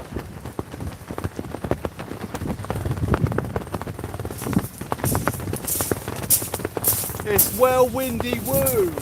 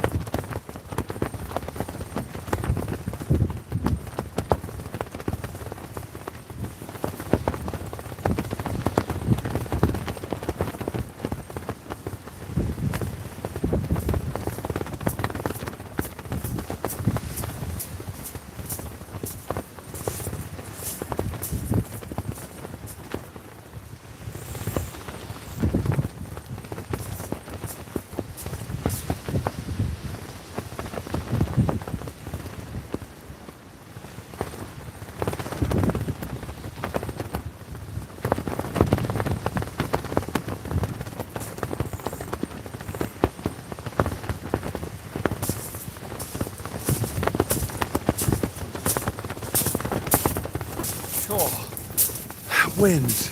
Gonna go down there and try and get another photo from down there looking up. The photos are brilliant. I'll be sharing them around the various media platforms yesterday. Back to the Future. Right, let's go down there and get another photo.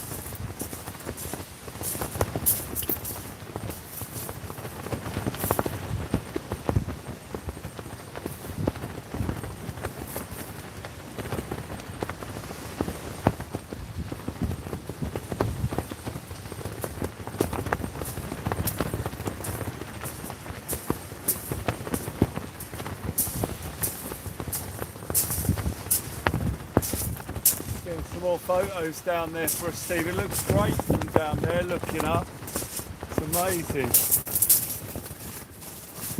Some beautiful, beautiful photos, ladies and gentlemen, of this wonderful. You know, I'm going to share them on probably Twitter, because Instagram, they have to be a certain orientation. Scorpion can, yeah, hopefully, actually I might just share a couple of them anyway. Let's go with those. The beautiful ray that Steve had. You alright, mate? Did you get a knock? Oh, okay. Right. Fingers crossed, guys. Fingers crossed.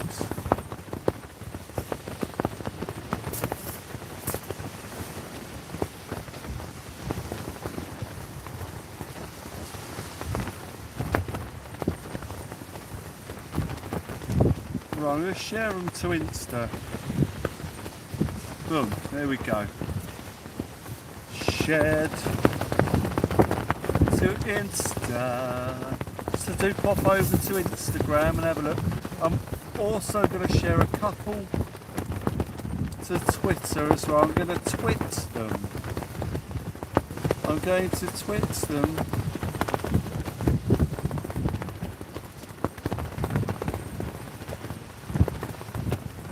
So that's one.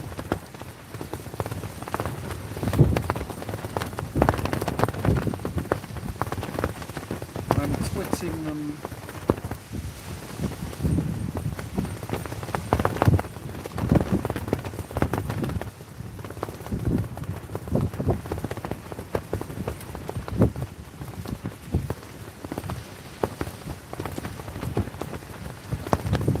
There we go. I have tweeted them and I have Instagrammed them.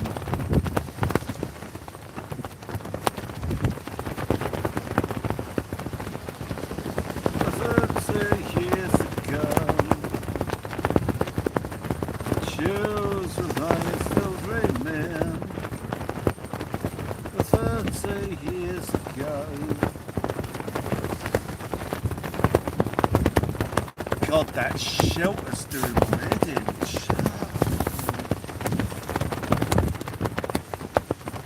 Right, I've got to try and do something to stop that flapping around.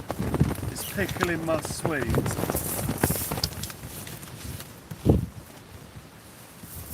Please don't tell me it was that easy. Shelter flapping noises, greater intensity to your reality, fun for me. Oh, do you like it? Did you like the flapping around of the shelter? Well, it's like a new day stopping that. This gives it a whole new take on it. Suddenly a beautiful day, ladies. Hang on. Oh, hang on. I might just make it do that again. You know, it adds to what, you know, this great sacrifice that we're making here, ladies and gentlemen. Because it must be amazing in this wind that we're sticking it out like this. But not like that. There's nothing happening. Tippy tappy and flappy flappy, yeah. Yeah, it's crazy. I've just twisted a bottle in between the metal pole and the bit that flaps around.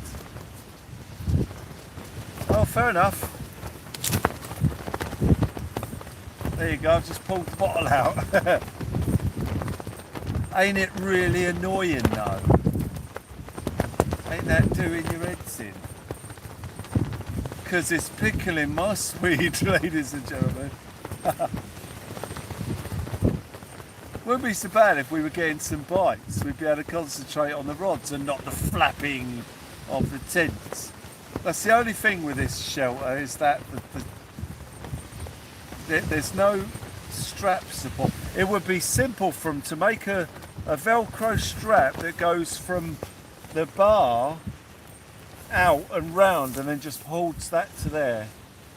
A Velcro strap from the exposed part of the bar where the leg folds, so you can see the metal of the leg between the fabric.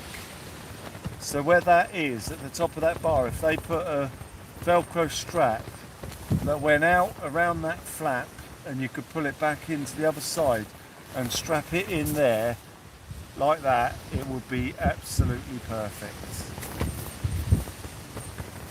And it would stop that. Or even some sort of clip. Actually, I could probably just make one. A clip that just holds that there. Like a Velcro tab attached to the fabric of the flap. And then a Velcro strap around that bar. And then just pull it in and take the strap from the bar and just attach it to the fabric. You alright, Steve? You alright? Yeah. Oh, I thought you fell over. Nah. Sitting around in his box with the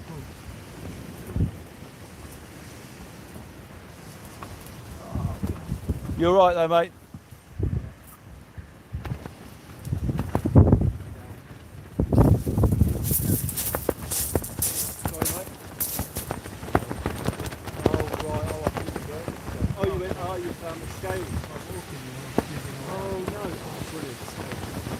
Well, hopefully we'll need them. Hopefully we'll need them. Yeah. Fresh water bag for carp. Yeah.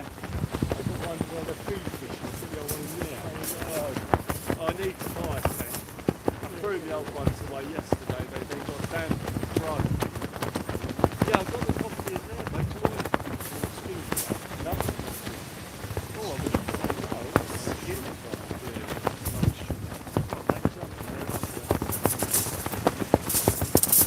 What's that? Oh, it's a whip bar. Yeah. Quite a low sugar for Chocolate and coffee, ladies and gentlemen. Oh, sorry, mate. I'll just. That's all right, mate. It is a bit tight in there. Oh, there we go, ladies and gentlemen. It's up your side. We got these whip bars that. Have a go on it, Steve, if you like. It's got the plectrum there with it. Oh, you got flicky? Yeah, yeah, it's there at the top, look. Oh, they're nice. Right. I thought it'd be like a wafer, but it's not.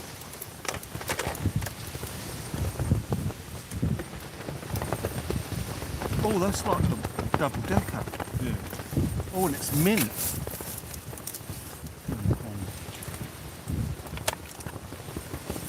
Really low calories. Mm. And sugar, so. So good for diabetes. Yeah. Oh wow. This is this. Does it say on there about diabetes? No. Oh, It's called skinny bars. skinny bar, yeah. Yeah. Oh yeah, mate. That's your one, I think. You right? Thank you. So when you get a bite, it's before you coffee. Yeah, you know it's going to happen And as you well, knock it yeah. over and run into your body. Because it's about that time now. That tide's coming up, look. Right, yeah. So get a little bit on. Right, we've just poured our coffees, ladies and gentlemen, or Steve has, and a chocolate bar. You know this is the moment then rods are going to tear off.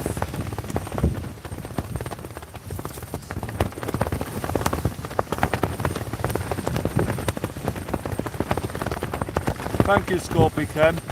Skeet knows that time, every time he get that sound, every time he gets up. Oh, Andy, wicked. Andy's just made a coffee so he can stay up.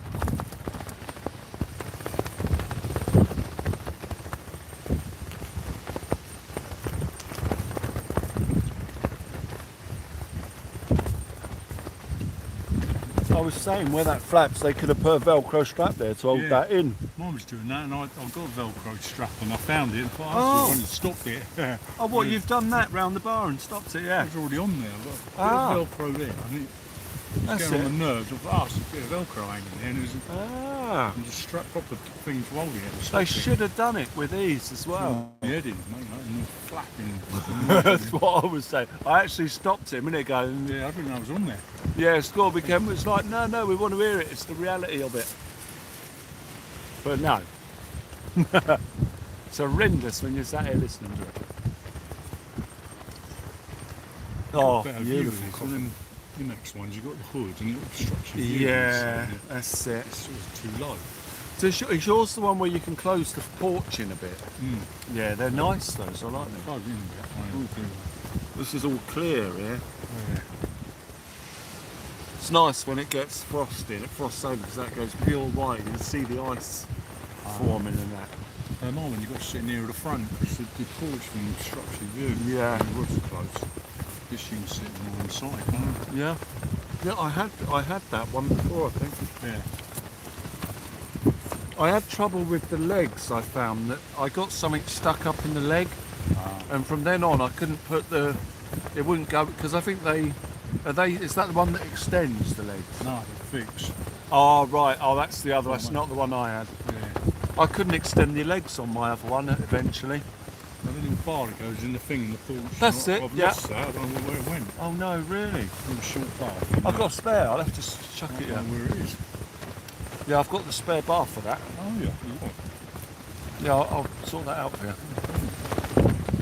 If I'd have known, I'd have brought it tonight. I didn't realise. But yeah, they're easily lost. Yeah. Those little bars. Probably in the top of the bag just fell out. That's it. Yeah, yeah, they come out.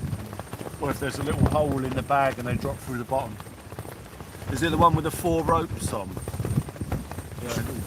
It's slightly shaped and it goes straight across there. That's it.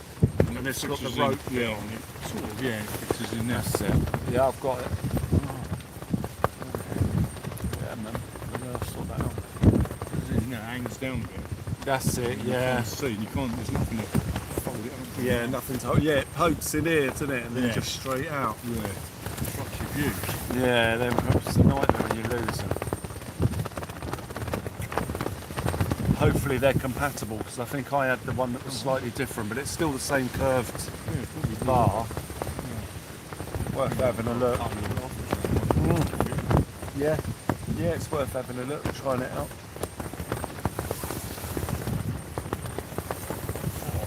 Yeah, because my old shelter just started leaking, pouring water in, so I was donated this one.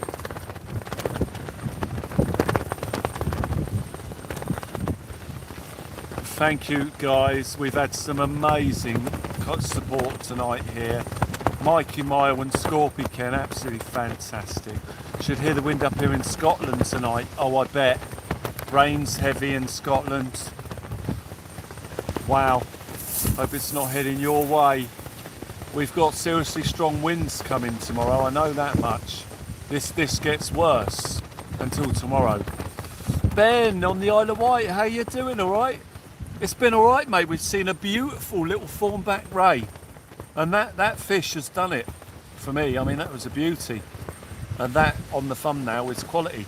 And the great thing is that so far, people won't have to watch too much of the live to see that beautiful fish, rather than sit all the way through a quiet live to see one right at the end, because we haven't caught one at the end yet. So there might not be another good fish, but there was at the beginning. So it's nice that a great fish has been caught during this live, and Steve caught it, a beautiful little thornback ray. Very pleased. I've shared it on Twitter and Instagram, so if anyone would like to take a look at that fish, do pop over to Insta and Twitter and have a little gander. Beautiful little thornback ray. Pocket size. Oh, he was lovely. I've never seen one that small. He was a fantastic little fish and lovely to see. We're going to catch his mum and dad in. Hopefully, as that tide comes in, hopefully guys, we'll catch his mum and dad. Actually, see it flashing white. Whereabouts? Straight over there. See? I don't know. Flashing white. Sure. Oh yeah, I see it. I hadn't noticed it before actually. But... It's stuck in there flashing. Is it buoy or something? Yeah, no, what it should, a buoy wouldn't. That's a distress signal on the water usually. So that might be on land. Yeah. Because if you see a light like that on the water, it's distress. So flashing white light is a distress signal. Yeah. Although they've got one in Portsmouth Harbour that flashes, and I'm not entirely sure what it is, but I've not seen that one before. Right, see it from here, isn't it? Yeah, I remember we saw one and I was looking it up, and I know you can get a flashing one on a boat when it's at anchor as the mast light. But that doesn't look like that.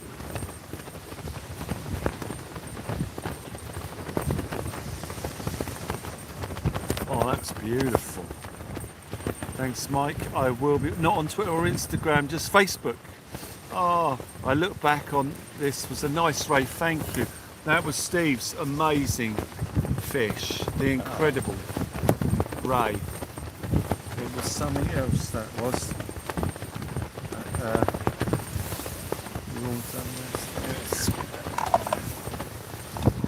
That's great that, isn't it, for a couple of cuts, and I guess you can add as many as you want.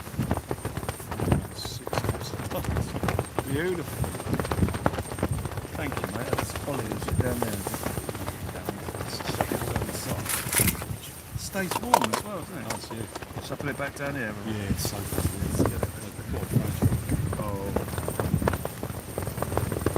Beautiful, ladies and gentlemen. We're waiting for the big one. Where's Bats when you need an Italian to warm you up? Yeah, yeah. Where's Gino Di Campo when you need an Italian to warm you up, ladies and gentlemen? That's what the ladies will be thinking. I'm not sure, Skeet, which one?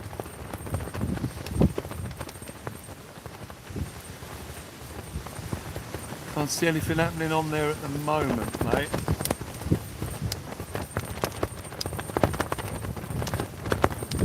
Doesn't look like anything's happening there at the moment. Yeah, there's a lot of wind interference. Can't see anything that's pulling or knocking at the moment.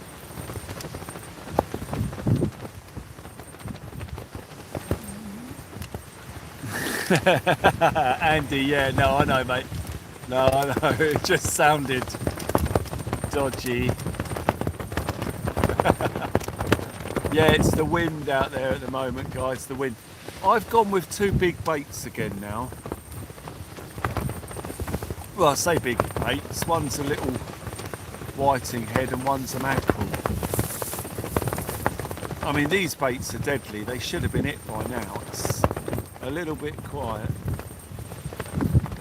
But we're seeing how it goes, ladies and gentlemen. As the fish keep us on our toes here. You join me and Steve Winstanley here tonight down on the beach. Seeing what we can find, ladies and gentlemen. Local mast teams. Where wonderful sessions take place and beautiful fish are caught. Ladies and gentlemen. 126 people now, Steve. That's good, isn't it? Oh, it's fantastic. Fantastic. Does your back in, doesn't it? I always end up on the floor after sitting on this thing too long. Brothers in bail arms. That's good, isn't it? Brothers in bail arms. These mist-covered mountains do are home now for me. But home is the heartland. Yeah, brothers in bail arms. We're down on the beach tonight. Yes, we're feeling alright. We want our lines to pull tight, and then it'll be alright for us. But they're causing a fuss 'cause it's buffering for you. Buffering for you. I don't know why it's buffering so bad here tonight, but for us in the UK it's alright 'cause it's buffering for you. Buffering for you. We're buffering for you. It's good practice. We're buffering for you. We're feeling alright. We got our baits in the water tonight. Everybody here is feeling alright. We got a little party show on the go here for us, but they're causing a fuss when it's buffering for you. See, I've got it now. I've got that. I'm gonna have to learn a little bit more of it now because I've remembered. It's easy to bait for what's in front of you when you know what's out there and what they want. Yes, that song will be famous one day. Oh, I don't know.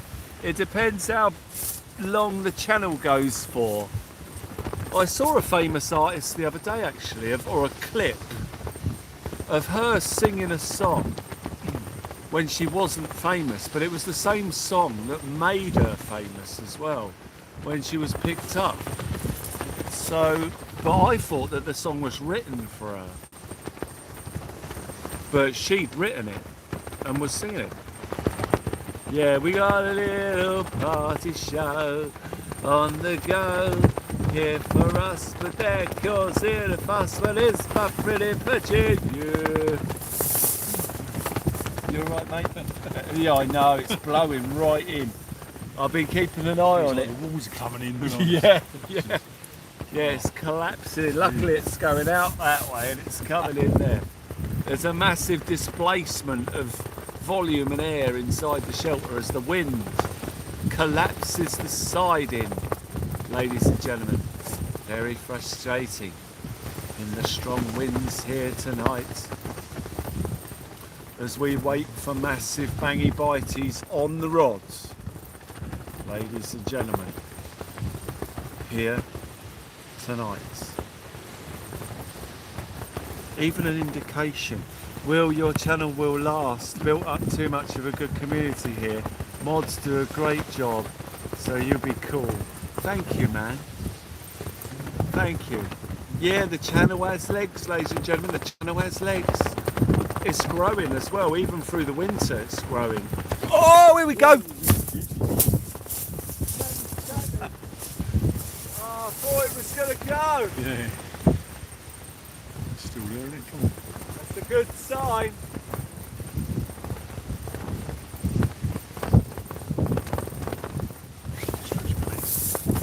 That's the big mackerel, mate. tread on anything here. Oh, I thought it was going to go then. Yeah. See if he comes back, ladies and gentlemen. I thought that was it, ladies and gentlemen. I thought we was in. Whatever it was, it's had a little taster. Might it come back round again? We shall see. The conditions are horrendous. If it was 1974, it'd be a number one with Pam's people.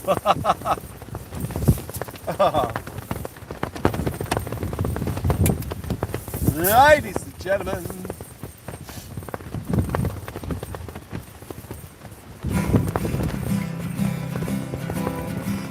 we're down on the beach tonight. We're feeling alright.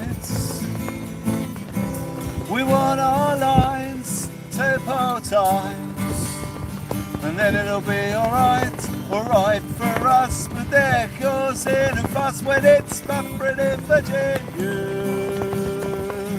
buffering in Virginia. I don't know why it's buffering so bad there tonight. But for us in the UK, it's alright, 'cause it's buffering in Virginia, buffering in Virginia. It's buffering in Virginia, it's buffering in Virginia. It's buffering tonight, but it's alright. We got our mates in the water tonight. Everybody here is feeling alright. We got a little party show on the go here for us, but they're causing a fuss when it's buffering in Virginia, buffering in Virginia. It's buffering in Virginia. It's buffering in Virginia. It's buffering tonight. It's buffering, but it's alright. It's buffering tonight. We want our lines to pull tight because it's buffering tonight. A little rendition. A buffering in Virginia. I added a chord I shouldn't have there. I went to a C when I should have gone to a G, but I think I saved it. Ladies and gentlemen, thank you very much. A little bit of buffering in Virginia. The song that has been amazing and it's been very popular. A brilliant bit of tunage. I've been practicing. Now we've got the verse, the first chorus, second verse, chorus. I'm not sure how it goes. Not sure what's the verse and what's the chorus. But we've got a little bit of it sorted. I just need to learn a little bit more. And we'll see how it goes, ladies and gentlemen.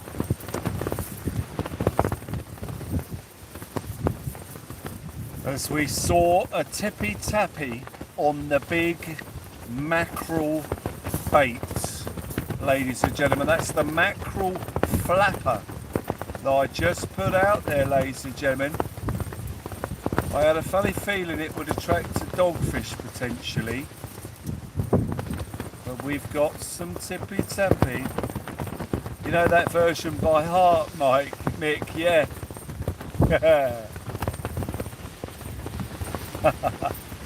Yeah, well that's the one I'm practicing, Mick. It's the one that you edited, but I'm just making some slight adjustments to it because in the original we were just winging it along, you know, on the chords and that, because I was ad-libbing it, so I had no idea, there was no real structure. But now I'm trying to work on creating it as an actual song with a proper rhythm, proper structure, chords in the right places.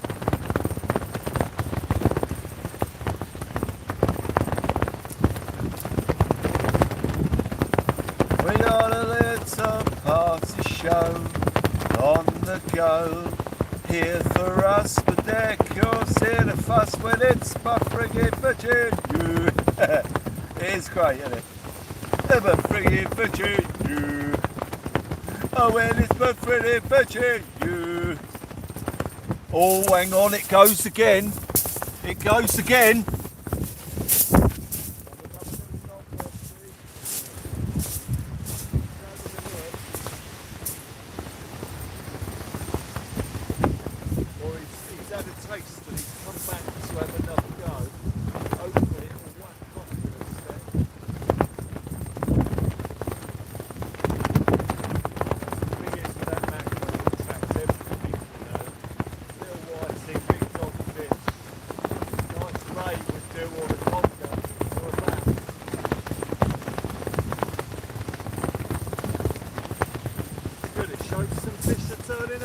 Mackerel baits are attracting them.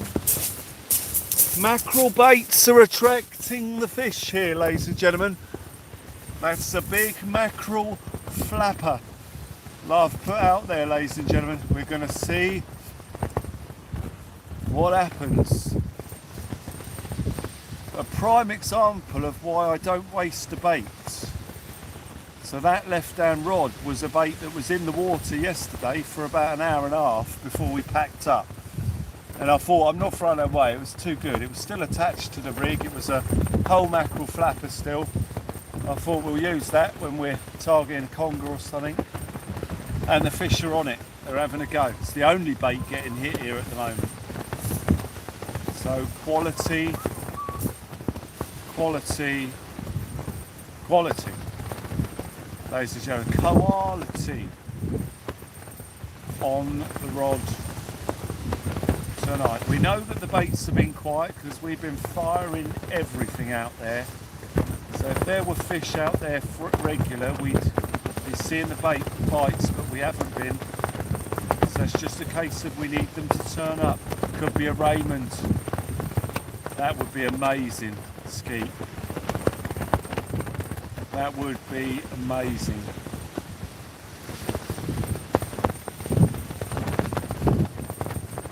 Terry B, how are you?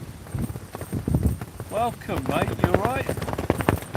Nice to see you joining us here today for an incredibly windy morning in the United Kingdom. A very windy morning. As we fish here along with Mr. Steve Winstanley, you can see that power of the wind just bending that rod over at the top there as it howls through. As we go over the 5.5 hours tippy-tappy time, ladies and gentlemen.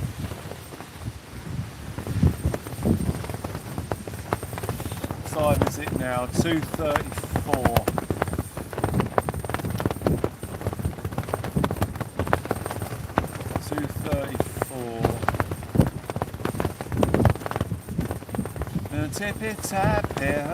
Tippy-tappy time, tippy-tappy time on a prime, tippy-tappy yeah, tippy-tappy mime. It's tippy-tappy time, tippy-tappy here, tippy-tappy there, tippy-tappy yeah, everywhere. A tippy-tappy, it's tippy-tappy time, tippy-tappy up there, tippy-tappy down there, tippy-tappy everywhere. Tippy-tappy. Tippy-tappy time, we see tippy-tappy, everybody there in front of me. What? Tippy-tappy time.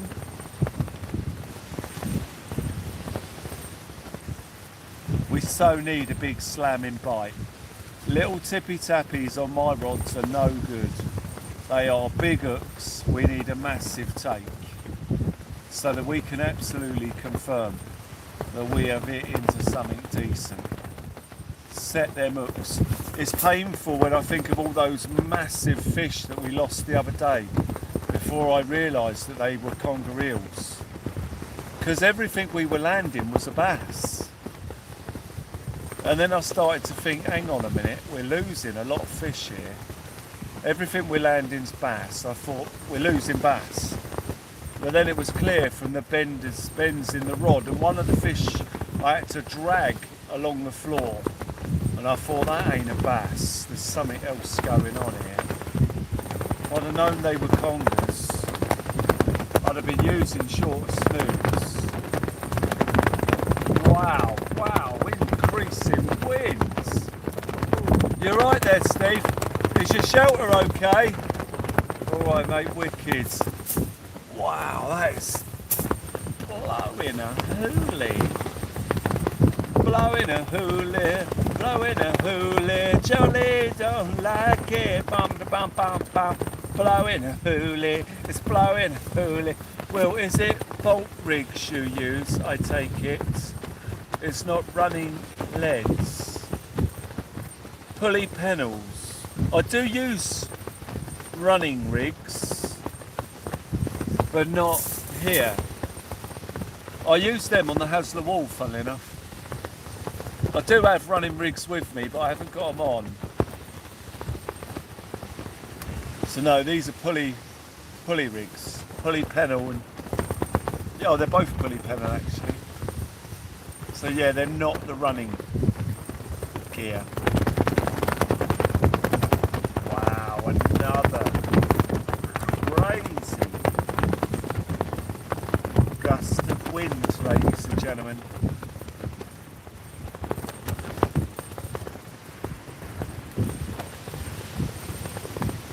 Crazy. Oh, I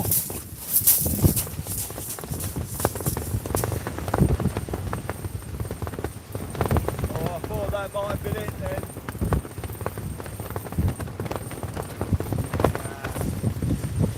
I'll reset it out there.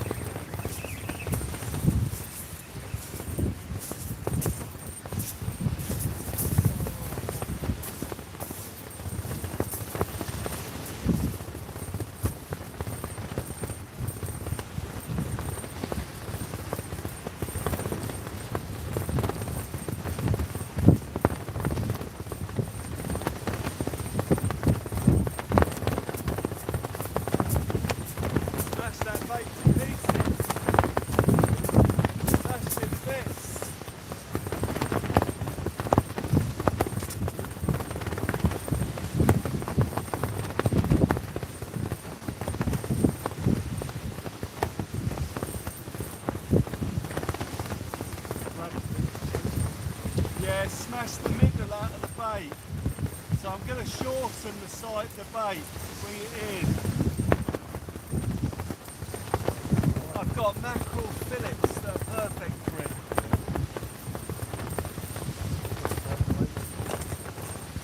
Yeah, these here.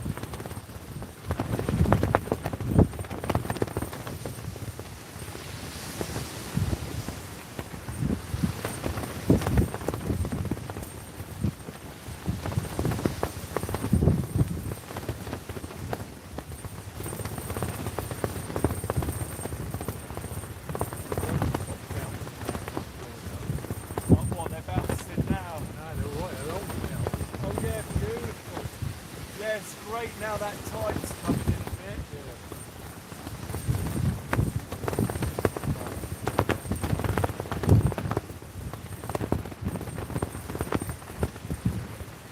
Tide's picking up now though.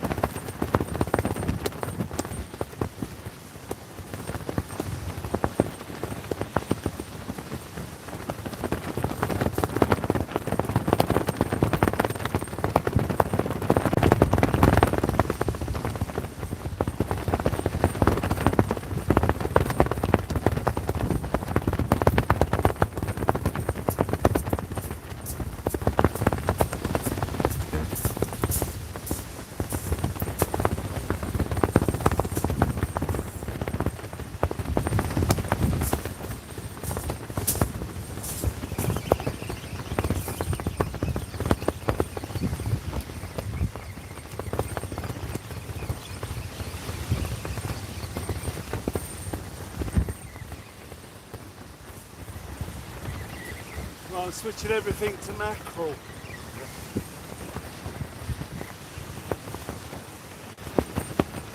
We've got mackerel and squid out there as well. Oh yeah, that's been smashed up.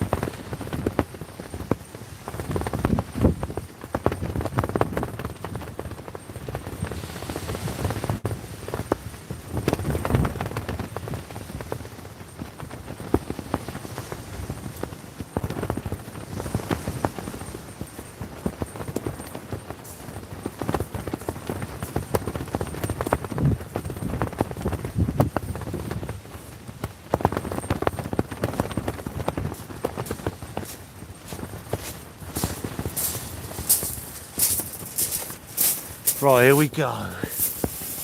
Right, the fish are tuned right in to mackerel. There's a hungry fish in the area. He smashed the life out of that bait, the middle of it was gone. So I've shortened the bait, I put a smaller setup.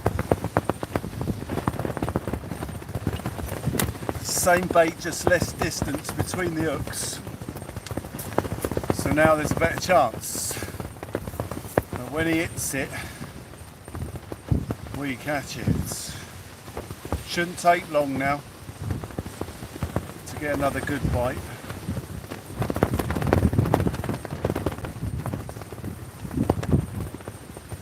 Andy G has some questions about the pulley pennel rig. Okay mate, awesome. Go for it man. Fire away. Right, hang on. I'm not sure if the bait clip thing is something else. and not the pulley system. I'm going to start trying a bit of beach fishing, so any knowledge would be helpful. I get the pedal rig, but what's the pulley for? Where's the thing for clipping onto your bait for casting out? No. Pulley pennel and pennel. Yeah, well, pennel's just a name for a 2-hook setup, so it's pennel. A pulley rig or a pulley pennel, so ignore just the pennel bit. The pennel's the name for 2 hooks on a rig, so it's a pennel with 2 hooks. The pulley bit, hang on, I'll show you.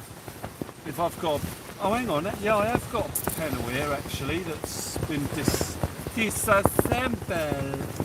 I have one here that I disassembled the other day. Right here. So what you got?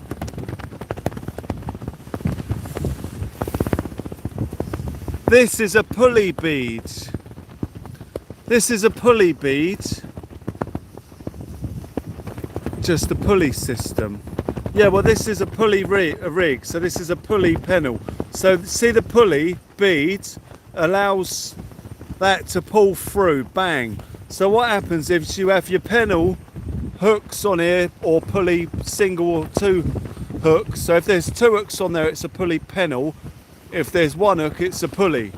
So what happens is, if you imagine you've chucked your bait out there and you've set it, that's the wrong end. So you fire it out like this and it lands on the beach like that. Now when that fish bites there, the bait on here, and runs, it pulls through the pulley bead, whoa, and then it hits the lead, bang, and sets the hook in the fish's mouth.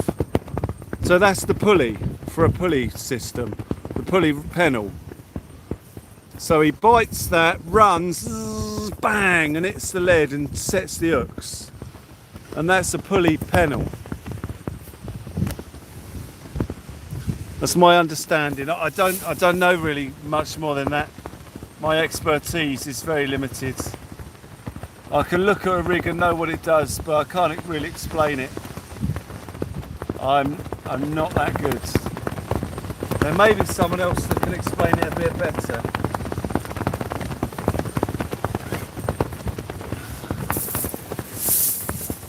But if there's one thing I cannot profess to be, it is an expert, ladies and gentlemen. A bit of a connoisseur, I like to tell myself sometimes. When I'm looking in the mirror, I tell myself, you are a consummate professional. Right, so kind of like a semi-running rig that turns into a bolt rig. I get it now, mate. Cheers. That's all right, mate. Yeah, I don't know. I've never heard the term bolt rig. So that may be a bolt rig as is referred to in the States maybe or something. But I've never heard of it referred to that. Steve wants a big fish, he does. And at the moment the fish are starting to bite, so he could get one. I've just loaded 2 beautiful baits out there. We're going to see what happens, ladies and gentlemen. We're going to see what happens here tonight on Local Marks Teams, ladies and gentlemen, where you join us.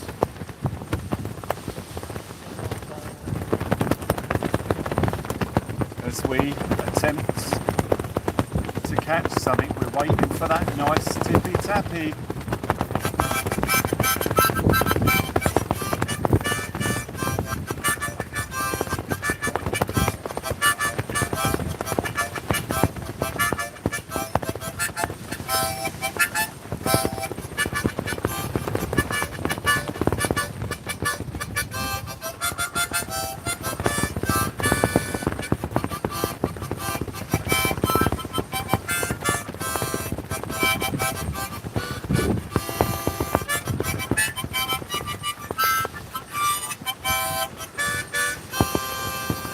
Wicked Scorpy Ken, fantastic.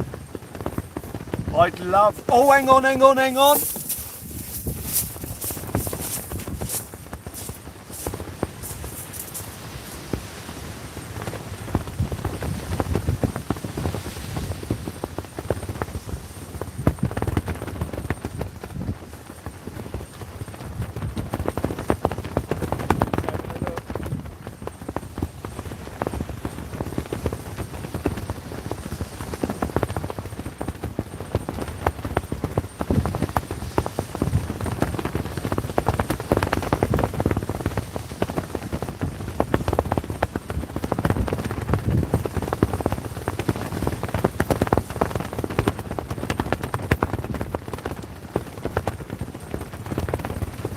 wind makes it well difficult to feel it.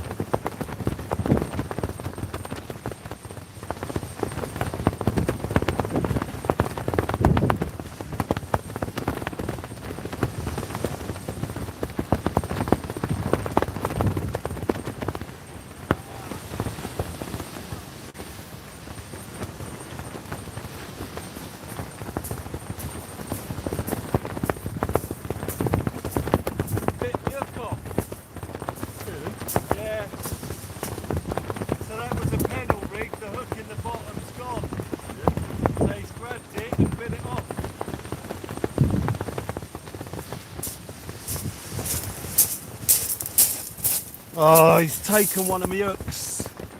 Taken one of my hooks, guys.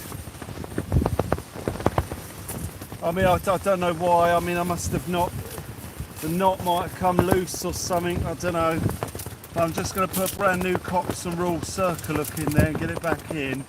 Oh, how frustrating.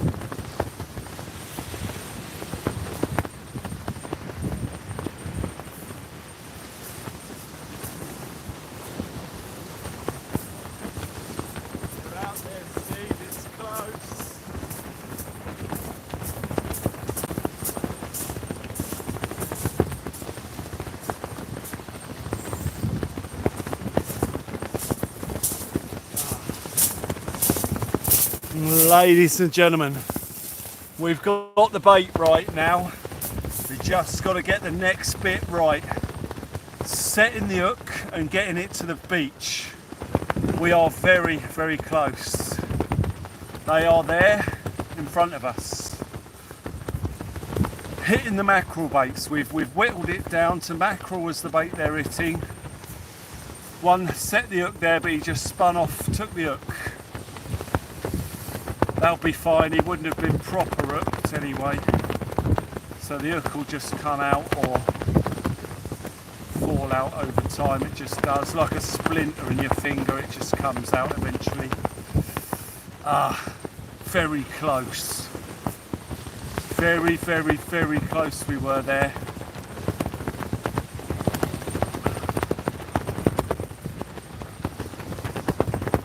But we've got it now, we've got it. Come on, it's got to happen soon, please, come on. Just want to get one more fish at least, just to end the live on a fish. A good fish as well. We really want a good fish. What time is it? 2:58. Oh my god. Oh, it's getting late. See, it's not really fishing till the mid-tides recently, and that's like now. It's a horrible time for it to start biting.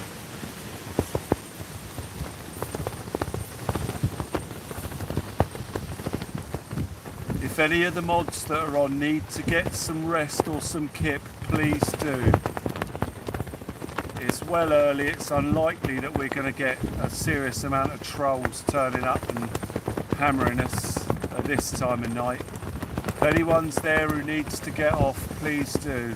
Because I don't know how long this one's going to go. I don't feel any pressure to stay. You know, if you've got to get off, please get some rest, because we'll probably be doing this all again tomorrow. So you don't want to be killing yourself every night. As Steve chucks a new rod in, and we await the arrival of the next tippy tappy. Yeah, I thought something was wrong with that bait. I hit it and then I held it. Well, I held it and I could feel it knocking, knock, knock, knock. So I thought he was on, and then it just stopped. And that was odd, because he was on. But that explains it. He took the hook. Just one hook. That's all he took, yeah, just one hook. That's all he took, yeah, just one hook. Then he swam away, hey, hey, yeah, yeah. Yeah, yeah, yeah, yeah, just one hook.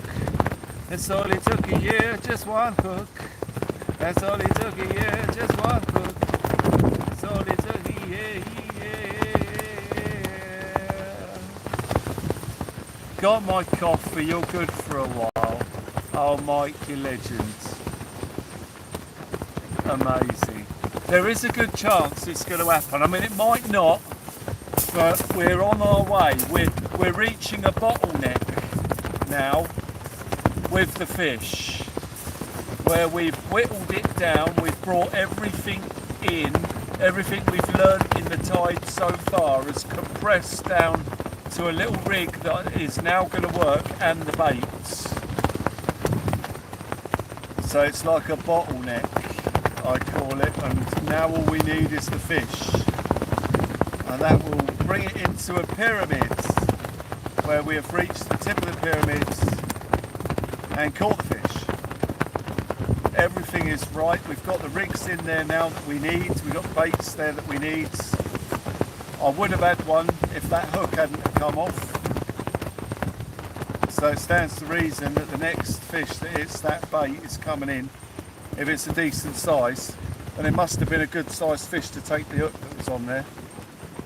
So there's some good fish out there. Hopefully it wasn't the only fish that was in the area. Sniffing around for those baits. Just one look.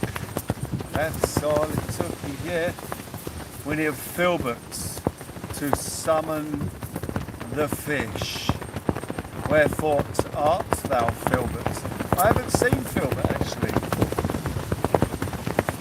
tonight. I haven't seen him. I know not where art thou Filbert. I know he should be here, but he's not. Haven't seen him tonight.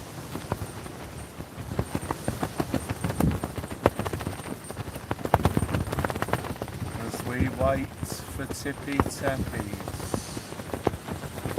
ladies and gentlemen. Here's Foxhole, it's too windy, yeah. Yeah, it is a bit breezy, probably would get blown about a bit. Yeah. Yeah, it must be hard when you're that small, running around. Mr. Beast is in the house. Filbert! Filbert, where are you? Filbert, where are?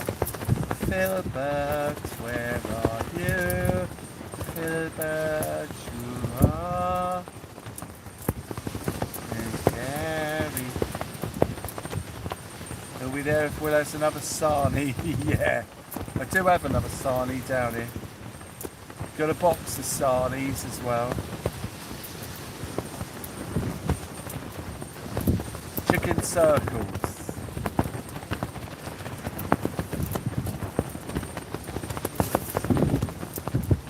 You're right there, Steve. Good, good, good. Fantastic, guys, fantastic. Oh, was that a little knock?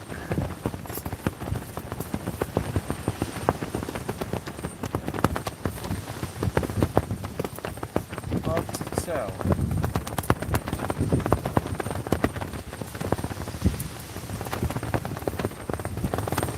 I don't think it was.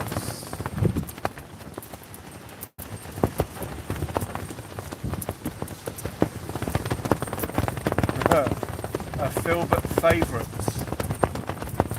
Indeed. The chicken circles. Time, I reckon. Mike, what do you reckon 1 more hour? 4 o'clock UK time. How do you feel about that on your radar? It gives us another hour with you here. I mean, that's what I'm thinking of doing. I mean, is that perfect? Okay. Alright. Alright. 4 o'clock it is. I'm thinking of shutting down around 4 o'clock, Steve. Does that sound fair? Alright, sweet. It's another hour.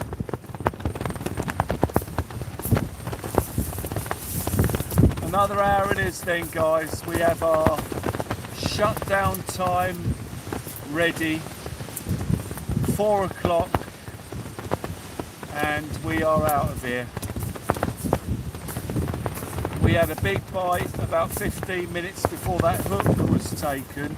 So I'd expect a fish to take the other baits within half an hour of it being laid out there. If it's not, then we don't want to spend too much time waiting, because it might not happen. But we've given it an hour, so that's half an hour reasonable time to expect to bite, and then another half hour on top of that, you know. So if it hasn't happened by then it's definitely time to think about scooting. Oh, you're right, Steve. Yeah. I wondered what that was then. Nice. Another hour unless things go crazy. Yeah, well, the bite will pick up, but we won't be able to stay for it because, you know, it'll be just too long, too late. But yeah, as it gets towards high tide, you'd sort of expect it to really pick up. But high tide's about 6 o'clock in the morning. We can't stay that long.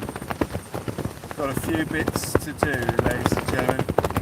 A few little bits to do.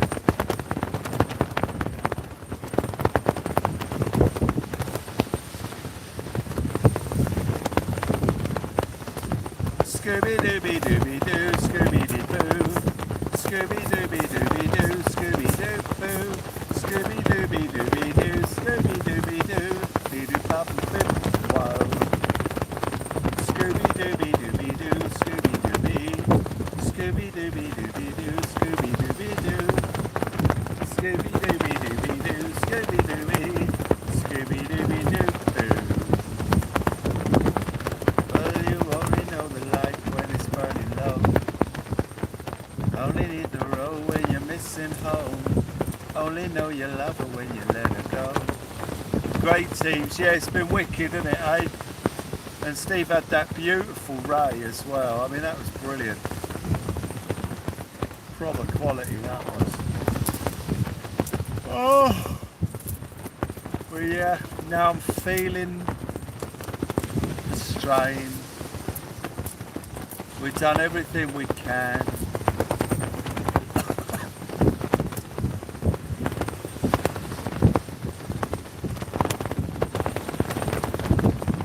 But the fish just dinny winny.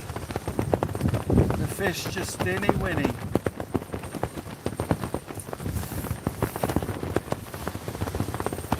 It's painful because the high tides are a long way away as well when they come back round for us to get our proper peak time. You know, because they're no good for us when the high tides are about 10 o'clock. You know. So we've still got a long old way to wait for the best tides. It's well frustrating.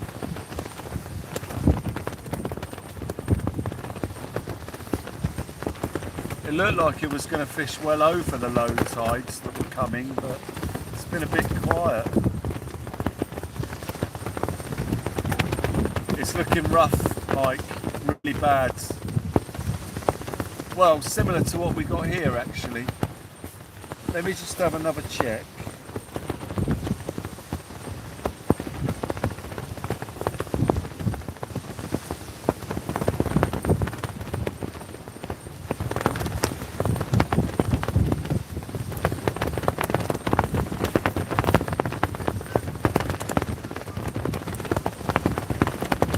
Oh, right, so. Yeah, so say 20, 22, 37, 23, 38. Yeah, it's worse than what we got now.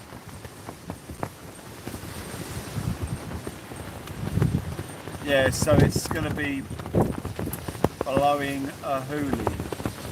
And Rids isn't well, so he might not be able to make it. But I'll still be out. It will happen. Come hell or high water, ladies and gentlemen, we will make sure we are fishing Christmas Eve into Christmas Day, so I get to say Happy Christmas to you lot, and then no one, not one of our subscribers, spends the first part of their Christmas on their own, ladies and gentlemen. We will be there.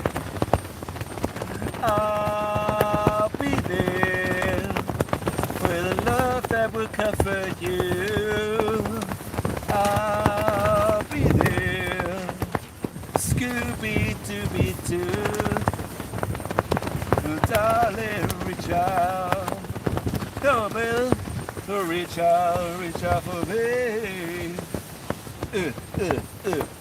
I'll be there to love and comfort you. I'll be there, Scooby-Dooby-Doo.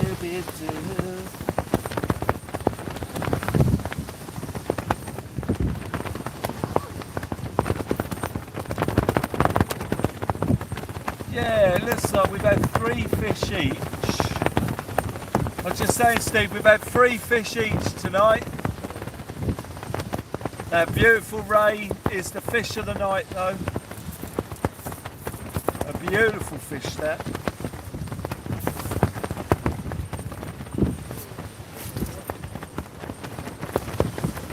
Yeah, it's gone really quiet. I'm surprised.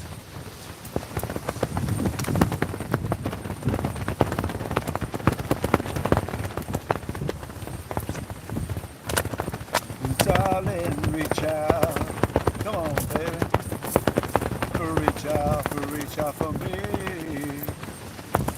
I'll be there to love and comfort you. I'll be there with a love that will shine on through. Darling, reach out. Come on then, reach out for me. Yeah, this was a last minute live, this one, guys, so great that we managed to get it together and get out with Steve. Absolutely fantastic. It's given me an idea for setting up the rods in future for the teams as well, because this has worked really well here tonight, so we could do a really nice setup for the next one. Yeah, darling, reach out. Come on, baby, reach out for me.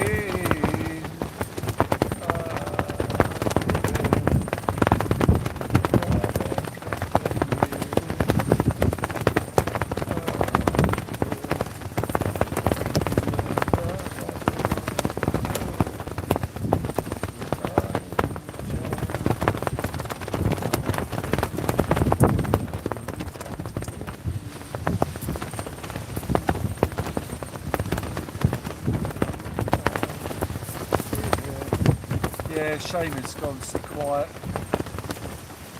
I was hoping we'd get something on those mackerel fillets. Very, very frustrating. Let's have a look at the weather for tomorrow night.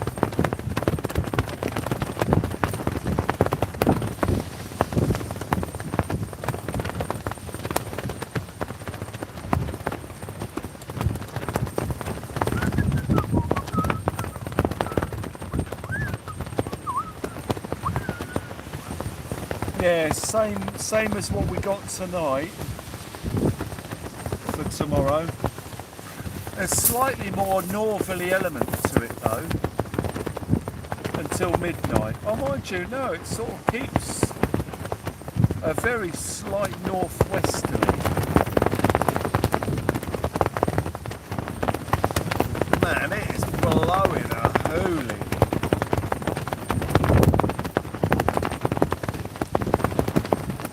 Absolutely crazy. Here on Local Marks Fishing live tonight. Nearly at 7,200 subscribers on LMF.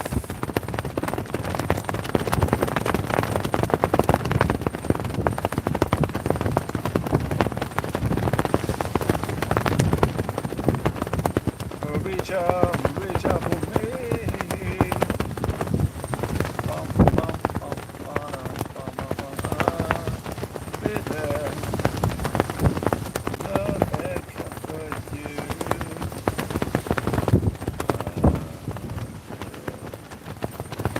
Love and comfort you.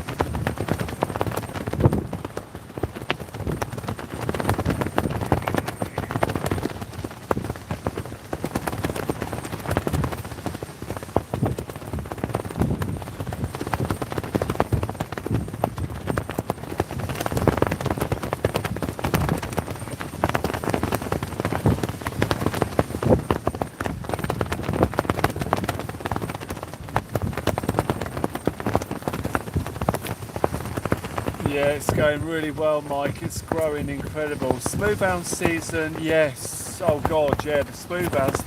They'll be back in about, don't know, July, No. May. I'd say they'll start moving in about May. They'll be well in by July. Yeah, about May I reckon. We'll see the hounds. They were late this year.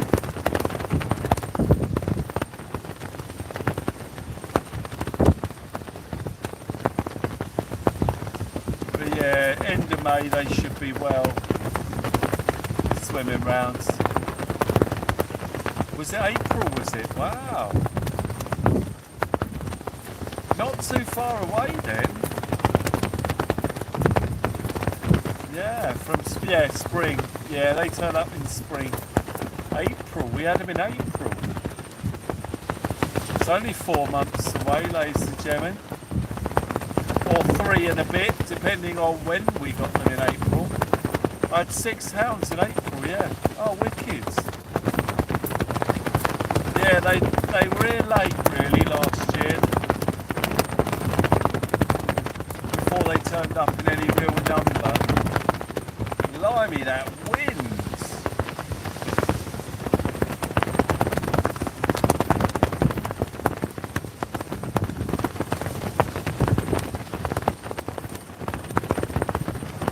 Absolutely horrific.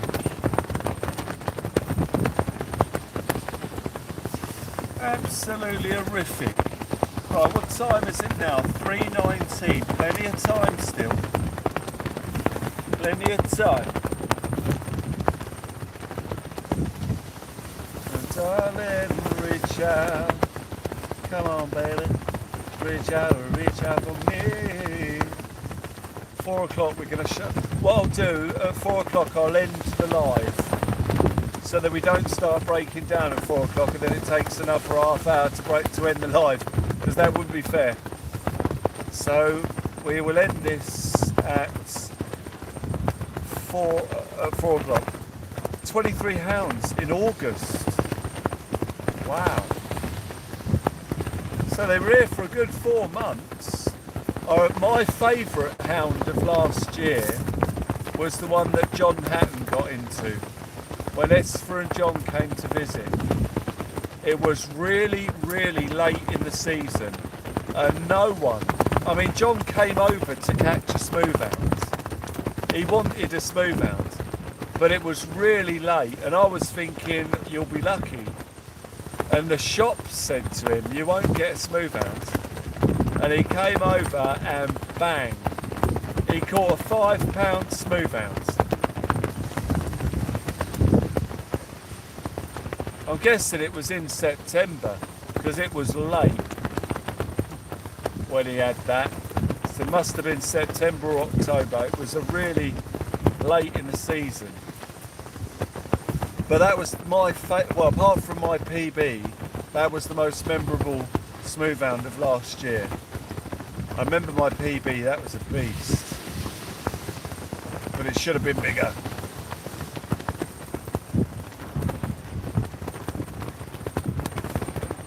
Yeah, brilliant year well, this year's been amazing. We've had a great run of fish right up till the end of the year, which is now. It was September the 26th. Right, yeah. So right at the end of the season he had one. I think that was the last hound that I had heard of caught. You know, the last decent one, over a couple of pounds. You know, we get the little pups all year through, but over a couple of pounds, that was the last one.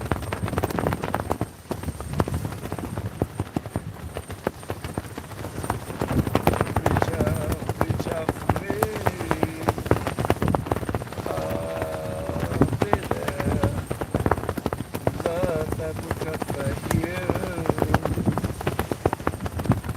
I'll be there.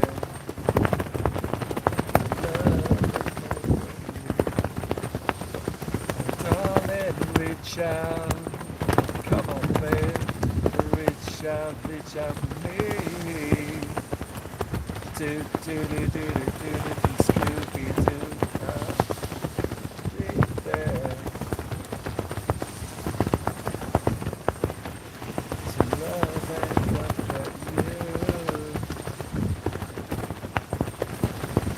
might take my guitar and trolley to the car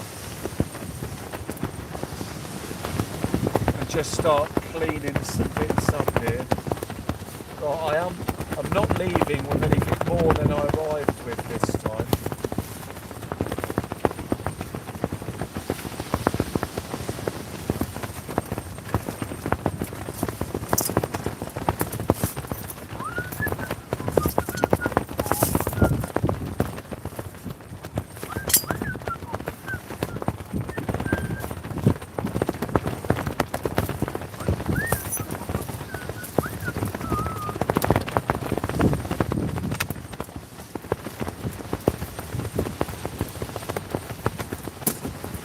The car's just next to us, so I don't have to go far.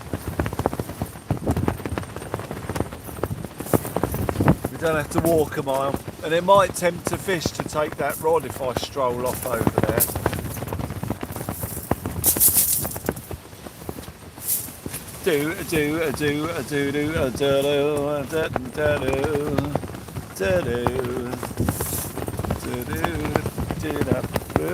Yeah.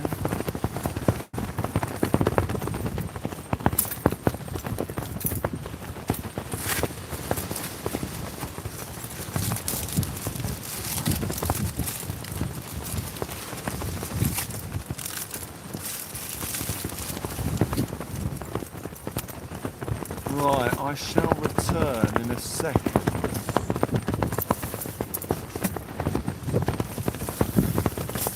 Just going to take my guitar and trolley to the car, Steve. I'll just get these things away. Another half hour and then I'll start taking the box down.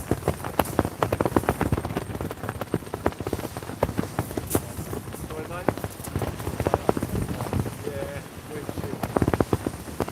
It's getting to that right point in time. It's just been so late. Keeping the box up. I can't really keep it up too late.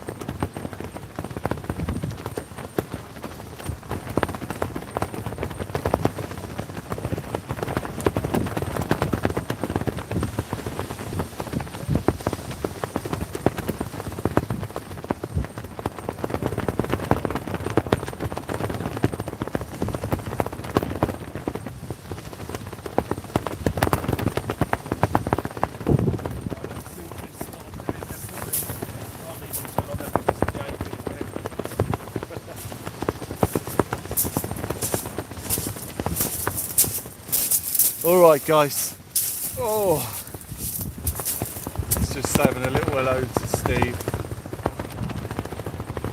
Last cast for Steve. What we'll do guys is we'll end the live and then I'll pack down. Like I said, I don't want to say we'll end and then spend another half hour, 45 minutes breaking down. So I'll end the live now. We'll go and say goodnight to Steve. And I'll do the old 5, 4, 3, 2, 1. We'll pat this down and then I can spend a couple of minutes with Steve before I go and we'll just say goodnight. I feel tired. I'll just wait till he gets this rod in actually. He's just reeling a rod in and we'll go over and say a goodnight at the most inconvenient time when he's trying to sort the rod out and put it back on the stand. Because that'll be all action.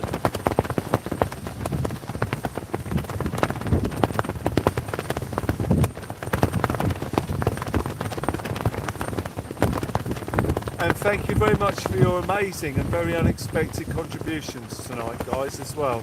Mikey Mile and Scorpion did some random super chats. Thank you.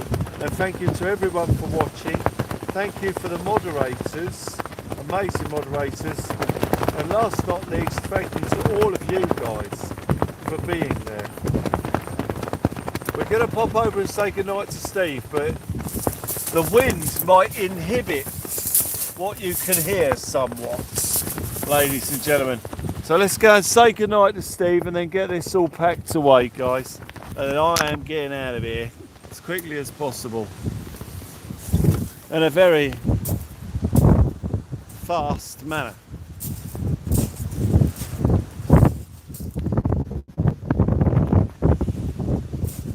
Right mate, I'm going to shut the live down now buddy. Everyone's here, Steve's glowing up in all the reflective stuff, it looks amazing guys. So from me and from the amazing Steve guys, we're going to break this down. Steve had that beautiful flounder earlier on guys, absolute classic. Steve's probably going to stick around for a bit, but I'm going to dash off. I'm done guys, I'm totally famished now. But thank you so much from me and from Steve. Have a great night guys. In 5 seconds we shall shut this down ladies and gentlemen. We've had a wonderful night. Thank you. Steve says good night everyone. He's giving everyone away in that fantastically reflective suit. Look at that. That's amazing. This was our setup for the night guys. Absolutely wonderful. With both the rods, both the tents out. Absolute quality. Beautiful scenes. 4 seconds ladies and gentlemen as Steve goes down to the water's edge to cast the rod one more time before making his way off, and then I'm done. I'm going to break down and get out of here ladies and gentlemen. 3 seconds as we see Steve cast the rod. Wha-bammo! Out it goes. Ladies and gentlemen, thank you so much. In 2 seconds we shall shut this down and we shall be done ladies and gentlemen. You amazing, incredible individuals. Thank you. In 2 seconds we'll shut this down guys. Thank you guys, take care, great evening. I'm going to use the flounder as the thumbnail because that was a quality fish. So in 1 second guys, thank you Terry, Debbie and everyone who I'm sure is there. Yep, James, everyone take care and we'll see you. A thornback ray was a beauty. Diggers, take care mate, and I'll see you on the next Local Marks Fishing live feed, which will be tomorrow, and we'll be back on the teams at some point. Alright, I'll see you later on guys. Have a great night and I'll see you soon. Bye guys, take care guys, have a great one. See you soon guys.